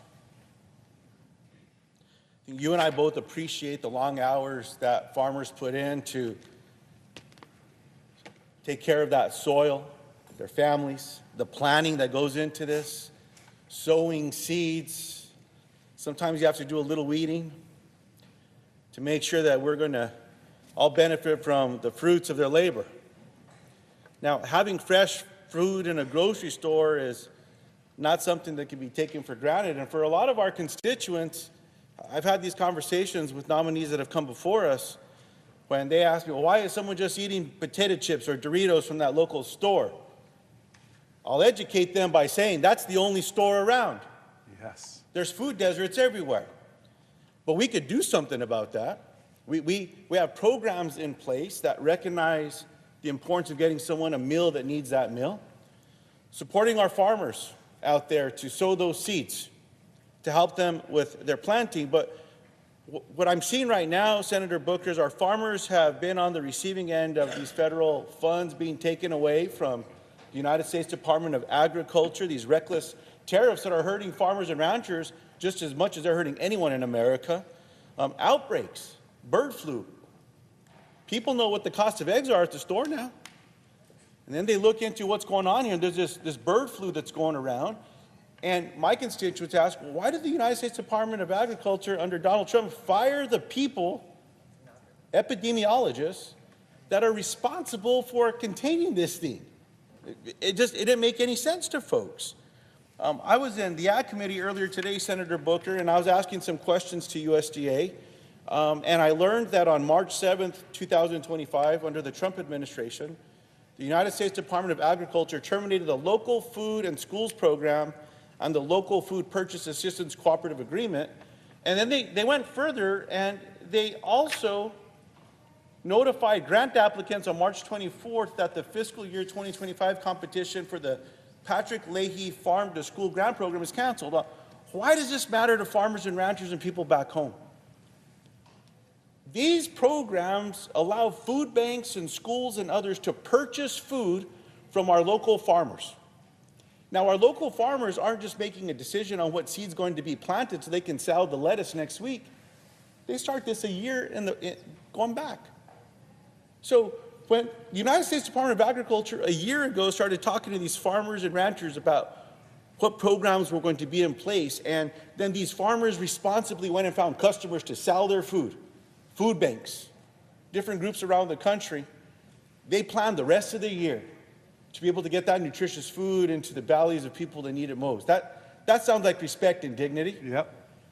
What's not respectful is when the Trump administration gives them a few days' notice and pulls the rug from under them and cancels the program that's going to allow the food bank, their customer, to buy their food. What do the farmers have to do now across America? Now, it gets worse and worse. I won't go into all of it, Senator Booker, but here's one of the dirty little secrets. All of these programs that are being taken away from the American people, it's to find an extra dollar for this tax policy under Donald Trump that my constituents started calling back in 2017, the Trump tax scam. Wow. Right? Well, why are you calling it that? And they said, well, everyone promised me, I'm making less than the median income, making less than $80,000, which is a lot of money in New Mexico. Across America, median income there is a little lower. I was told that we were going to get the brunt of this tax cut, recognizing that we're hardworking and how hard it is to make ends meet. But that's not what happened. Most of this went to families and folks making over $2.8 million. I don't have anything against those families. I wish them well. I want them to make more, $10 million next year. But they don't need a tax cut. That should be going to those hardworking families that were told that they were being prioritized, but they're the ones that told me anyway, that this was a Trump tax scam. That's the secret. That's where all this money's going. So, Senator Booker, whether I'm in a grocery store and I'm chatting with constituents, or we're out there looking at egg prices or whatever it may be, they're concerned about what's going on here, and all they're asking for me to share with my colleagues here is just tell them to tell us the truth. Yes. If they're going to vote to take these programs away, they have the votes by Republican colleagues. Just be honest. Treat my constituents with the respect and dignity so that they can plan. So that a single mom that has a child whose Medicaid may get ripped away, but that child has cancer, how are they going to plan for care in 6 months? So that farmer who started planting seeds recently but was planning over a year on what to do so they could find another customer so that they're not going to lose that farm as well. Now, before I ask you this question, sir, I want to end with this. Senator Booker, you often share a story of Abraham Lincoln's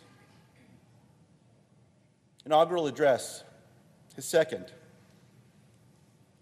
and the man whose reviewed mattered most to the 16th President of the United States. One of my favorite stories. When asked his opinion of Lincoln's performance, former slave and abolitionist Frederick Douglass replied, "It was a sacred effort."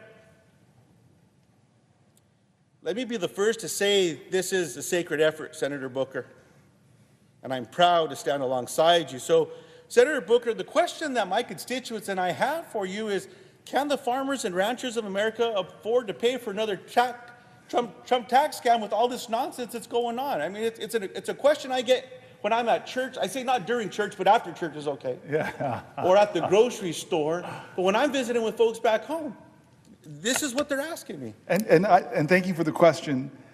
You said it, the same words that literally, I didn't write these words, my staff wrote this little paragraph here. Trump is pulling the rug from out from under producers that need stability and reliable markets.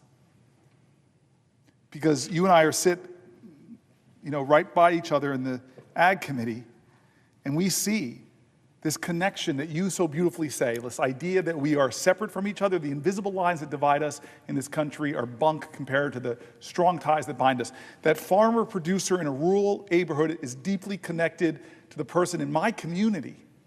And I live in an inner city, Newark, New Jersey. There is a powerful spiritual connection. And you talk to that farmer, and they've got pride that they're feeding America. And they have pride in the ground. You described it so beautifully. They have pride in their soil. They want to be stewards of the land, and they want to create a vibrant American food system.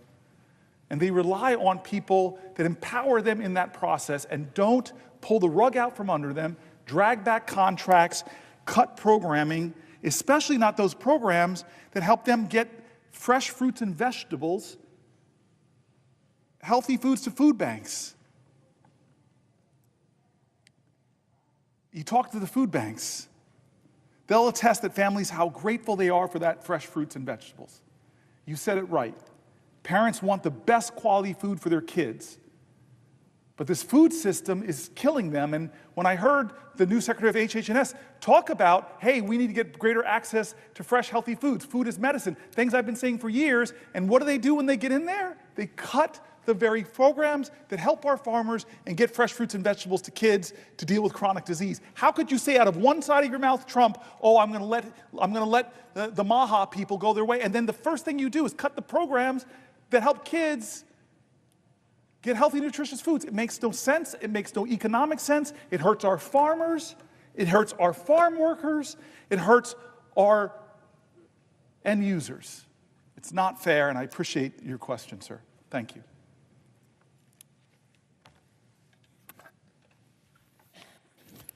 Would the senator from New Jersey yield for a question? Let me think about this for a second. You take your time thinking about it, sir. I want to thank Senator Whitehouse. He's been a colleague and a friend for a long time, and he stands right there at that desk for very long speeches. I think I'm trying to go a long time. You go a consistency of times, and you've talked about the climate crisis, you've talked about the Supreme Court scams. You've not only educated members in this body on these issues, you've educated America. You are a YouTube star now, and I learn from you every time I hear you speak. So I'm a little worried right now, but I'm going to step out on faith and yield for a question while retaining the floor. So, first question.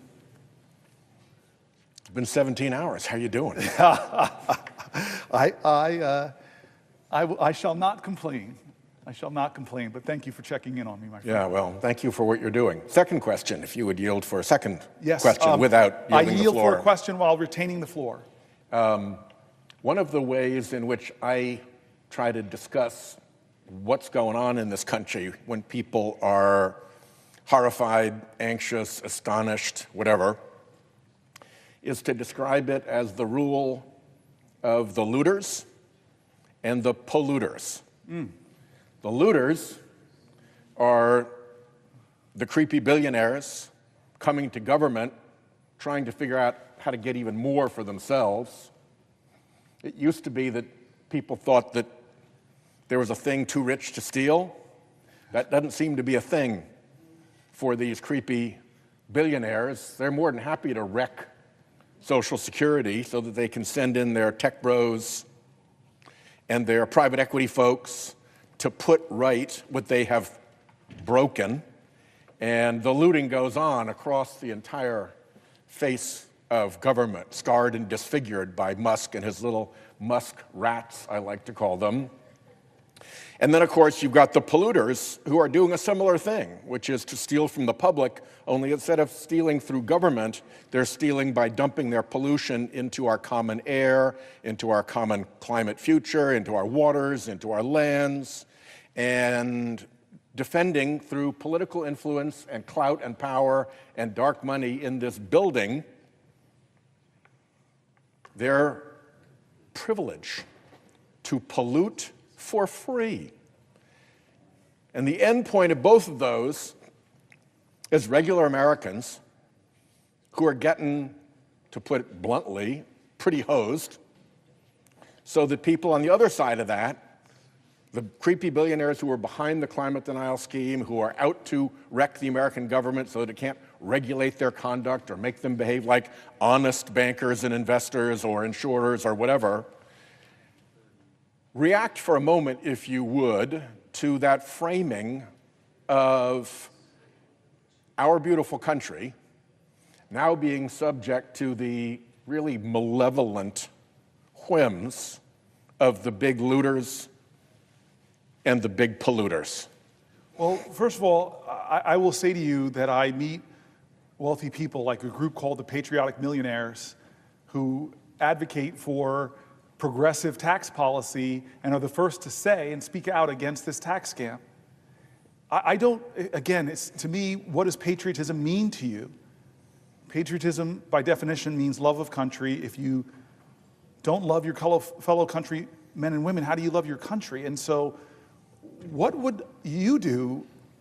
I actually know what you would do. I don't even have to answer this question. If somehow you came into $1 billion or more dollars, you would not be asking for more. You would literally say, wait a minute, Republican Congress, wait a minute, Donald Trump, what you're trying to do is take away health care from expectant mothers, from disabled children, from seniors, in order to give me more tax credit. I would think that the patriotic thing to do, that the thing in love, you would say, Donald Trump, go screw yourself.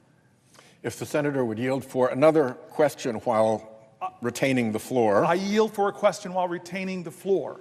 I would add to your comment and request your response to the observation that not only is this an appalling manifestation of greed by people who already have more money than they're able to spend in their entire lifetimes, but the manner in which they are accomplishing their purpose is pretty loathsome in and of itself. Because the manner in which they are accomplishing their selfish purposes is to corrupt and degrade this great American democracy that we are all here to defend.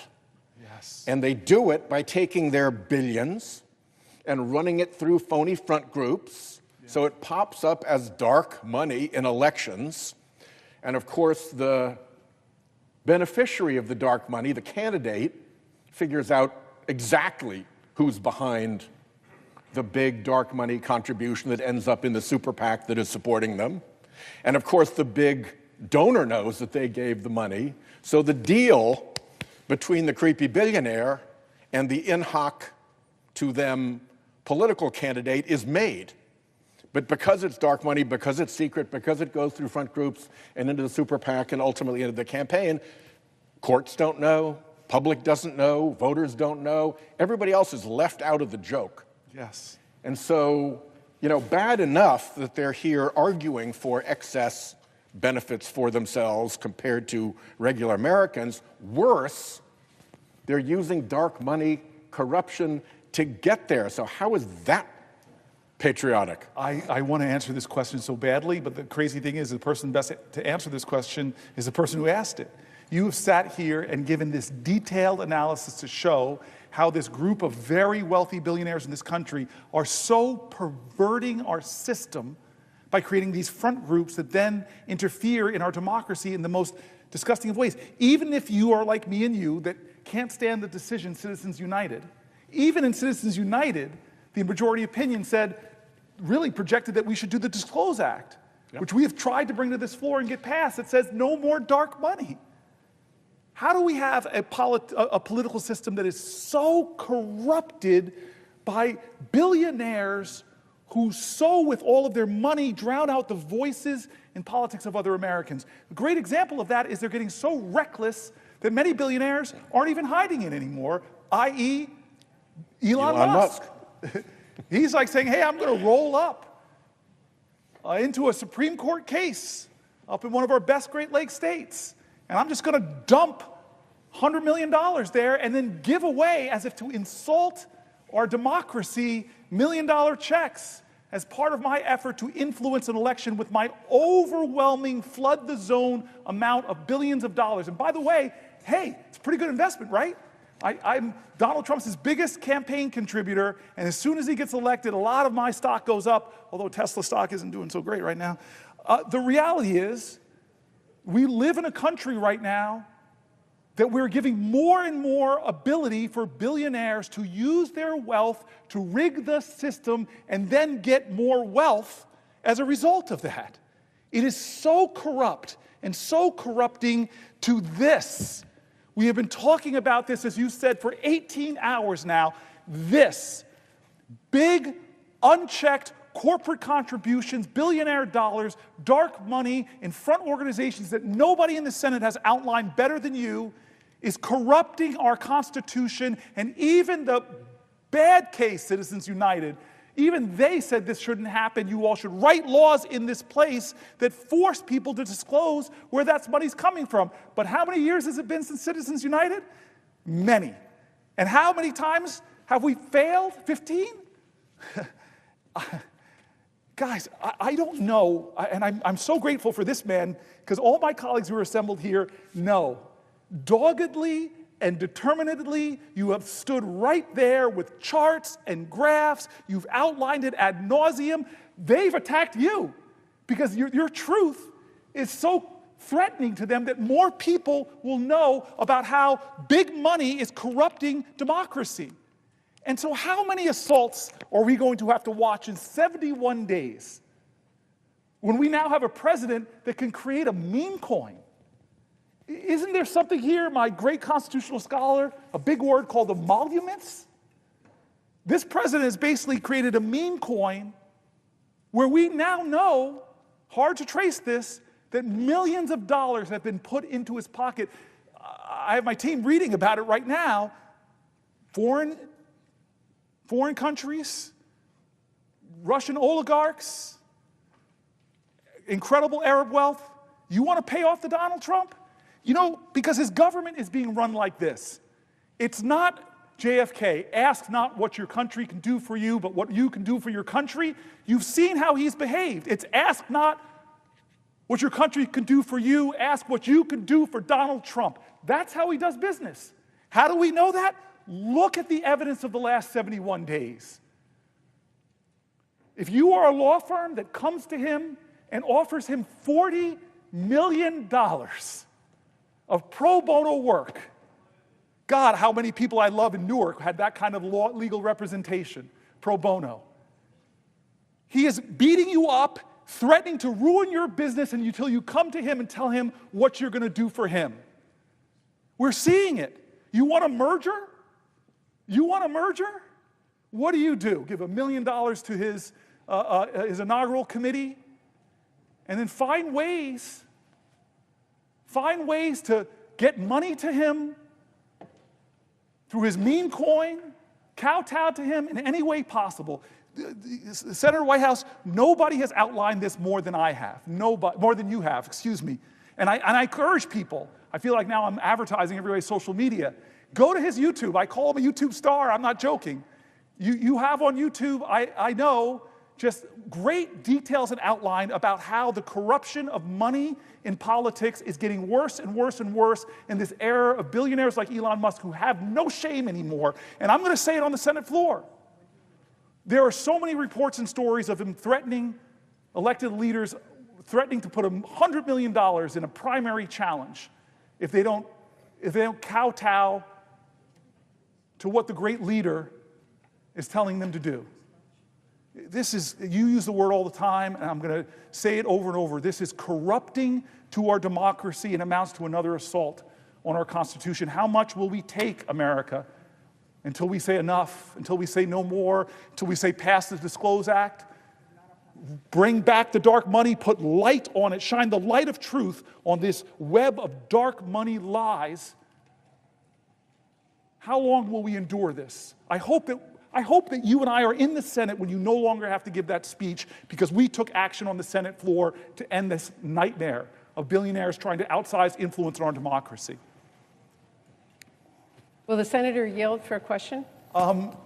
Not immediately. I just want to say to Patty Murray, thank you. You were a co-conspirator in my life of trying to cause good trouble. You are one of the most powerful people in the United States Senate, yet you have never lost your compassion and your care for people. You're like somebody else I talked about in the Senate, two of my favorite people who lives this ideal that I may be a United States Senator, I may be head of appropriations, I may be President pro tem of the Senate, but I will never lose my connection to the people I represent. and to the convictions that brought me to this place. You are such an honorable soul. You're such a great American, and you've been such a dear friend to me, this Congress. I savor the times where you let me come to you're a lot more seniority than me. You've got a great hideaway with a view. One day, maybe. But I just want to say thank you, Patty Murray, for being so kind to me. And you're showing up right now gives me a lot of strength, puts more fuel in my tank. And so now, I feel all this power. Now, you will outrank me in every imaginable way here, and you're the head of our Democrat appropriations, so I'm obligated by the state of New Jersey to be very obsequious to you. I yield for a question while retaining the floor. Well, I thank the senator from New Jersey. Thank you for your kind words. And I would just say the country is so grateful for what you are doing right now, because so many people are so frightened, worried, scared, and angry about what is happening to the basic values of this country that so many people have just thought would be there, that their kids would be able to go to school and get an education and not have to worry that the Department of Education was going to be gone and there wasn't a watchdog anymore or somebody to help them, or that the research at NIH was going to be dismantled. Perhaps they had a family member who was in the middle of some kind of scientific experiment that is now being dismantled. What happens to their hope? I hear from people on so many topics, seniors, who are waiting on hold for hours and then getting hung up on because there's nobody to answer the phone anymore. These are basic values that we have as a country, that we care for other human beings, and we're there as a country for them. And you are showing that fight today and inspiring so many people, and I will ask you a question in a minute, but I want to personally thank you for what you are doing today. It is so important. You are the voice of so many people today, and I so appreciate it. Now, I want to change the dynamic a little bit. I wanted to come today. You have talked about the impact in so many areas in our country, but I wanted to come and ask you about something really personal to me, and that is the impact on our veterans today. The senator may not know this, but when I came to the Senate many years ago, I asked to be on the Veterans Affairs Committee. I was the first woman ever to ask to be on the Veterans Committee. And the reason for me was very personal. As you may know, my dad was a World War II veteran, and my family relied on his VA care when he was diagnosed with multiple sclerosis. But I also, when I was in college during the Vietnam War, many of my friends and colleagues were on the streets demonstrating, and my heart was out to them, but I was thinking about those men and women my age who were going over to Vietnam and coming back and injured in many different ways. So I actually did my college internship. I asked to be at the Seattle VA. And I went to the Seattle VA during the Vietnam War and served on what was the psychiatric ward at the time. And I sat and worked with young men and women who were my age, in college age, who'd been sent there and came back with severe mental health impacts. Now, today we call that PTSD, but at the time we didn't know it. And I was looking at these men and women who volunteered to go over, or sometimes their number came up at the time, and came home and were going to be impacted the rest of their lives. And I learned firsthand what it means when somebody says, I will go for my country to fight for all of you, so that you have that America that you've been talking about here for you when you get home. And our promise to each and every one of them was, if you serve your country in the military, we will take care of you when you get home. That is a promise I hold near and dear to my heart, which is why I asked to be on the Veterans Committee when I first came here, first woman ever. And I will tell you, I've seen the impact time and time again. I go home and I hold town halls when I was newly here, and there'd be a lot of veterans who'd come and talk to me and tell me what's going on, what needed to be fixed. But always at that time, I will share with my colleagues, women never said anything. There were a few always in the back of the room, and it wasn't until the regular meeting was over and they'd come up quietly to me and say, I need to tell you what's happening to women veterans. I need to share with you sexual assault, I need to share with you that there's not the facilities. I go to the VA, and it's a men's-only kind of place. There's no OBGYNs. There's nobody to do mammographies. And I often don't feel comfortable sitting in that waiting room with a whole lot of people after I have had the experiences that I've had, and there's no place for women to go. So we've worked really hard to make sure the VA works for women. We've worked really hard to make sure the VA addresses the issues of today. The PACT Act that we worked so hard to make sure that men and women who were victims of a toxic exposure overseas got the services they need. I could speak for 2 hours here about all the things we've done.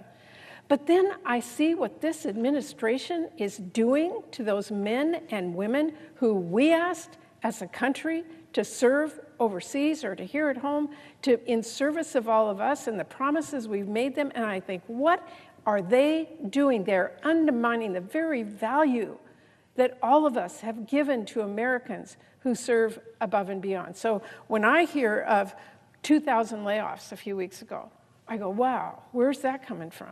Well, I know, because I'm getting the phone calls, like I'm sure you are, from a VA research who has been taken off the job, fired, unexplained, told he wasn't doing a good enough job somehow, doing research on basic things like prosthetics, or doing basic research on PTSD, or doing basic research on the kinds of things that our men and women who serve overseas are subjected to and need to come home and have the specialized service and resources that they need. Or I hear from veterans who can't get the services that they've been asked for.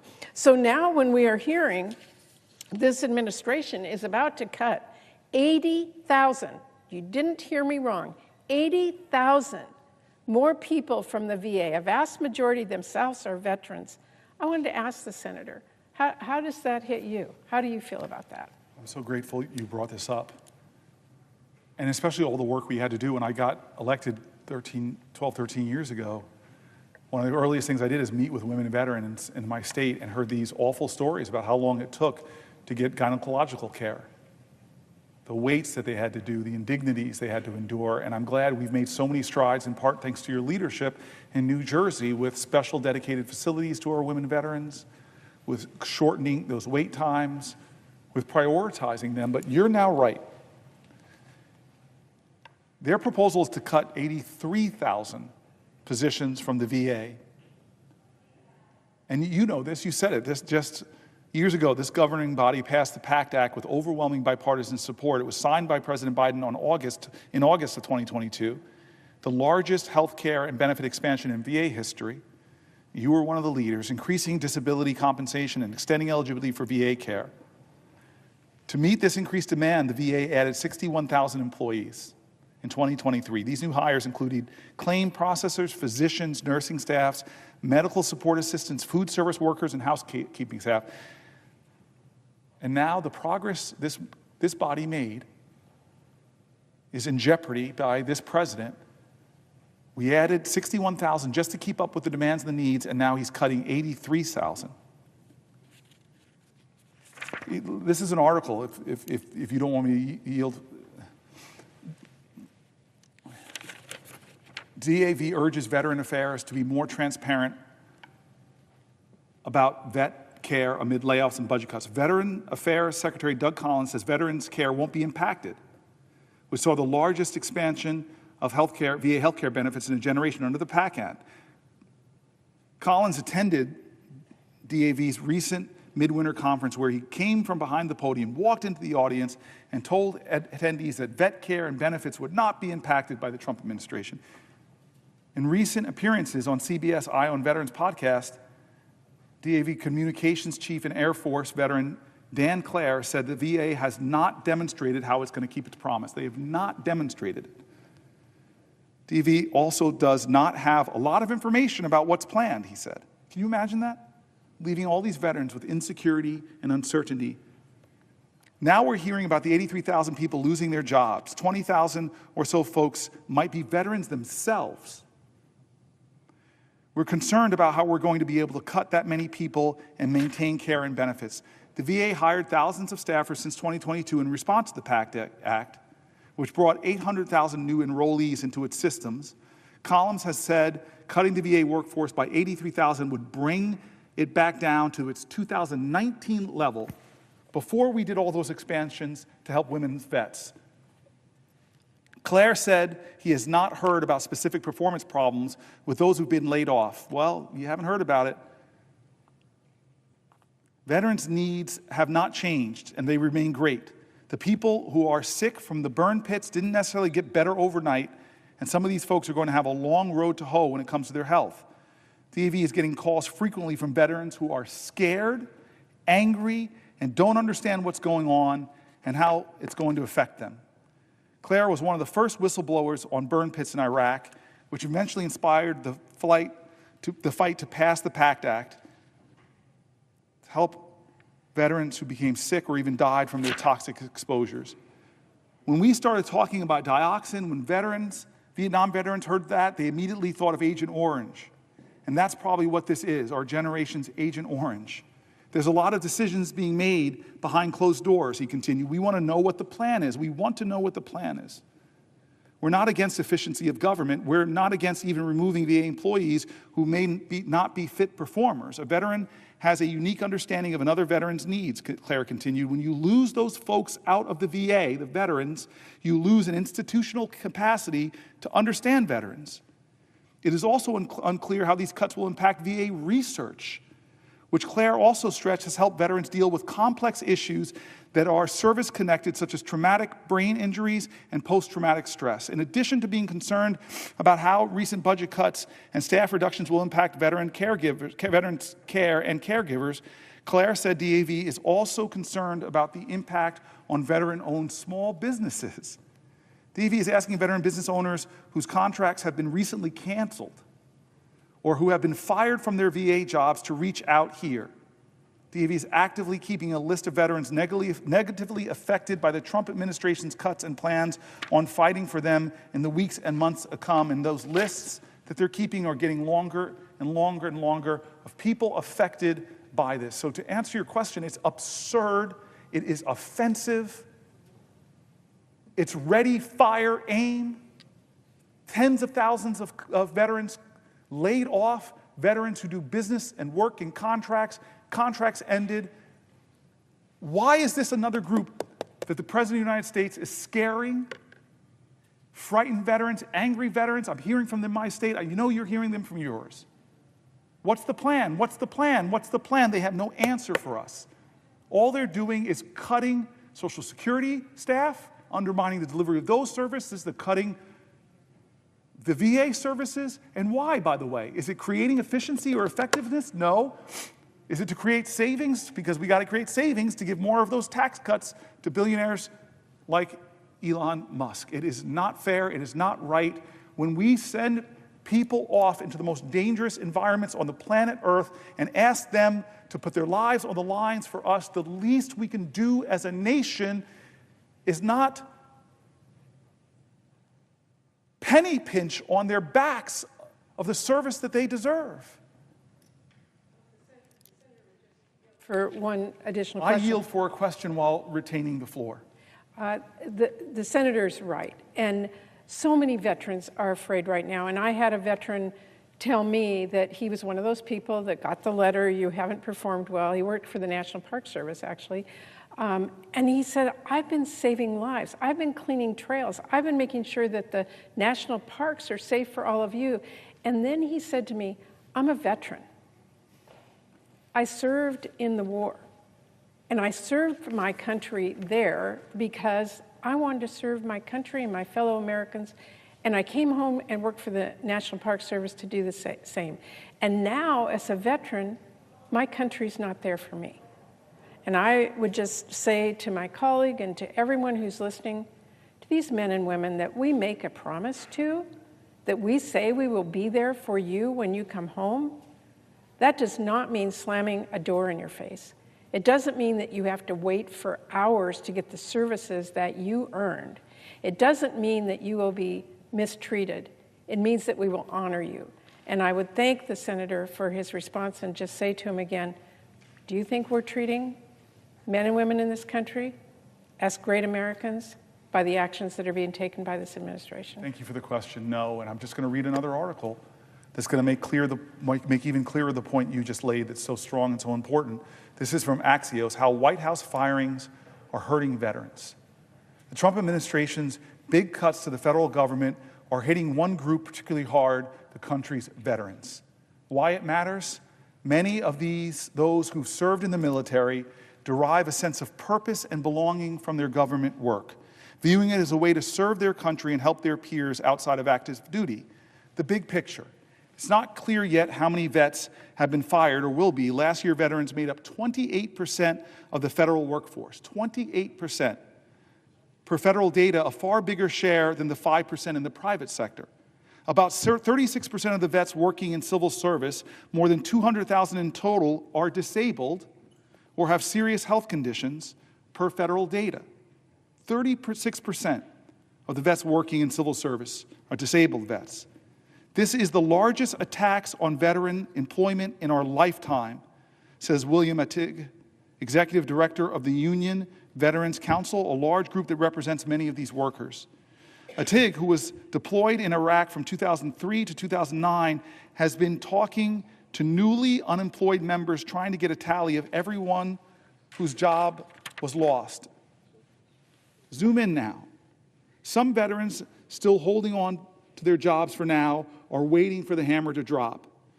We're being smeared as leeches, but I just want to serve my country and provide for my family, an employee at the Department of Defense who's a disabled veteran, and requested anonymity because he didn't want to put his job at risk. Talk about free speech.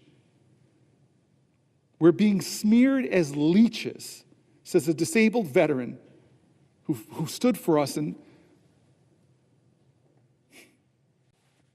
he was thrilled to land his job, he said a few months ago, but is anxiously waiting to see if he'll be one of the more than 5,000 workers at the Pentagon that the Pentagon said it would fire next week. Privately now, GOP lawmakers are growing uneasy with the cuts to veterans. I know this because I know the heart of so many of my Republican colleagues. Politico reports adding that vets have been disproportionately affected by firings, and again, GOP lawmakers are growing uneasy about it. The White House did not say how many veterans have been fired. At least one department, the Department of Interior, has rapidly carved out an exception for him. President Trump has consistently stood up for our brave men and women, delivering crucial reforms that improve VA health care, said White House spokesperson Anna Kelly in an email. There are a few reasons government work attracts vets. The federal government has a veterans preference. Put simply, when deciding among a group of qualified candidates, they're first in line. I think that's right. You'd have to jump through a lot of hoops to not hire a veteran, said a former official. With more veterans working in government, more feel welcome to work among people who understand them. Others are drawn to their retirement benefits. Years of military service counts towards your federal pension. Plus, though, many of these folks feel drawn to mission-driven employment. Most veterans feel like they're putting on another uniform when they go work in other federal agencies. These jobs are a crucial piece of the puzzle in most military life, he says, adding that it's also a key part of suicide prevention for this at-risk group. One of the most important things you can do for a veteran is help them with a job. How can we expect to maintain what is in America an all-volunteer force if we fail to show those folks willing to serve how we care for our service members when they come home?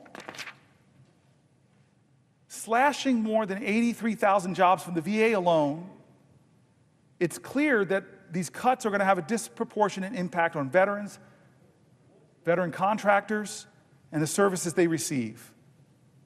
I'm angry about these cuts, but most of all, it should make all Americans feel a sense of sadness. We ask our veterans to sacrifice so much, and we all know, who know veterans, it's not just the veterans, it's also veteran families that make that sacrifice, that share in that service, that share in that commitment.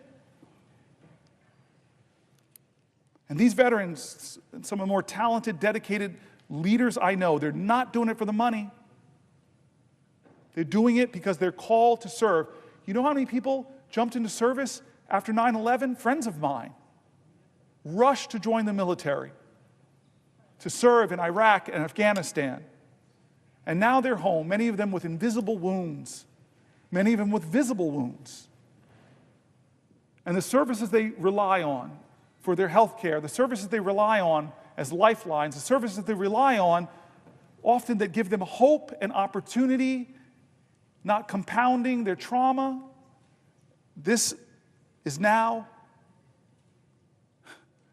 being attacked by a president who's not keeping his promises. He says he values veterans, but the facts are different. She devoted her life to serving the U.S., then DOJ targeted her.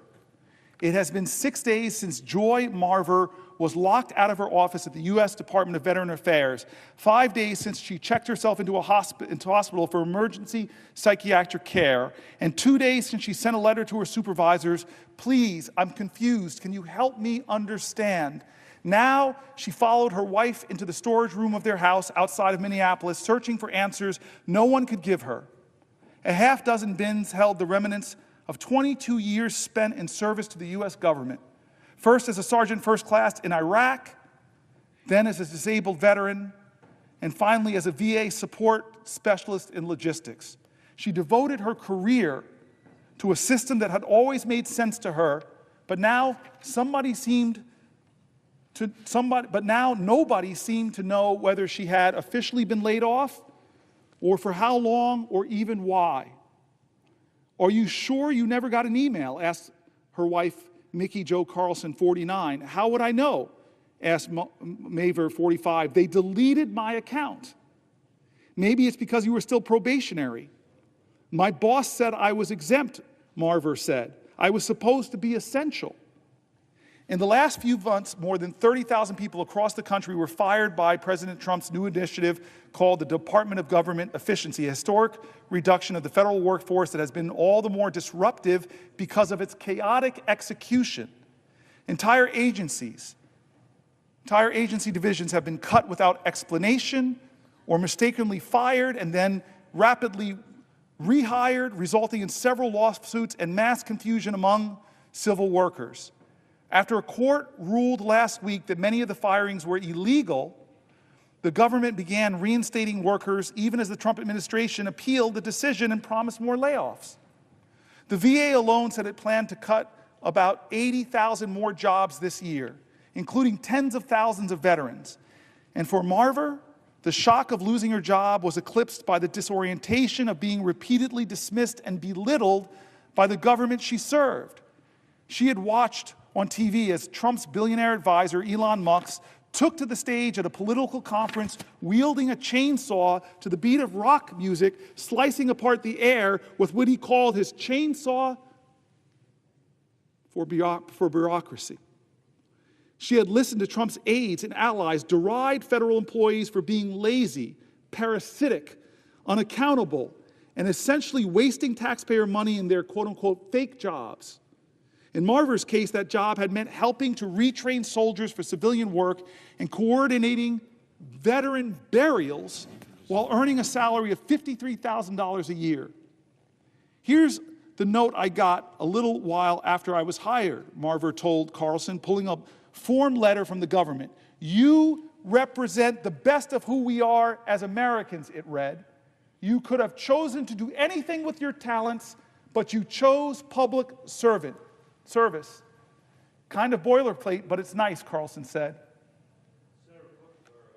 Madam Chair, Senator Booker, will you yield for a question? Before I yield, I just want to acknowledge my friend in the chair, and she's cracking a tight whip, so I appreciate you following the rules here. I got to read this now, and then I'm eager to get your question because you are one of the few people I knew before I got to the Senate. That is what I wanted to talk about. Well, I'm sorry, I didn't yield. But I didn't yield for a question. I'm sorry. You can't say anything, sir. Oh. The parliamentarian will jump all over you. I have the floor. So much power, it's going to my head. Sir, will you yield for a question? Oh, man. Known you for like 25 years. I wanted to talk about you, but you're being so insistent. I'll reward your insistence and say I yield for a question while retaining the floor. And let me ask you, Senator Booker, I can't ask you now. Through the chair, let me ask you directly how long a question you would like. Would you? I'm happy to provide you with a 5-minute question or a 5-hour question. It depends entirely on. I actually believe that you would go a 5-hour question to try to help me power through. Senator, as you know, we've been at this for. My wife Susan would. I love your wife Susan. I love you and your wife Susan, but I love your children more. Your girls are. That's why I came down here. You know, when I remember. Is this a question? Because I yield for a question while retaining the floor. This is a question, please. Okay, let's make it a 7-minute question. This is a question. And I would say to the senator from New Jersey and to the presiding officer, thank you very much for being here and for enduring this. When I started here, I was sitting in the chair all the way to the right of where you are today, Senator Booker. And I can remember the day you walked in to be sworn in, you came through those doors right there. And I had a huge smile on my face because I knew when you were walking through those doors, when you were walking into this chamber, you would bring with you the kids that you used to work for in Newark, New Jersey. And the reason I knew that was that when you were working for the kids in Newark, New Jersey, as the mayor of Newark, New Jersey, I was working for the kids in Denver as the superintendent of the Denver Public Schools. And at that time, in our country's history, we were engaged in a pretty profound effort to try to make better the schools in our respective communities. Not that everything was perfect, but we were trying to drive achievement for the kids in Newark and the kids in Denver, and we talked about it over many years. And here you walked into this chamber, a place where it would be easy to imagine has long had the habit of treating America's kids like they're someone else's kids, not like they're America's kids. I know that because if the kids in America were represented by the 100 desks that are in this Senate, roughly 9 of them would be graduating with a college degree in our country. 9 of these desks. If we thought about the rates of literacy, the failure in our country to be able to teach people how to read or do mathematics, decade after decade after decade, the proficient students would consume just a few desks in this place, and everybody else would not be able to do basic levels of reading and basic levels of math. And but here you were, somebody who understands that, and here you are, somebody who understands that. And one of the very first projects you and I worked on, this is coming to my question, was the child tax credit. This was an effort to turn back 30 or 40 years of trickle-down economics that said that what we're going to do is cut taxes for the richest people in the country and just have it trickle down to everybody else. Some people don't know what that means, and if I could, let me just say what that actually means. For you to understand what that tax policy is, that tax policy that Donald Trump has pursued now twice, once when he was president before, and now again, you have to imagine that there is a mayor in Newark, or there is a mayor in Denver, or a mayor in San Diego, or in Miami, who is saying to the people that live in his community, I have an idea. I'm going to go out and borrow more money than we have ever borrowed before as a community. I'm going to go out and borrow a ton of money. And your constituent and my constituents would say, wait a minute, Mayor, wait a minute, that makes me nervous. What are you borrowing all that money for? Because I'm worried about the fiscal condition of my city and my town. This conversation would happen in every city and every town in Colorado or New Jersey, whether they're Democratic or Republican mayors. You'd have to answer the question, what are you spending the money on? What are you going to borrow all this money for? Is it for our parks? No. Is it for our schools? No. Is it to give mental health services to kids who desperately need it? No. Is it for our roads and bridges, our infrastructure? No. Are you going to do something important for our water systems? No. What is the answer? What are you going to do with that money that you are borrowing, that you are mortgaging our kids' future? What is this important thing that you're going to do with it? The answer is we're going to give it to the two richest neighborhoods in New Jersey or Newark or Denver, and we're going to expect that it's going to trickle down to everybody else. That is the theory. That is what trickle-down economics is. That is what the Trump tax plan is, and there's a reason why no mayor in America has ever done it, because you would be run out on a rail. Because you couldn't explain it. You're going to borrow money from the kids of our police officers, our firefighters, our teachers, in order to cut taxes for the richest people in the community in the hope that they'll buy a little bit of an extra, I don't know, luxury, and that's going to somehow generate economic activity for everybody else. It is demonstrably true that that has never worked. And by the way, these tax cuts, I say the presiding officer and everybody else within the sound of my voice, have literally never, ever come close to paying for themselves. That is a complete lie. That's why the Congressional Budget Office says this is going to blow a $4.6 trillion hole in our deficit. And for what? To give tax cuts to the richest people in America when they need them least, and when the income inequality is as great as it has been in our country since the 1920s, which brings me to my question.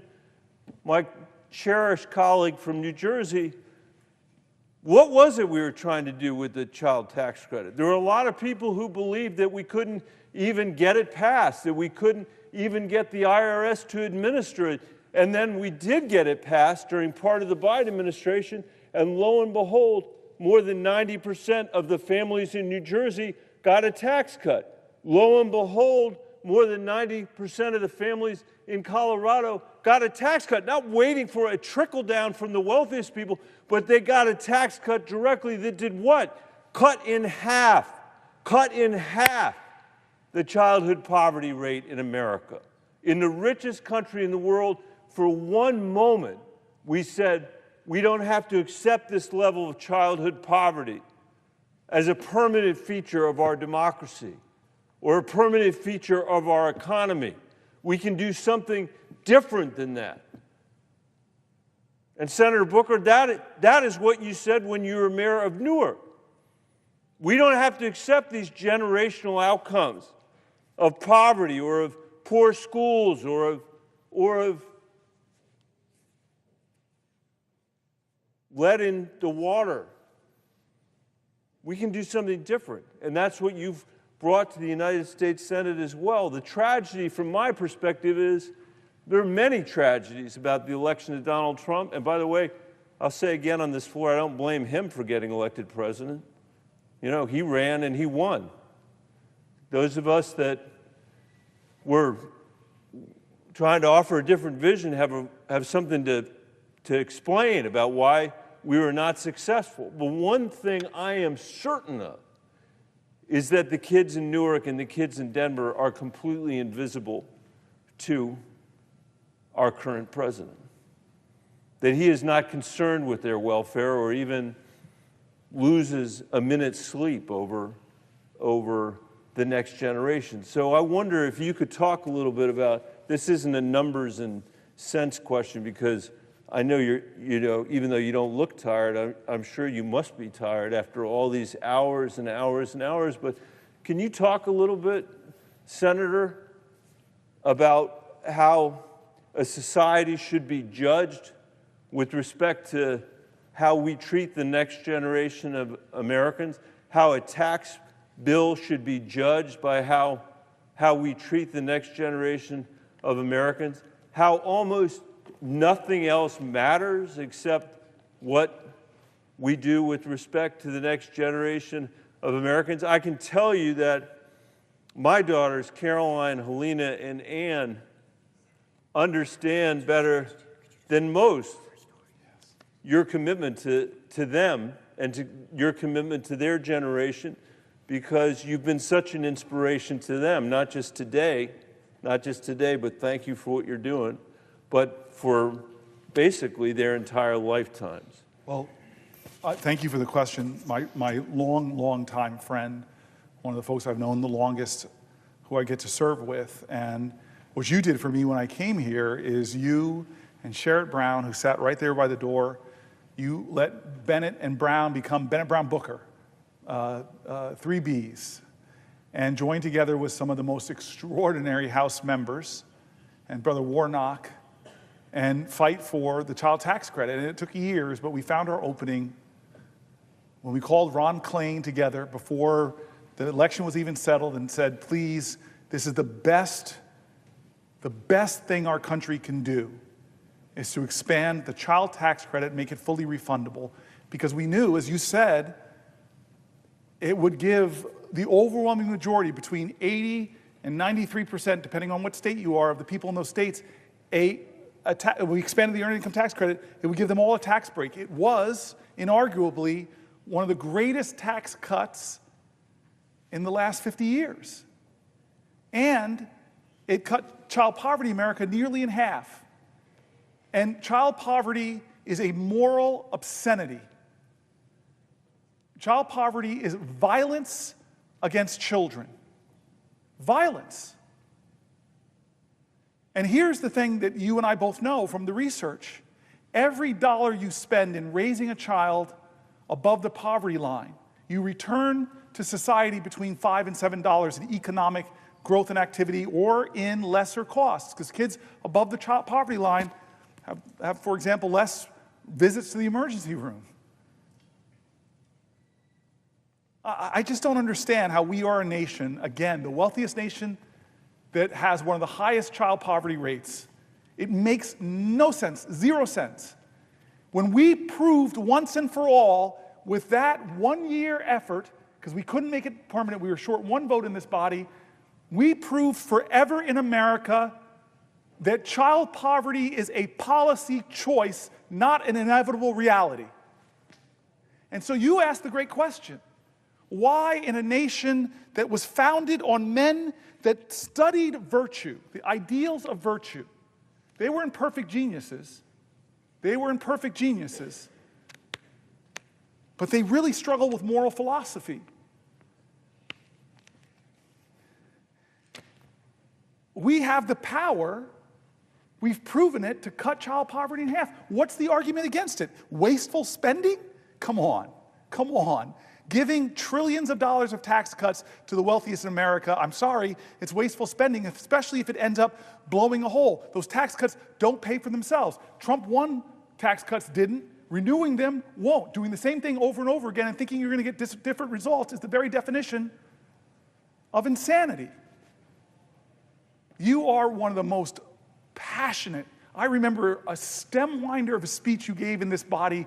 You were so angry. I love it when it's Bennett Unchained. You were so angry when you started talking about the horrible policies of this nation that has eaten away the inheritance of children to come. Why you went off on the trillions of dollars spent on stupid foreign wars, where our brave men and women fought for this country, but this country made bad mistakes in these long wars. You talked about the money we spent there, and you talked about the first time in American history, common sacrifice every war before that, not just the men and women who were brave enough to go out and fight. You said the first time in American history that we said the only people that are going to bear a burden are the people that are going to go. The rest of you get tax cuts. George Bush, first time ever, we went to war and we gave tax cuts from the Civil War to the Revolutionary War to World War I to World War II. It was a common collective effort. My grandmother talked with pride about victory gardens and pride about war bonds. Everybody pitched in. And so here we are at another crossroads. And is America going to tolerate? Is America going to tolerate this idea that we're going to give extraordinary tax cuts to the overwhelmingly, disproportionately will accrue to the wealthiest amongst us? For what? If I was a mayor, I'd have to answer it. So I appreciate your question, but I also appreciate your moral indignation. I really do. I keep saying over and over again, elevating the voices of Americans on this floor, elevating the point, I hope, that we can't keep doing things like this as business as usual. These are real issues, not of right or left or right or wrong. This is a moral moment in America. And you point out a very clear choice we have when we talk about our tax policy. It should reflect our values. Thank you, sir. Will the senator yield for a question? For Jack Reed, I would do just about anything. So I yield for a question while retaining the floor. First, thank you for continuing to highlight the harm that's being done by the Trump administration on average Americans, working Americans. Flouting the law, withholding federal funds, illegally shutting federal agencies, ruining long-standing alliances, increasing prices, taxes on American consumers. It goes on and on and on. Last week, the Department of Health and Human Services announced that it would fire 20,000 employees. Those cuts appear to be taking shape right now. Is the senator aware that there are reports that thousands of HHS staff have been locked out of their offices this morning? To answer the senator's question, I've been on the floor since last night. I haven't read any news reports, but when you say that, am I aware of thousands and thousands of HHS employees who've been laid off of their jobs? I'm not aware of it. I'm not surprised. The question isn't, is Donald Trump going to lay more people off? The question isn't, is Donald Trump going to lay more disproportionately veterans off? The question is what are we going to do to stop it when it isn't thoughtful, reasonable cuts, when he talks about the people he's cutting as leeches, demeans and degrades their commitment to service and their noble obligations. We were told that HH&S would be about making America healthy again. And I haven't seen that. I've seen them cut services to give access to children to fresh and healthy foods. I've seen them cut regulations on polluters that make our air quality worse, which hurts people with emphysema, with asthma, with other respiratory diseases. In fact, a lot of the actuarials show more Americans die when polluters are allowed to go back to polluting more. I could go through the things they're doing that are not making our water healthier and safer, not making our air healthier or safer, not making more access to health care that stops and treats chronic disease, not giving access to healthy foods. We're not making America healthy. And so these cuts, they don't surprise me, but they hurt me. They hurt me. These are Americans. These are disproportionately veterans. And I thank you for speaking up for them today. If the senator would yield for another question. I yield for a question while retaining the floor. President Trump and the Secretary of HHS, Secretary Kennedy, are, as I indicated and made you aware, they are firing a host of people today. But the critical staff functions will be undercut. For example, the Low-Income Energy Assistance Program. And the National Institute for Occupational Safety and Health, they will focus on worker safety. LIHEAP, as you know, provides essential support to literally keep people warm in the winter and cool in the summer in our southern states. And with LIHEAP undercut like that, there will be effects. People will become unhealthy, in fact, possibly couldn't even pass away and perish. NIOSH, on the other, is an agency that looks after 164 million people in this country so they're safe.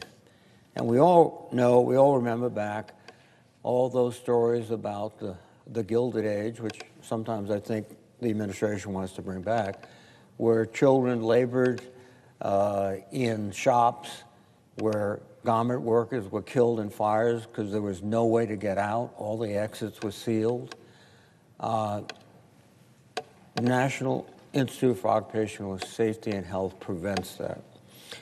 And work-related industries, injuries and illnesses cost our economy about $250 billion annually. So that will double, triple, quadruple. And we're seeing all sorts of reports about the National Center for Injury Prevention and Control at CDC. They do critical work. They're under the gun. We're seeing reports that the director of the FDA Center for Tobacco Products has been fired. We can see that President Trump and Secretary Kennedy would rather stand up for big tobacco than for young kids who get hooked on it and it ruins their health. These are just a few of the cuts. And I want you to, I know you're aware of these, I know you're focused on these. They're going to destroy years of progress. And basically, it's being shouldered by working Americans. You know, nobody who lives in Mar-a-Lago needs LIHEAP heating. Nobody who dines at Mar-a-Lago needs occupational health support. But the waiters do, and the grounds people do. So, Senator, just your comments and thoughts. I so appreciate the question from my friend. I really think empathy is a superpower, and you are Superman in that category. Because you're thinking about the people affected. We throw these acronyms down here, and they sound like government programs, but you meet with the people. I remember when I was starting out my political career in service in Newark, and I had this dear friend named Kim, and she was one of these people that worked trying to sign people up for LIHEAP. And the stories that would affect her of people that was a lifeline for them to have a little bit of resources to help them get their energy costs in a place where they could afford heat in the winter and some air in the summer. Stories of elders and vulnerable. I don't understand how we can be a nation with so much wealth and abundance and we haven't figured out a way to design a system where when you invest in the well-being of people, people thrive. Kids growing up in quality housing with great public schools, with clean air, without lead in their water, above the poverty line. You know what I love about young people in this country is their resiliency. I meet these beautiful children with light in their eyes, and all they need is a little fertile ground, and they go beyond our imagination in what they can achieve. And so here we are taking our national treasure. The resources being paid into our taxes are our national treasure. And what do we invest in? And what do we do with it? Well, we're running up more debt. We're not going to pay for these tax cuts that are overwhelmingly going to go to the wealthiest. But we're taking all these things that people rely on, from our veterans to our seniors to our disabled to expectant moms. We're just taking as much as we can to defer as much of this gross tax cuts that go disproportionately to the wealthy. And so again, I return to where I've been for closing in on 19 hours. I go back to, what are we going to do about it? It can't be business as usual. There are too many things we've already covered that show that this is a moral moment in America. Where do we stand? It's time, as John Lewis, as I keep repeating, he says it's time to get into good trouble, necessary trouble, to redeem the soul of our nation. And when you're talking about, goes directly to the soul, what do we stand for? Who do we stand for? We should stand for each other. Thank you, sir. Will the senator from New Jersey yield for a question? To my dear friend, I yield for a question while retaining the floor, and I thank you for being here. I thank you for your leadership. I thank you for what you stand for, and I look forward to your question. Well, I so appreciate the senator from New Jersey trying to articulate the urgency of this moment. And I think that I know you've discussed many things in the last, I don't know how many hours it is, but it's been many, many hours.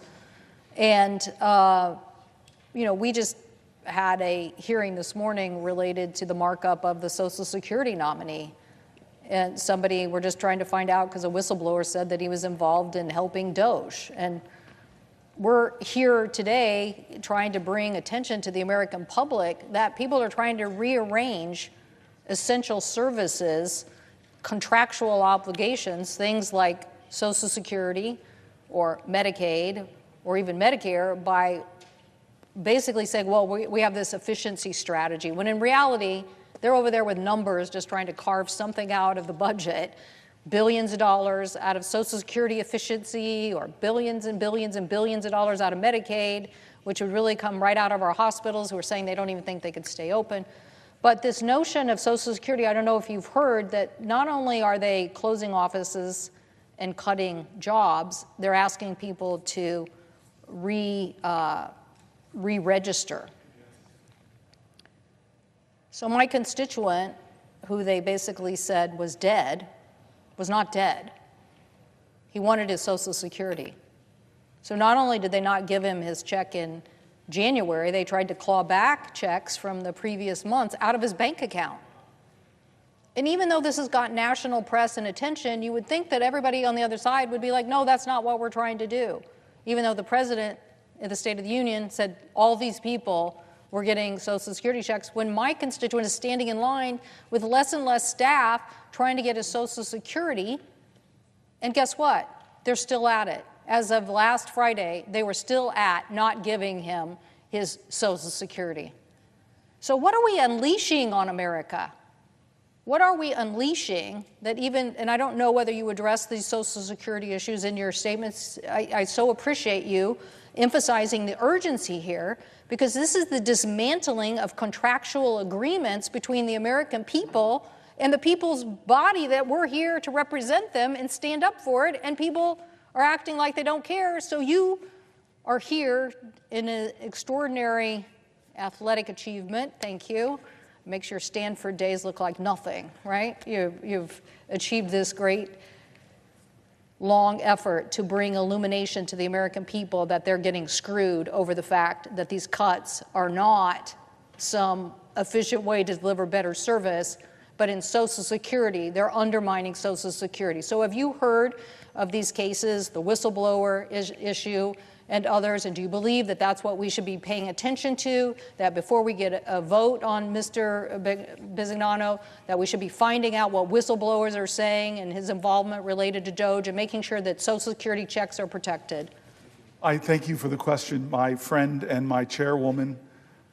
I did talk about this, but it is so worth repeating. At some point in the night, we covered Social Security, and we read story after story after story of senior citizens that are frightened and afraid that the President of the United States would stand in a joint address and attack Social Security, make fun of it with lie after lie after lie about millions and millions of people getting fraudulent checks, when the people who do the fact-checking and even the Social Security folks themselves say that it's a minuscule amount of people getting checks, and usually it's an overpayment.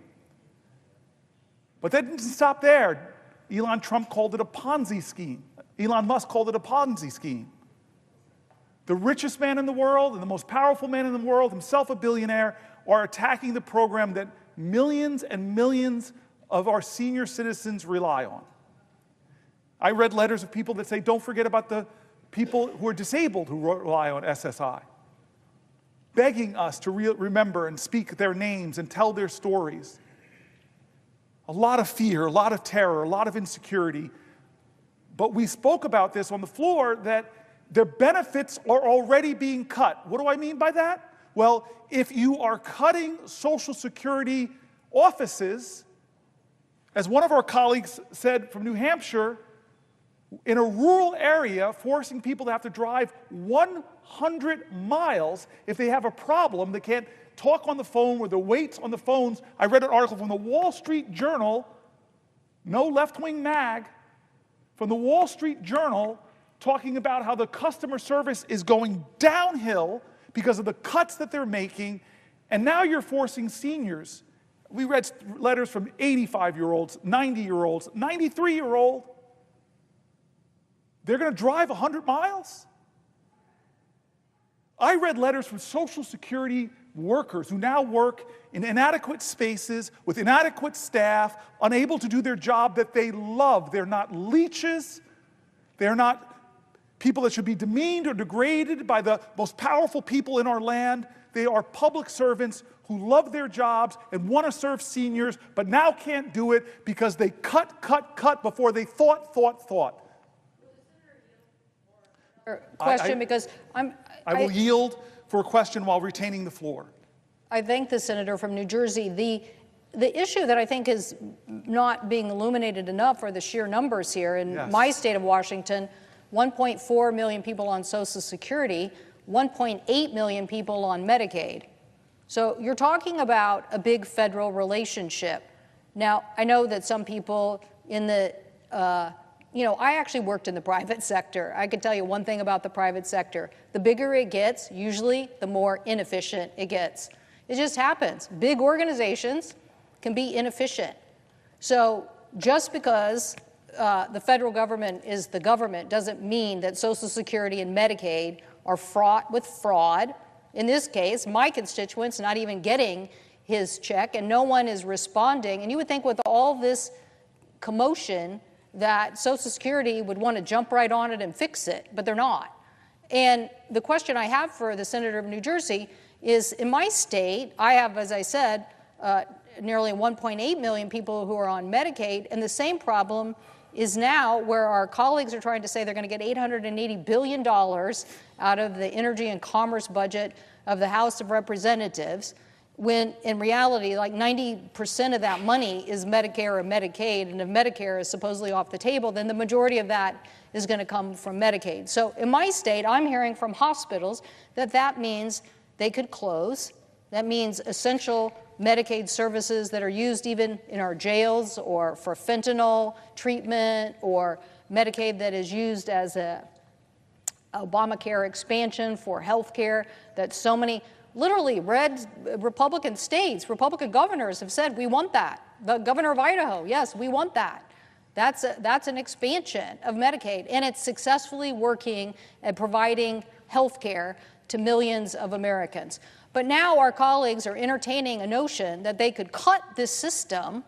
They're not really making it clear. So again, the illumination of you showing the urgency is like a big flag that we're trying to show to the American people. This is not a drill. This is now. This is happening. The beginnings of it are happening. And now this debate that's going to ensue is going to be a massive cut into those programs unless the American people wake up. Now, are your states, and are you hearing this in New Jersey about the Medicaid cuts, the impacts on hospitals, on the delivery system, on essential services? I cannot emphasize to you strongly enough, we decided to start this whole thing at 7 p.m. last night with Medicaid. And we read story after story after story after story of people who are Medicaid beneficiaries, who are terrified, who are afraid, who didn't say if they cut $880 billion, if they diminish the cuts in any way to their services, they're holding together their lives in this fragile financial equilibrium that one little tug of a transportation service, one little tug of a home health care giver, it all crumbles. They're terrified and afraid. Some of the Americans are dealing with the greatest challenges, not of their own making. Some of them working full-time jobs and getting an injury. It costs extraordinary amounts of chaos to their lives. So yes, I read from the people who are recipients. I read from the people who run hospitals, from rural hospitals to urban hospitals to level 1 trauma centers, who all said that if they cut hundreds of billions of dollars, that it'll affect them. I did something really important. I read from Republican governors and Democratic governors, because I keep saying over and over, America, this is not right or left, it's right or wrong. It's not a partisan moment. It's an American moment. It's a moral moment. I read voices from Republicans specifically, Republican governors in Medicaid expansion states. They have this trigger. You know this, many states, that if the funding from the federal government ever dips below 90%, boom, Medicare expansion is over. Millions of people in financial crisis, in healthcare crisis. What is it going to take for us to say no? With such a firm voice, such a chorus of conviction, thousands, hundreds of thousands of Americans, red, white, and blue, every state saying, do not do this for no good reason but to give the majority of your tax cuts to billionaires like Elon Musk. It makes no sense. Who are we as a country? This is not normal times. This is not usual. We should be standing up, because I read the stories of Republicans who run hospitals, Republicans who are governors, who are all saying, don't do this, don't do this. Senator Padilla, I was teasing, I'm not yielding yet, Senator Padilla, I was teasing that man over there named Bennett, that he and I have known each other for years, but you and I have known each other longer. I knew the senator from Washington before I got here, mutual friends. So these are three people that were friends of mine before I met this institution. Had Coons here, I have all four. You, though, I knew longer than Bennett and longer than the great senator from Washington and the chairwoman. We met in 1998, 99, around then. We were both city council people. And the dear friend, the beautiful man who introduced us, told me before we walked in your office that you were a rising star. You were a man of deep decency, that you were going to do extraordinary things in your career, and he did not overstate the fact. You're one of my close friends, and I definitely yield for a question while retaining the floor. Thank you, and let the record reflect that he said the exact things, same things, probably better things about you, and he was absolutely correct. But I couldn't help but interject right at the moment where I did, because once again, your passion is coming through. There's been, well, first of all, I tremendously admire what you've been doing here on the floor of the Senate today, starting with last night. And as I've been watching off and on, there's these moments where your empathy and your sympathy and your care and concern is coming through. You can't help it. It's who you are. There's been other moments, as you've been talking about some of the key issues and dynamics of this current political climate that we're in, where your passion is coming through, and at times anger. I know it because I've seen it. I know it because we're getting calls in my office about this. I know it because if you monitor comments and commentary on social media about what my colleague is doing here on the Senate floor, some people have asked, why is he so angry? Why, I'd like to say here, right now, that Senator Booker has every right to be angry because of what's going on. I know I'm angry with so much of what's going on, and the American people have every right to be angry with what's going on, because none of what we're seeing come out of the Trump White House is normal. But every day, this approach of flooding the zone with more and more extreme actions runs the risk of making people grow numb to these attacks.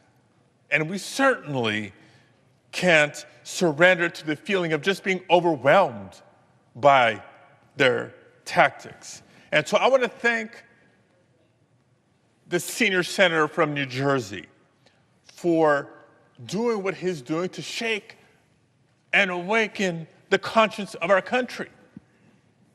Now, as I listen to my colleague talk about the real dangers of the Trump administration, what it poses for our nation, I also reflect on what it means for our environment. Because I know it hits home for many folks, but especially in my home state of California. Look, California, many of you have come to visit time and again, is home to some of those beautiful parks and natural wonders in the nation. But if you grew up in Southern California, like I did, you also know there's a flip side to this climate discussion. Definitely feeling. And we lived through the real costs of climate inaction. Now, growing up, I can tell you not just about the smell of diesel exhaust, which I'll never forget, sitting on a school bus going to and from school, or the regular days where school would be shut down early, we'd all be sent home because of the smog, toxic smog in the air in the greater Southern California area. These were concrete reminders of the real threats that emissions pose to our health. California also knows the dangers posed by extreme weather. We know the droughts, we know the floods, and yes, all too often we've come to know wildfires, devastating wildfires like the ones we experienced in Los Angeles County at the beginning of this year. Now, Senator Booker was kind enough to come visit a few weeks ago to tour Altadena, the epicenter, if you will, of the Eaton fire that devastated so many. And I think we'd both agree, and anybody who's visited the area to see for themselves would agree, that you cannot see what happened in and around Altadena and come away unmoved. I can go on and on with examples and reasons to say to you that this is exactly why California for decades has worked so hard against pollution and against the impacts of climate change. Everything from being aggressive on tailpipe emission standards to our ambitious conservation goals. The 30 and 30 goals set out by the Biden administration were modeled after the 30 by 30 goals set out by the state of California. California is also home to the very first Earth Day, which is now celebrated nationally each and every year. But today, much of our progress is now at risk, because just in the first 2 months of this second Trump administration, we've seen nothing but attacks on this progress of environmental protection. The Trump administration has sought to reverse the endangerment finding, which is the most basic finding of climate science, that yes, greenhouse gases harm public health. They've taken the steps of illegally freezing funding that this Congress had previously appropriated. I'm talking about the types of investments that keep our kids in our communities healthy. Now, earlier this month, the EPA, Trump's EPA, announced that they would be rolling back more than 30 environmental rules. By doing so, they're not just going to make Americans less healthy, they're also going to hurt our economy. And it's going to clear the way for China to become the world leader in green technology. So much for America first, if they continue down that road. But even while the Trump administration has refused to fight climate change, it's one thing to not be helpful. They've actually taken a number of steps that are actually harmful and hurtful. Make it harder, for example, for states to respond to natural disasters. They've toyed with tying wildfire disaster assistance to political demands. They've proposed eliminating FEMA. They've implemented federal freezes on things like hazardous fuel removal and the hiring of federal firefighters, things that we need to do in the winter months to prepare for the hot and dry summer months when the risk is greatest. They've even brazenly opened up dams and flooded portions of the Central Valley to pretend President Trump was helping with the Los Angeles wildfires, when the fact is those fires were contained when they released this water that's no longer available in the hot, dry summer months. So they're not just refusing to act or to help, they're making matters worse for states like California and many others. So that's what this fight is about. Our fight for the environment is about America's health and safety. It's about American jobs, and it's about America's future. With all that being said, my question to Senator Booker is this: for the next generation of Americans, for the young people who are tuning in and wondering, well, what is it that I can do? Do I have a voice? Do I have any power? What would you say to them? How can they take action? I love you for that question, my friend. And I just want to talk about anger, because I've been all over the place I read these letters and they make me sad. I read these letters, they make me angry. I read these letters, they make me embarrassed that we're a country where people have to rend their pride and beg for help because of the little teeny modicum of support they get from a service like Medicaid. But I've been saying over and over again, as I've tried to learn from my elders, if I've tried to learn from the heroes I revere, that I learned from my parents that anger is not a bad emotion. It's what you do with that emotion that's important. Does it consume you? Does it drive you to hate other people, or do you allow it to fuel you?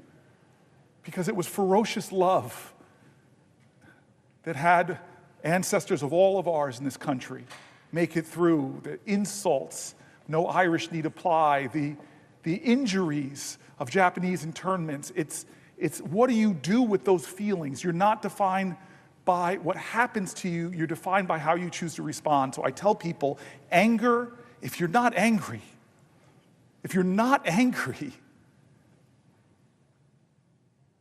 let that fuel you. Well, what about the heartbreak that I feel?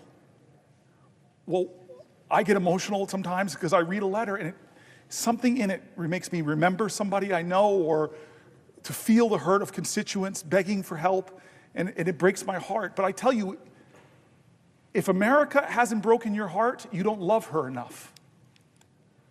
Because there's so much heartbreak and fear and pain in a nation where people are seeing their economic hopes and dreams of maybe buying a home or having the money to help their kids with school or to meet their basic needs, where so many Americans are one flat tire, one $400 hit to their economy, and they're suddenly doing payday loans or having to struggle to find a way through. There's so much heartbreak in this country. Great love means you make yourself vulnerable to having that heartbreak. But the heart's this powerful tool that even when it's broken, it still beats. And what about people that are afraid? I get afraid sometimes. I think about this legislation, if it goes through, what's going to happen in my state? I know the hospitals. I know the recipients. But you're telling me, look at our history. Is there anybody in American history that you revere that didn't face extraordinarily fear? Because you cannot have great courage without great fear. Fear is a necessary precondition to courage. And so you ask me, my friend, what can people do? I want to remind people, as I've said before on this floor, to remember the truth that I heard before I came here, that change does not come from Washington, it comes to Washington by the people who demand it. I said this earlier. Do you think that we got suffrage in this country because a bunch of men on this Senate floor right here put their hands in and said, hey, fellas, on the count of three, women get the right of vote. Ready, 1, 2, 3, go. No, that's not how it happened. It happened because of Alice Paul. She was a young person from New Jersey. She broke with the course of human events. Alice Paul, one of my greatest heroes, you know what she did? She caused a heck of a lot of good trouble. Necessary trouble. She is the first American ever, young American in her early 20s, first American ever to protest in front of the White House. She broke with the older, more mature suffrage organizations and went to the White House and did what she called a silent protest. She held up signs quoting President Woodrow Wilson's own words about freedom and equality and say, aren't they true for me? Like a great black woman would later say, ain't I a woman? Don't I deserve rights? You don't think she was afraid? Let me tell you how afraid she was. Hundreds came out to jeer her, blocking the street, and then they arrested her for obstructing public passage. And then what do with a strong, powerful woman? You say that she's crazy, and you throw her in an insane asylum. Before Gandhi, sitting in jail before Gandhi, Alice Paul, this young American from New Jersey, goes on a hunger strike. And they don't honor her hunger strike. They shove tubes down her throat, crack eggs into the tube, force feeding her, and thank God for the First Amendment, which is under attack here in America. The freedom of the press, under attack here in America. Look at the dragging the journalist Jeffrey Goldberg right now for doing what? getting the highest security officials in the land, just showing them the laws that they were breaking. A journalist covered what Alice Paul did. She gets out of jail because of public outrage. She goes back to protesting in front of the White House, and Woodrow Wilson, the President of the United States, finally comes out and joins her in supporting suffrage. You don't think she was afraid, angry, heartbroken, but she did something different. She chose a new and unusual pathway to show that this is not the America I believe in. The poetry of Langston Hughes. America never was America to me, but I swear this oath, America will be. The poetry of Langston Hughes. There's a dream in this land with its back against the wall. To save a dream for one, we must save the dream for all. It's what you do with those emotions that matters. Does it call you to greater service? Does it call you to greater sacrifice? Does it call you to greater love? And let me say one more thing. As we were speaking, I just wanted to bring this up. You know I love history. And this is one of my favorite letters, Alex, my colleague, Senator Padilla. It's one of my favorite letters in all of American history because an obscure, unknown American, obscure and unknown, would never have been known, writes a letter to a powerful, powerful man. This obscure American woman that nobody know or would have heard of, ever, if somebody didn't hear about her story and write a book. She would be gone like most of the great heroes in American history, that we don't know their names. It reminded me of the last healthcare debate when Donald Trump tried to take away the ACA, and how many amazing, heroic people who I don't remember their names, but rose up and say no, no, no, that got three of my colleagues, McCain, Murkowski, and Collins, to change their vote on this floor and stop healthcare being stripped away from 20 million Americans.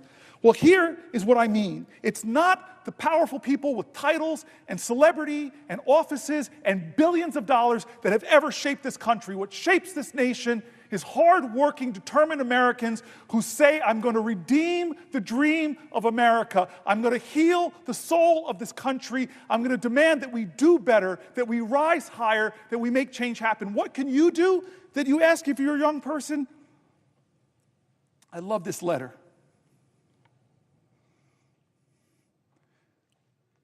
It's written by Frederick Douglass to an unknown person that would have never been heard of if it wasn't for this book. And he writes to his friend, I'm glad to know that the story of your eventful life has been written by a kind lady, and the same is soon to be published. You ask for what you do not need from me, Frederick Douglass writes.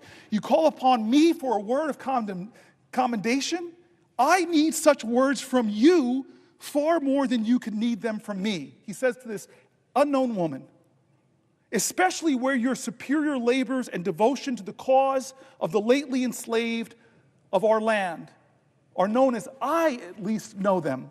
The difference between us is very marked, says the great Frederick Douglass, one of the most known people. He was the most photographed man, period, in the 1800s.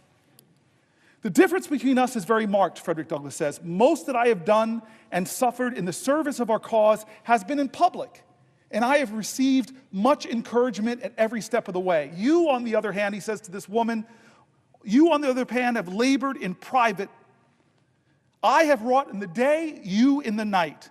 I have had the applause of the crowd and the satisfaction that comes of being approved by the multitude, while the most you have done has been witnessed by a few trembling, scared, and footsore bondsmen and women whom you have led out of the house of bondage, and whose heartfelt God bless you has been your only reward.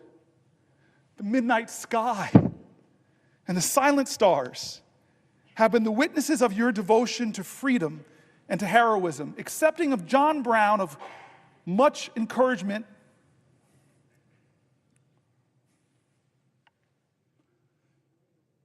Accepting of John Brown of sacred memory, I know of no one who has willingly encountered more perils and hardships to serve our enslaved people that you have. Much of what you have done would seem improbable to those who do not know you as I know you. it is to me a great pleasure and a great privilege to bear testimony for your character and your works, and to say to those to whom may come that I regard you in every way truthful and trustworthy. He gave his legitimacy to this book project, Frederick Douglass, to then an unknown woman who did the most heroic things. Her name was Harriet Tubman.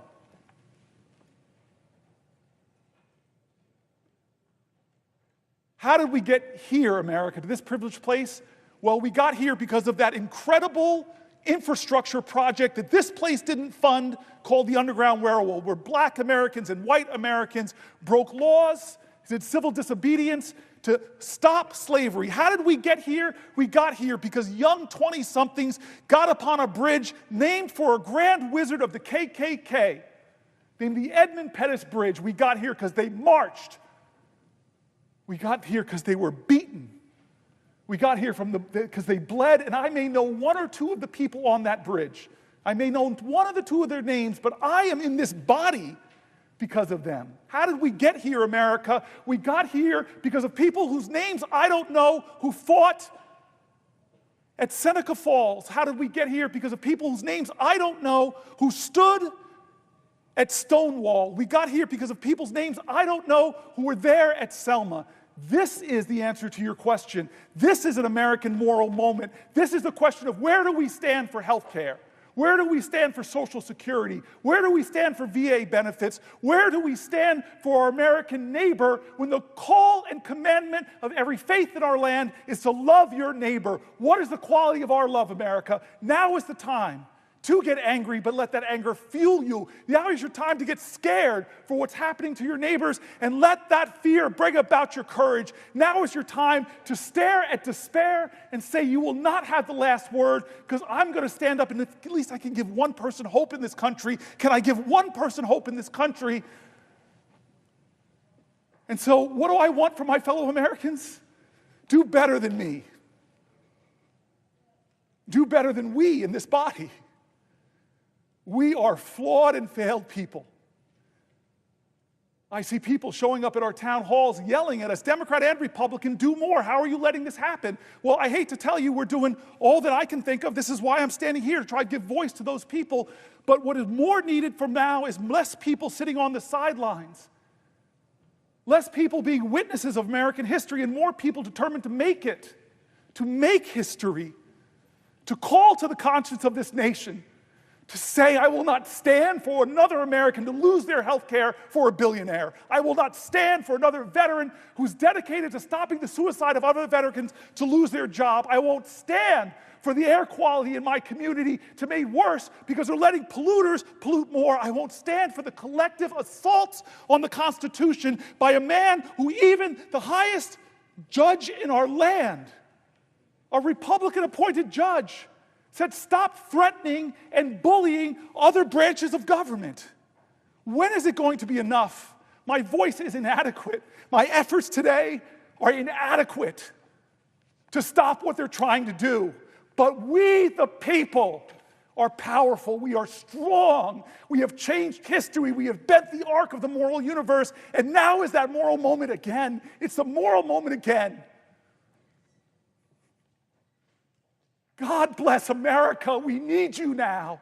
God bless America. If you love her, if you love your neighbor, if you love this country, show your love. Stop them from doing what they're trying to do. For almost 20 hours, we have laid out what they're trying to do. 20 hours. I want to stand more, and I will, but I'm begging people, don't let this be another normal day in America. Please, God, don't let them take Medicaid away from 10, 20, 30, or 40 million Americans who desperately need it. Don't let them do it.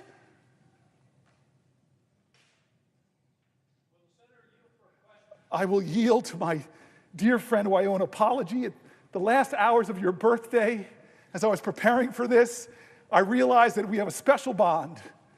Before I yield, I want to tell this guy.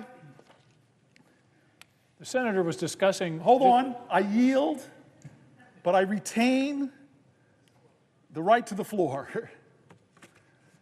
So I yield, but I retain the right to the floor. I want to ask some questions about veterans in this country, but before I do so, you talked a lot about courage. Yes, sir. And how the world has been changed by people of courage. And I look down at my tie that I have on today. Yes. Which has the signers of the Declaration of Independence. And we think of that as a sacred document, an important document in our history, but these people had the courage to put their lives on the line for a radical idea that people could govern themselves and that we could be independent of a monarch. And they were putting their lives on the line. That's courage, and I'm afraid we have people around here, Senator, who won't put their jobs on the line for the idea of America, for our Constitution, for the guarantees that are provided in the Constitution, for the First Amendment, for the structure of the Constitution, for the independence and separation of powers, which is what provides the protection, the essential protection for our freedoms. But let me ask a question about veterans. We had a hearing this morning in the Veterans Affairs Committee. We were hearing nominees. And I commented that here we are mostly voting on nominees in this extraordinary, historic time as if everything is normal. What I said in the committee this morning was, we're playing Nearer My God to Thee on the deck of the Titanic. And we're talking about all these nominees and all these votes that we're having and not talking about what's happening to our country. And in terms of veterans, here's what's happening. Number one, every time the guy with the chainsaw takes so much pleasure in firing people, if you hear about 1,000 people fired in this government, chances are over 300 of them are veterans. 30% of the federal workforce are veterans. In the VA, I suspect it's even a higher number. So what's happening in the Veterans Administration? The first thing that happened was a hiring freeze. And the hiring freeze affected everybody in the Veterans Administration until somebody said, well, wait a minute, what about doctors and nurses? What about direct care workers? And they said, oh, wait a minute, we didn't mean for that. And that's sort of symbolic of the way this thing is going, because they're not thinking. It's ready, fire, aim, time after time. And so you have a hiring freeze. Then they say, oh, well, wait a minute, there's this group we want to do. But then they leave the hiring freeze in place for the people that are working behind the scenes. I think the senator will agree that if nobody's there to answer the phone when a veteran calls to make a claim or make an appointment, that's a denial of benefits, just as if they've cut the benefits. Okay, so 2,400 people fired. And by the way, those people being fired are getting emails that say you're being fired for poor performance. There was no analysis of performance. There was no examination of how they were actually doing or what these people were contributing. It was random. It was people who were on probation. You know why? Because they're easier to fire under our laws. So we've got people being fired ostensibly for poor performance. Think of that as somebody who's put their life on the line for their country because they're a veteran, and then they go to work in public service for the Veterans Administration, and they're being told poor performance, when everybody knows that's a shame. So the next thing that happens is the Veterans Administration announces they're going to fire 83,000 people over the next 6 months. Now, they say, we're going to return to the size of the Veterans Administration it was in 2019. Number one, that's an arbitrary number. Why not 2020 or 2016? It's an arbitrary number. It's not based on any analysis or deep thought. Here's the problem, Senator, and I want you to be ready to respond to this. Here's the problem. There have been 7 major pieces of legislation benefiting veterans since 2019, the biggest of which, of course, is the PACT Act, the largest expansion of veterans benefit program in probably the last 30 or 40 years, and you need people to administer that program. And instead, they're firing people. And the Secretary of the Veterans Administration says, don't worry, it's not going to affect services at all. I don't think that statement passes the straight-face test. And then we have a statement from the VA that says, we've canceled 600 contracts, but they won't tell us what they are. I'm on the Veterans Affairs Committee. We don't know what they are. We don't know what the plan is for those 83,000 people that are going to be fired. And I guess my question is, what do you think of an organization that says to a veteran, thank you for your service, you're fired?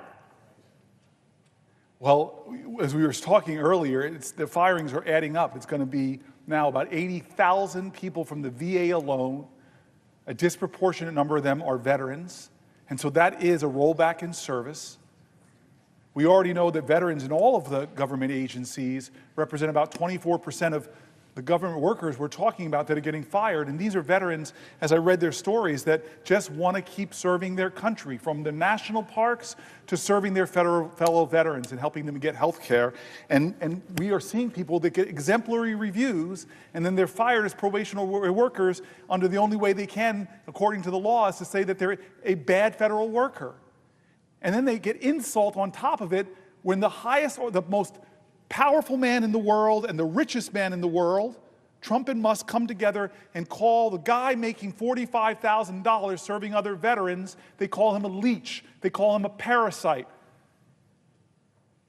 And so I hear what you're saying. Like, these are folks that I read their stories. They did things that few Americans would do. They went overseas and served in combat. We had one of our dear friends here who lost her legs in combat, but she stands taller than most all the people in this body.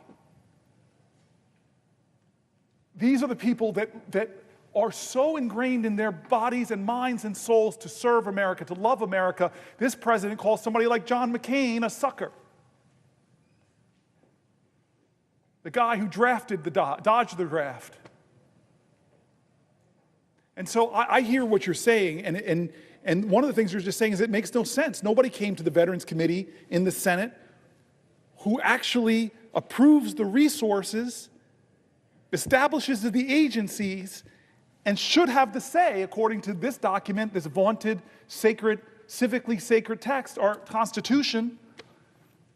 And so, what are you to say to them if you don't even know what the plan is? You can't even explain to us what's your plan to making the VA system more efficient. Now, here's the other thing. We passed in this body some of my favorite senators, like John Tester, who I miss so much.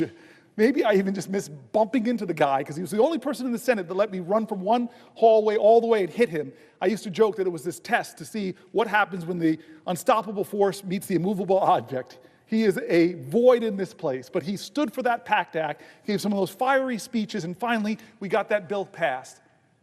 And we had to add tens of thousands of jobs because of the increased hundreds of thousands of people that were affected from these burn pits or from other challenges. And now we're cutting back 83,000 employees? Patty Murray came down here and said something that affected me in my first weeks as a senator when I, in New Jersey, sat down with women veterans, and they told me how long they had to wait for gynecological care. And so what is this administration doing in its 83,000 cuts? They're going to improve services to our female veterans? I don't believe it. I don't believe it. Show me I'm wrong. Because we have an Article I duty, oversight, checks and balances. Are we doing that right now? One of the worst things I've seen happen in national security, and by the way, there are national security screw-ups on both parties. Nobody has a monopoly on this. Let's not be overly partisan here. But weeks ago, who are supposed to be the pros and set the example, our national security leadership was using a commercial app to communicate classified documents, and they had it on disappearing messages, so they're violating a law of the land called the Preserving Public Records Act. Now, I've heard from Republicans and Democrats, this is outrageous, there should be an investigation. We should be asking common sense questions. Was this a pattern and practice of communication? How many other things that are classified have you been communicating about? There's a lot of really important questions that they should have to answer to. But where are the hearings, folks? I just wonder why this body is shrinking from the articulated duties that we all raised our hands and said we would defend and preserve this Constitution and what it says we should do, what it says our jobs should do. But you're a senator, I'm a senator, I can't tell you what the cut VA plan is. I can't tell you it. They haven't come in here and told us. Are we doing our job? I can't tell you, are we preserving and fighting for national security after one of the biggest national security scandals I've seen since I've been here? They don't have a providence in a partisan way, but they should answer for it. Are we doing our constitutional duty? What about the administration that is ending the Consumer Finance Protection Bureau, ending that agency, ending the Department of Education? Do they have the right to do that according to this document? No. Are we saying, hey, we're going to stand up for the people and preserve this document? No. Thank God for the Article 3 branch of government, because they're being dragged into court, and Republican appointed judges and Democratic appointed judges are saying, can't do it. But you know what Trump is doing? He's ignoring the courts, and then he's demonizing the judges. You know that threats on judges in America, the threats have gone up 400%? You know that I had a federal judge, God bless her, where somebody thought they were going to her house. They did, but she wasn't home, and they murdered her son and shot her husband? And Trump is out there threatening judges, dragging them on Twitter or X or whatever he's calling it now? This is America. I know people on both sides of the aisle, we believe in common decency. We believe in respect. We believe that the highest office in the land should represent the best of our values, not the worst, not a guy that we wouldn't even let babysit our kids. And so I don't know what's going on with veterans. But I'm not going to sit by and do nothing. That's why I'm standing here. That's why I read the voices of so many veterans. Let's elevate the voices of the Americans who are being hurt and harmed. Let's talk for them if they can't talk for themselves. Let's tell them that we see you, we love you, and that all of us, we're going to fight for you.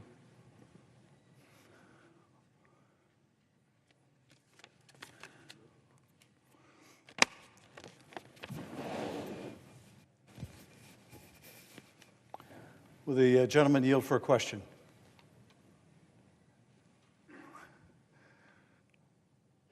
From you, my friend, who doubled the number of vegans in the Senate.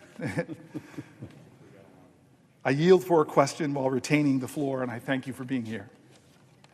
I thank you for being here. Senator Booker, I always knew you were a towering intellect and a phenomenal and passionate speaker and advocate, but I did not know your stamina until today, and I am delighted to join you on the floor and have this opportunity to engage in a dialogue with you. You can't engage in a dialogue. The parliamentarian is going to stare me down. You can ask me questions. I stand corrected.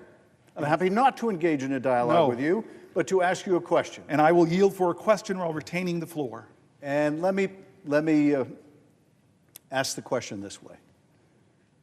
I was in the airport yesterday when someone handed me a note that said, please save our country. Please save our country.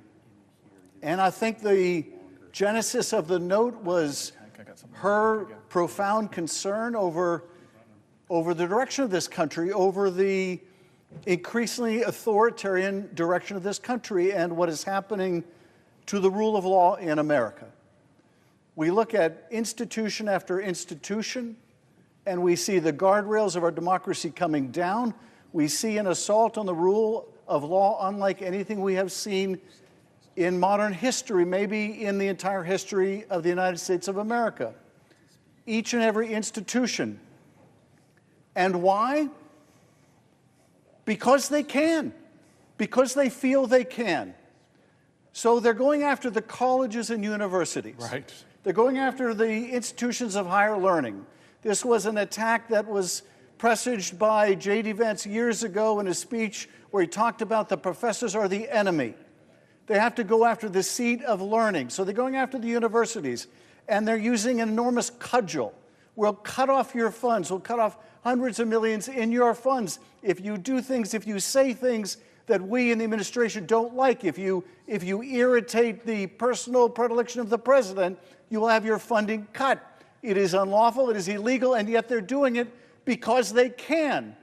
They're going after major American law firms because these law firms had the audacity the unmitigated temerity to hire lawyers or have lawyers who would take on causes inimical to the president's personal interests. So they're going after these firms and they're threatening the livelihood of these firms. We'll close the courthouse doors. We'll cut your clients off from contracts unless you kiss the ring. And of course, it's not just the firms or what they represent. It's everyone who is in need of a lawyer, who now needs to know that if they run afoul of the policy preferences of the administration, they may never get a lawyer. And why are they doing this to law firms? Because they can. And they're going after judges. They're calling for the impeachment of judges. The latest is Judge Boasberg in a case involving the administration grabbing a bunch of people, designating them as part of a Venezuelan gang, and without any due process, without any process at all, taking them to some maximum security prison in El Salvador. And in fact, it would appear doing so even against the court order when the judge said, turn those places around. Now, why are they encouraging the impeachment of a judge? Well, I impeached a judge here. I was a lead manager before there was an impeachment of Donald Trump, or two of them. I led an impeachment of a corrupt judge. It's the same standard of high crimes and misdemeanors. It is not a high crime or a misdemeanor to disagree in a case brought before a federal district court, to disagree with the flawed reasoning of the government. Why are they doing this to judges? Because they can. Because they can. They're going after the press. They're going after the press and saying, if you don't call the Gulf of Mexico the Gulf of America, we're going to prevent you from attending press events at the White House or on Air Force One. And why are they doing this to press? This party that claims to be against censorship, why are they doing this to the press? Because they can, and they will continue to do so as long as they believe that they can, until we, and not just we in this body, but we in this country, stand up to them and tell them, no, you can't. No, you can't. If the slogan years ago was, yes, we can, today it has to be, no, you can't. No, you can't. No, you can't trample the rights of the American people. No, you can't censor our speech. No, you can't bring the weight of the Justice Department down on the American people. No, you can't. Because we're going to stand together. We universities are not going to let you pick one of us off. We're going to band together. No, we're not going to let you go after the law firms. We're going to band together. No, we're not going to let you go after the press organizations. We're going to demand free speech.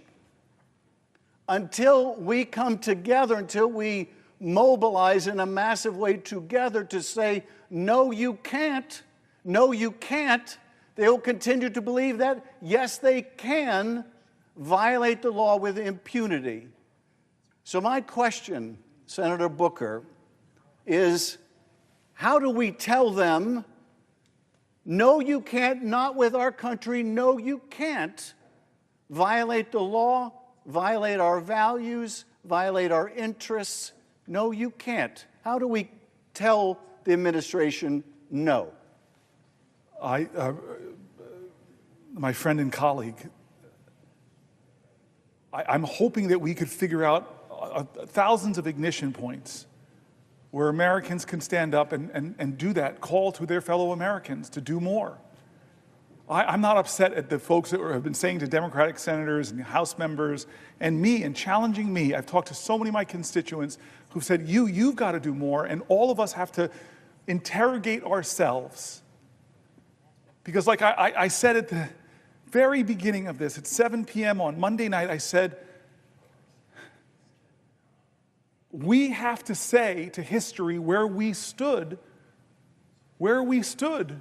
when they were coming after our constitutional principles, where we stood when they were threatening judges to impeach them for making just decisions, where we stood when they were taking law firms and threatening their business unless they came and kowtowed to the big leader, where we stood when they were disappearing people from America with the due process that even Anton Scalia said they should have. Where were you when they came after the health care of the disabled, the health care of the children, the health care of the expectant mothers, the health care of seniors? Where were you when they attacked veterans, laying them off for no justifiable reason and attacking the VA services that they rely on? Where were you when we turned our back on Ukraine?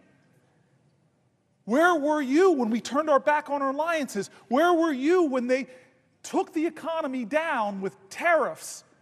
When they took the economy down by threatening it so consumer confidence drops? Where were you? How many things are going on before we answer the question, as it says in Hebrew, he ne ni. He ne ni. Behold, Lord, here I am. And so I confess that I have been imperfect. I confess that I've been inadequate to the moment. I confess that the Democratic Party has made terrible mistakes that have given lane to this demagogue. I confess we all must look in the mirror and say, we will do better. And it's not just defining ourselves what we're against. We, the next generation, as the baby boomers are leaving the stage, the last baby boomer president, we have to say that we're going to redeem the dream. We're going to dream America anew. We're going to start talking about bold things that don't divide people, that unite people. Bold things that excite the moral imagination of a country to do better, to go higher, that call us together. This is the time where new leaders in our country must emerge. I'm not talking about senators. I'm talking about citizens. This time of despair and darkness doesn't demand more darkness. We don't need to demean and degrade people who disagree with us. This is a time for us to do something bigger than that. Do you think Martin Luther King in Birmingham hated Bull Connor or said, I'm going to defeat this guy by bringing bigger dogs and bigger fire hoses? No. But he did say, we're going to be so creative, we're going to inspire the moral imagination of the nation, we're going to call to the conscience of the country, we're going to excite them about who we could be. When he went to the March on Washington, he didn't stand there and complain about the demagogues. Listen to his speech. He didn't stand there and demean and degrade the governor of Alabama. He didn't stand there and talk down to Bull Connor. No, he stood before the American people and said, it's not what you're against, it's what you're for. I have a dream. And now it's our generation. We have to redeem the dream. We have to excite people again. He, in the highest office of our land, wants to divide us against ourselves, wants to make us afraid, wants to make us fear so much that we're willing to violate people's fundamental rights. We're willing to go after the speech on college campuses. We're willing to go after law firms, go after the freedom of the press. Don't let him do that. Don't become like him. Be an American that says, I look to the future and I'm excited. Yes, things are tough right now. They're hard, they're scary, they're hurting, but we can overcome this. Our American history, if it's nothing else, American history, if it's nothing else, it is a perpetual testimony to the achievement of impossible things against impossible odds. We are a nation that is great, not because of the people that are trying to whitewash our history, to remove great people, Native Americans, black people, and women from our military websites. I don't want a Disneyfication of our history. I don't want to whitewash history. I don't want to homogenize history. Tell me the wretched truth about America, because that speaks to our greatness. And so what do I want people to do? It starts with us, man, and you're doing it. I've seen courage of my colleagues. We're doing it, but we have to do more, and I'm sorry. I'm not going to be a politician that's going to say, we are going to do more for you. I'm going to be a politician. I'm going to be a leader that demands more from America. Will the senator yield for one last question? I yield for a question while retaining the floor. Well, this gets to exactly, Senator Booker, your point. I'm optimistic about this country. notwithstanding this deep, difficult, dark period we are in, I'm optimistic about this country, and I'm optimistic because of something that Alexis de Tocqueville might have said. There is some dispute about whether he actually said this. The mere fact that you could quote Alexis de Tocqueville, you got me, you have me. I would like to believe he said this. America is a great country because America is a good country. Yes, if he didn't say it, he should have said it. Because it is true of this country. It is what makes me an optimist. There are wonderful, beautiful, patriotic people in every state of the union. And they will see us through this. But it does, I think, require all of us to be reminded every now and then of the better angels of our nature. Now, I remember standing in that well during the first impeachment of Donald Trump. I remember sitting right here in this seat watching you. And I'll tell you, I had approached that case as a prosecutor would approach a case that I just needed to prove the president guilty of what he was charged with. But it became apparent very quickly that that was not enough. That notwithstanding the abundant evidence of his guilt, I needed to show something more. I needed to show that it was dangerous to keep him in office. Well, tragically, events since have proven my point, but I made a different argument at that point of the trial, which I think gets us to the present moment, which is that truth should matter to us. What's right should matter to us. And even if it doesn't matter to the president, it should matter to us. That we are decent. Yes. As Americans, we are decent. We are good and decent people. As Americans, that's who we are. We don't believe that when someone is needing medical help that they should be turned away. We don't believe that we should turn our back on our neighbor. We believe in extending our hand. We believe we should be able to disagree with each other without it becoming a personal hatred or antagonism. We're Americans. This is who we are. I do think sometimes we forget. And we have to remind ourselves that, as Elijah Cummings used to say, we're better than this. Yes. We are better than this. Yes, I miss Elijah. And you remind us of this all the time, Senator Booker. You really do. You also remind us that we're not defined by what we're against. We're defined by what we're for.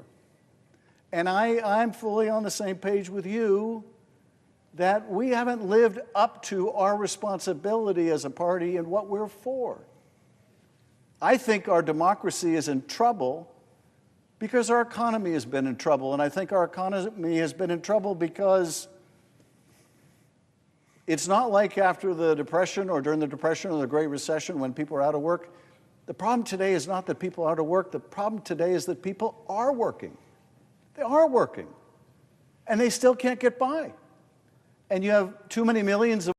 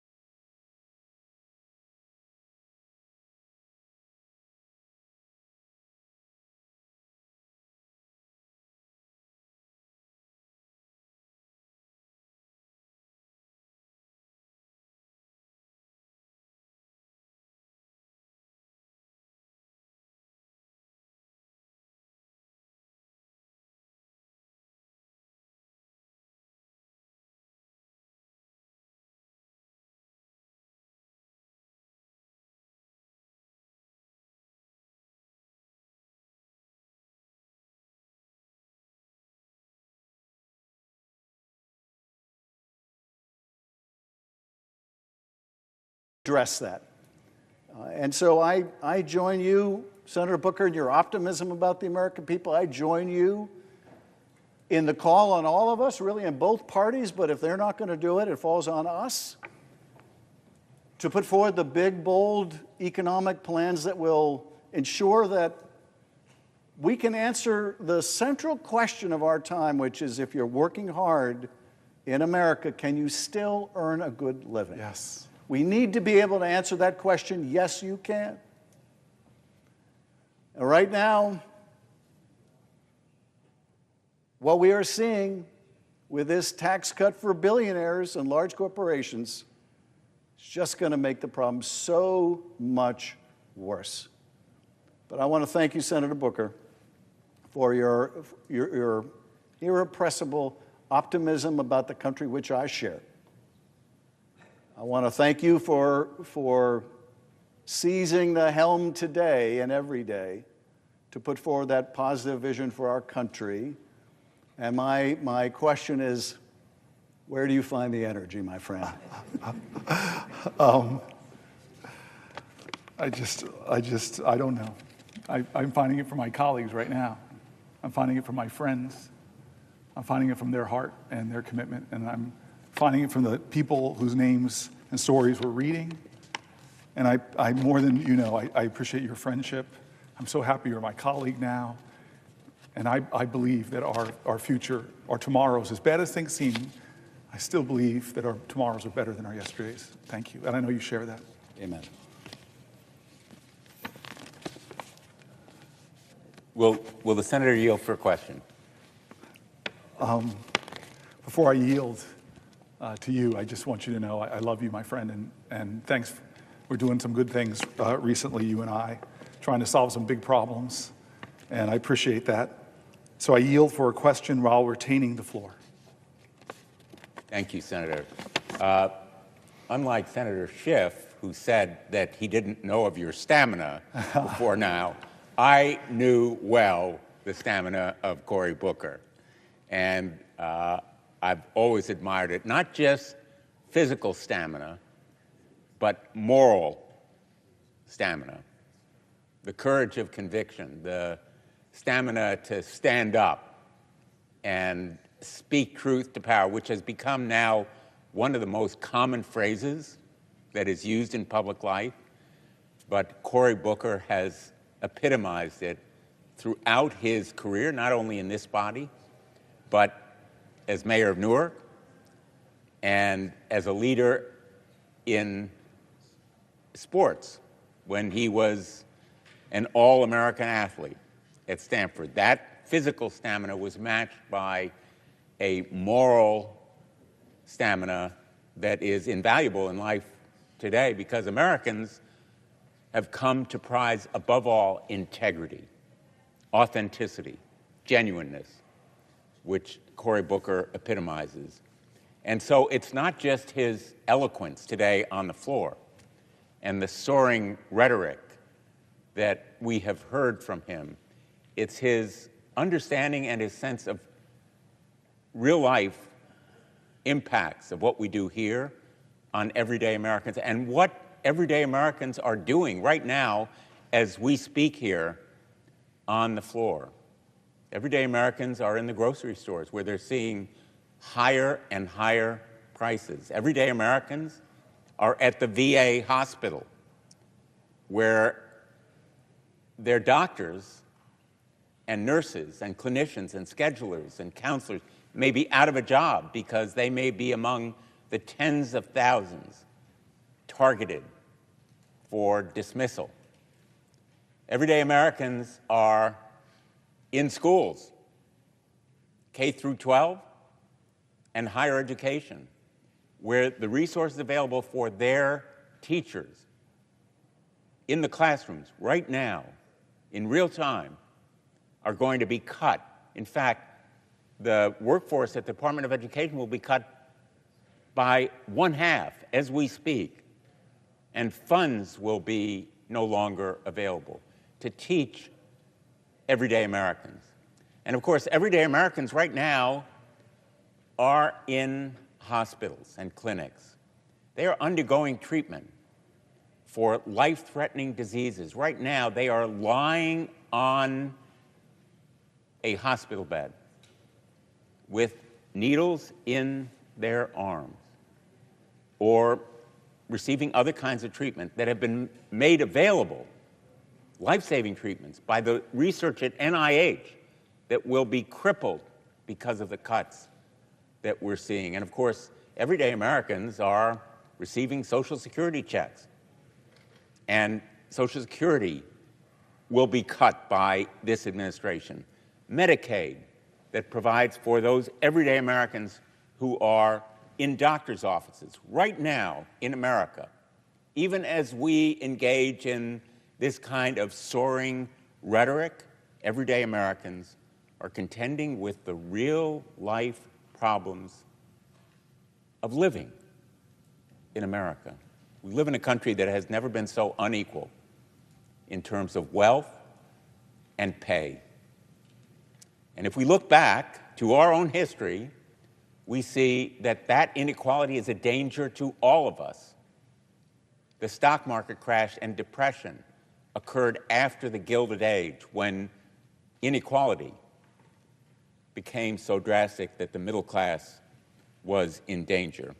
And of course, everyday Americans who are right now in the military are experiencing anger, disgust, fear, because the secrets about what they are doing, even as they engage in operations around the world, like those pilots who are going to bomb the Houthis, engaged in that top secret mission, have learned that the details of that mission, the time of their launch, the targets, the timing of their strikes, the weather, the identity of their targets, all were being discussed over a non-secure channel by a careless, reckless Secretary of Defense. And I don't need to go into the details of what was discussed, except to say our allies are reacting with that same disgust, anger, and fear. And they are having doubts about sharing intelligence with us. The Israelis are outraged by what they've seen. The intel communities of other countries are aghast and appalled. And we have yet to explore fully all of the potential ramifications, like what other conversations may have been on that unsecure kind of platform, who else knew about them, what the motives were. There needs to be a criminal investigation. I've called for it. And everyday Americans have a right to be fearful and angry, just as those pilots should be, and our allies, and intelligence communities all around the world. So we need not only an investigation, we need action to hold accountable the individuals, beginning with the Secretary of Defense, who should resign, the National Security Advisor, who should resign, but a criminal investigation launched by the FBI National Security Division to hold accountable anyone responsible for this breakdown of security, to meet the standard of public service that Senator Booker has outlined as what we should demand of ourselves and the responsibility that the American people have a right to deserve. So my question really is about the standard of public service that we should expect of our leaders, and whether there is something we can do. I'm asked so often, Senator Booker, as I go back to Connecticut, and I'm sure you are in New Jersey, what can we do? What can we do? You are leading us on the floor of the Senate by showing what we should be doing, fighting back, sounding the alarm for everyday Americans who are in the grocery store, in their schools, at the VA clinics, Social Security offices. What can we do? I'm going to answer your question. I just first want to say thank you. There's been so many Congress people coming onto the floor from the House of Representatives. It reminds me of some other times where big things were happening and people would come to the floor, but this is a lot more, and I just want to express thank you for their kindness. I called the chairwoman of the CBC last night and then texted her, and the force of the CBC, which has been giving me spirit and strength for a long time, is really one of the best parts of my time here as a United States Senator, and the fact that they have come through constantly means a lot to me. I'm grateful that my cousin Pam has been here the entire time, just like Chris Murphy, the entire time in the gallery, and I'm so grateful for her. I love her, and she's sitting now next to my brother, and I'm just thankful for that. I want to answer your question because I get it all the time, and I'm not sure how to answer it all the time. I read letters, and it actually got me emotional in the middle of the night, where somebody would detail all their challenges. They would render personal information to me in letters about their struggles with health care, about their conditions, about their pain, about their hurt, just sending it out to their government official that they've never probably met, hoping that they might just listen to you and be activated by your voice. But then many of them ended the letter with that question: I am here to help you in any way. It really moves me because I believe in the deep decency of our country. And so I just want to try to answer that question more with me trying to think creatively about more that I can do as a leader. Because as I've said before, I think we as Democratic leaders have to start thinking more creatively, because obviously we don't control the Senate, we don't control the House, but we have positions that were given to us in trust by the people we represent.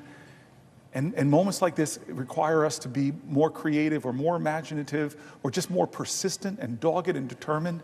And I say that in front of some of my colleagues on this floor who I know personally, like you, but also some of my CBC colleagues who are sitting over here to my right who have been my rock for almost 13 years. And I just know, before I turn to my left, to the woman who represents the most important person in my 55 years, my mom, I just want to say that the answer to that question has to be something, that I will do something more than I'm doing now. Because the cause is so great, the challenges are so real, that I will do something that I have not done before to try to help my neighbor in a time of moral crisis in our country. And that I may be afraid, my voice may shake, but I'm going to speak up more. I may be demoralized by what's happening, but I'm going to find a way to get out of bed and breathe and know that I can make myself feel a little bit better by helping another person. I don't know what it is, but we got to help each other now through this and know, I'm a person of faith, and it was said to me by a colleague, that know that weeping will endure through the night, but joy will come. I'm going to turn to my left because I always say that she's a senator, but she's had one of the hardest jobs in all of America, which is to be the president of a shul.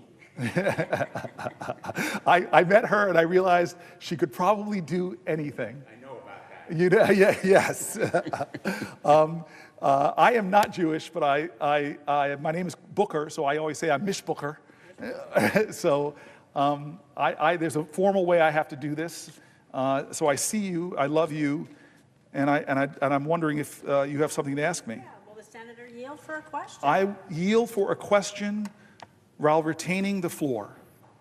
Well, Booker, we're a people of the book. Ah. People of the book. That And is so powerful, yes. There you go. It's very powerful. The book you believe in, the books you believe in, what you read. We've heard everyone quote the Bible, philosophers, great thinkers and leaders, and you are one of them. And it has been my privilege to sit here next to you on this desk for the last 6 years I've been here, the best seat in the Senate. You and I. And I'm gonna take care of your mother, who is my constituent. Yes. My constituent. Yes. So I have your precious mother in our hands. who I suspect, like my cousin and my brother in the gallery, that my mom is watching. Yes, well. From Las Vegas. Yes, and we appreciate what a good mother she was, and how she raised you to be strong and to be smart and to be kind.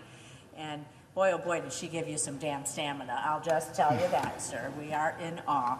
But my question is, thank you, Mr. Booker. Thank you for what you're doing. Thank you for using your voice to stand up against Trump's administration reckless and extreme policies. We've got a lot to talk about here. So I'm going to bring it back to Nevada. Yes. Because we got a lot of families in my state, and just like you, those letters, they're overwhelming, and they bring me to tears. The stops in the grocery store, and the airport, and the shopping mall, and the gas station, over and over again. People are worried. People are worried, and they want us to help, and they're wondering about this. People have talked to me about... Senator... Oops, thank you. People have talked to me about how high costs at the grocery store are squeezing their budgets.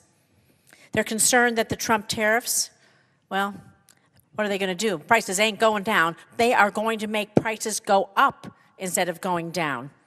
President Trump declared tomorrow is Liberation Day. Liberation Day. This is what he plans to impose the latest round of across-the-board tariffs for goods on several nations. Tariffs that amount to a national sales tax on every single person that goes to a grocery store. In Nevada, in New Jersey, I see my esteemed colleague, Senator Duckworth, in Illinois, and every state in this nation.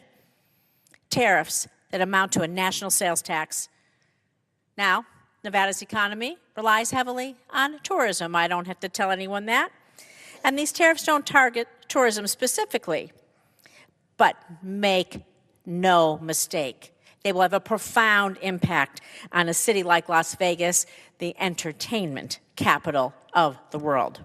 Because when prices go up across the board, what happens? Families' budgets at the kitchen table, those kitchen table budgets, they are squeezed. It means the number of visitors coming to Las Vegas, the visitors that fuel our economy, go down. It means the price that every single person, every single hotel, every single service we have goes up because of those tariffs. And so it's going to have a devastating impact on Nevada, on our local economy, on our small businesses. 99% of businesses in Nevada are small businesses. Small businesses. It's going to have a devastating impact on them and the good-paying jobs it supports. So we see the impact. International travel down in the United States. Down. Well, that's a whole nother discussion. Someone will be asking that question too. It's driving down our visitor numbers. It hurts our economy in Nevada, hurts our economy all across this great nation. In fact, booking for flights in Canada, they're already down by 70% compared to last year. Canada, our great neighbor, partner, and ally to the north, down 70%. And the most troubling part is a recent report estimates that up to 14,000 jobs, hospitality jobs, could be at risk due to decreased international travel as a result of these horrible, misguided tariffs. And I just want to tell you that I'm looking at all of my colleagues and I'm looking at you, and you have given us the inspiration to stand here, to use our voice, to use our power, to show that we are not without a say in this country. We are not without a say, and we cannot go quietly, ever, without that fight. So, Senator Booker, I want to ask you what you think these tariffs are going to do. Well, not to just the place where your mom lives in Las Vegas, but where families live all across this country. And every price at the market, every price at the gas station, the mall, wherever you go, and where people depend, like my Nevadans, on their livelihood for tourism. And so I will repeat what Senator Blumenthal said. Senator Booker, what can we do? That's the question we're asked. What can we do? I want to answer your question, but first I want to just say what you already know. You represent my mom. You represent one of her best friends, Lou. You represent my Aunt Shirley. You represent my Uncle Butch. You represent my Aunt Marilyn. You represent so much of my family. This is the place where my father died.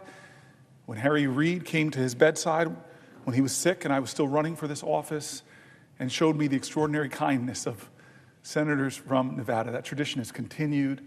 I'm so grateful for you. My family's grateful for you. I'm grateful that we We're founders of the Black Jewish Caucus.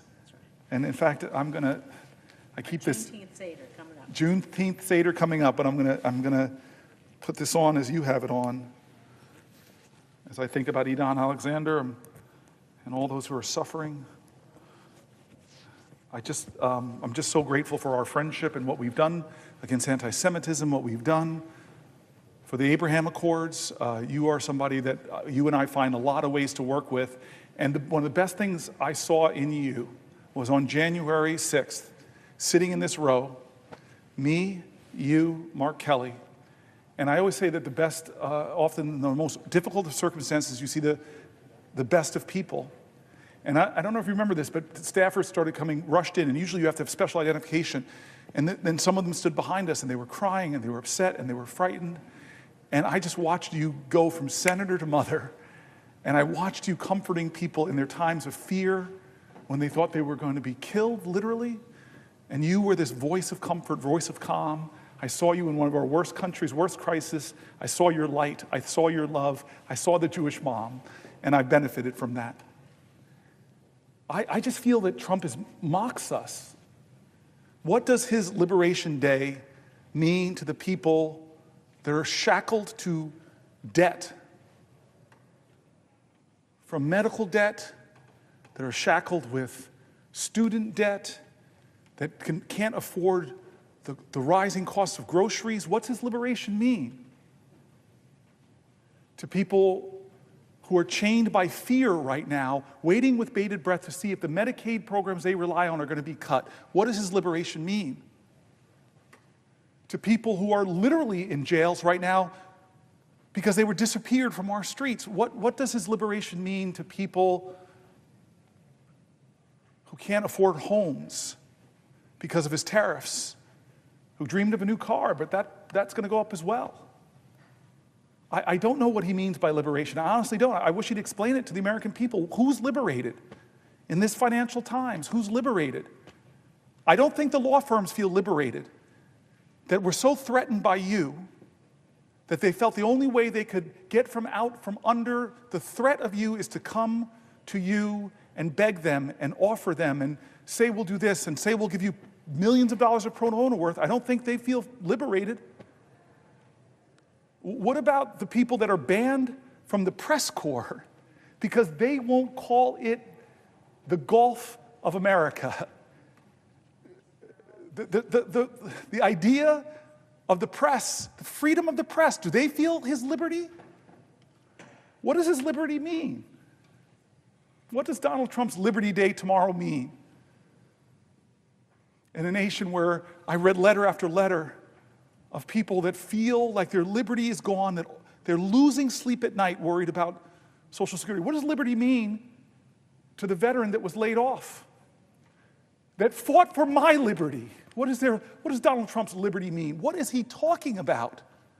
What does his liberty mean to Canada, who fought next to us, who died next to Americans fighting for our causes? What does his liberty mean to them? I don't understand Donald Trump. I really don't.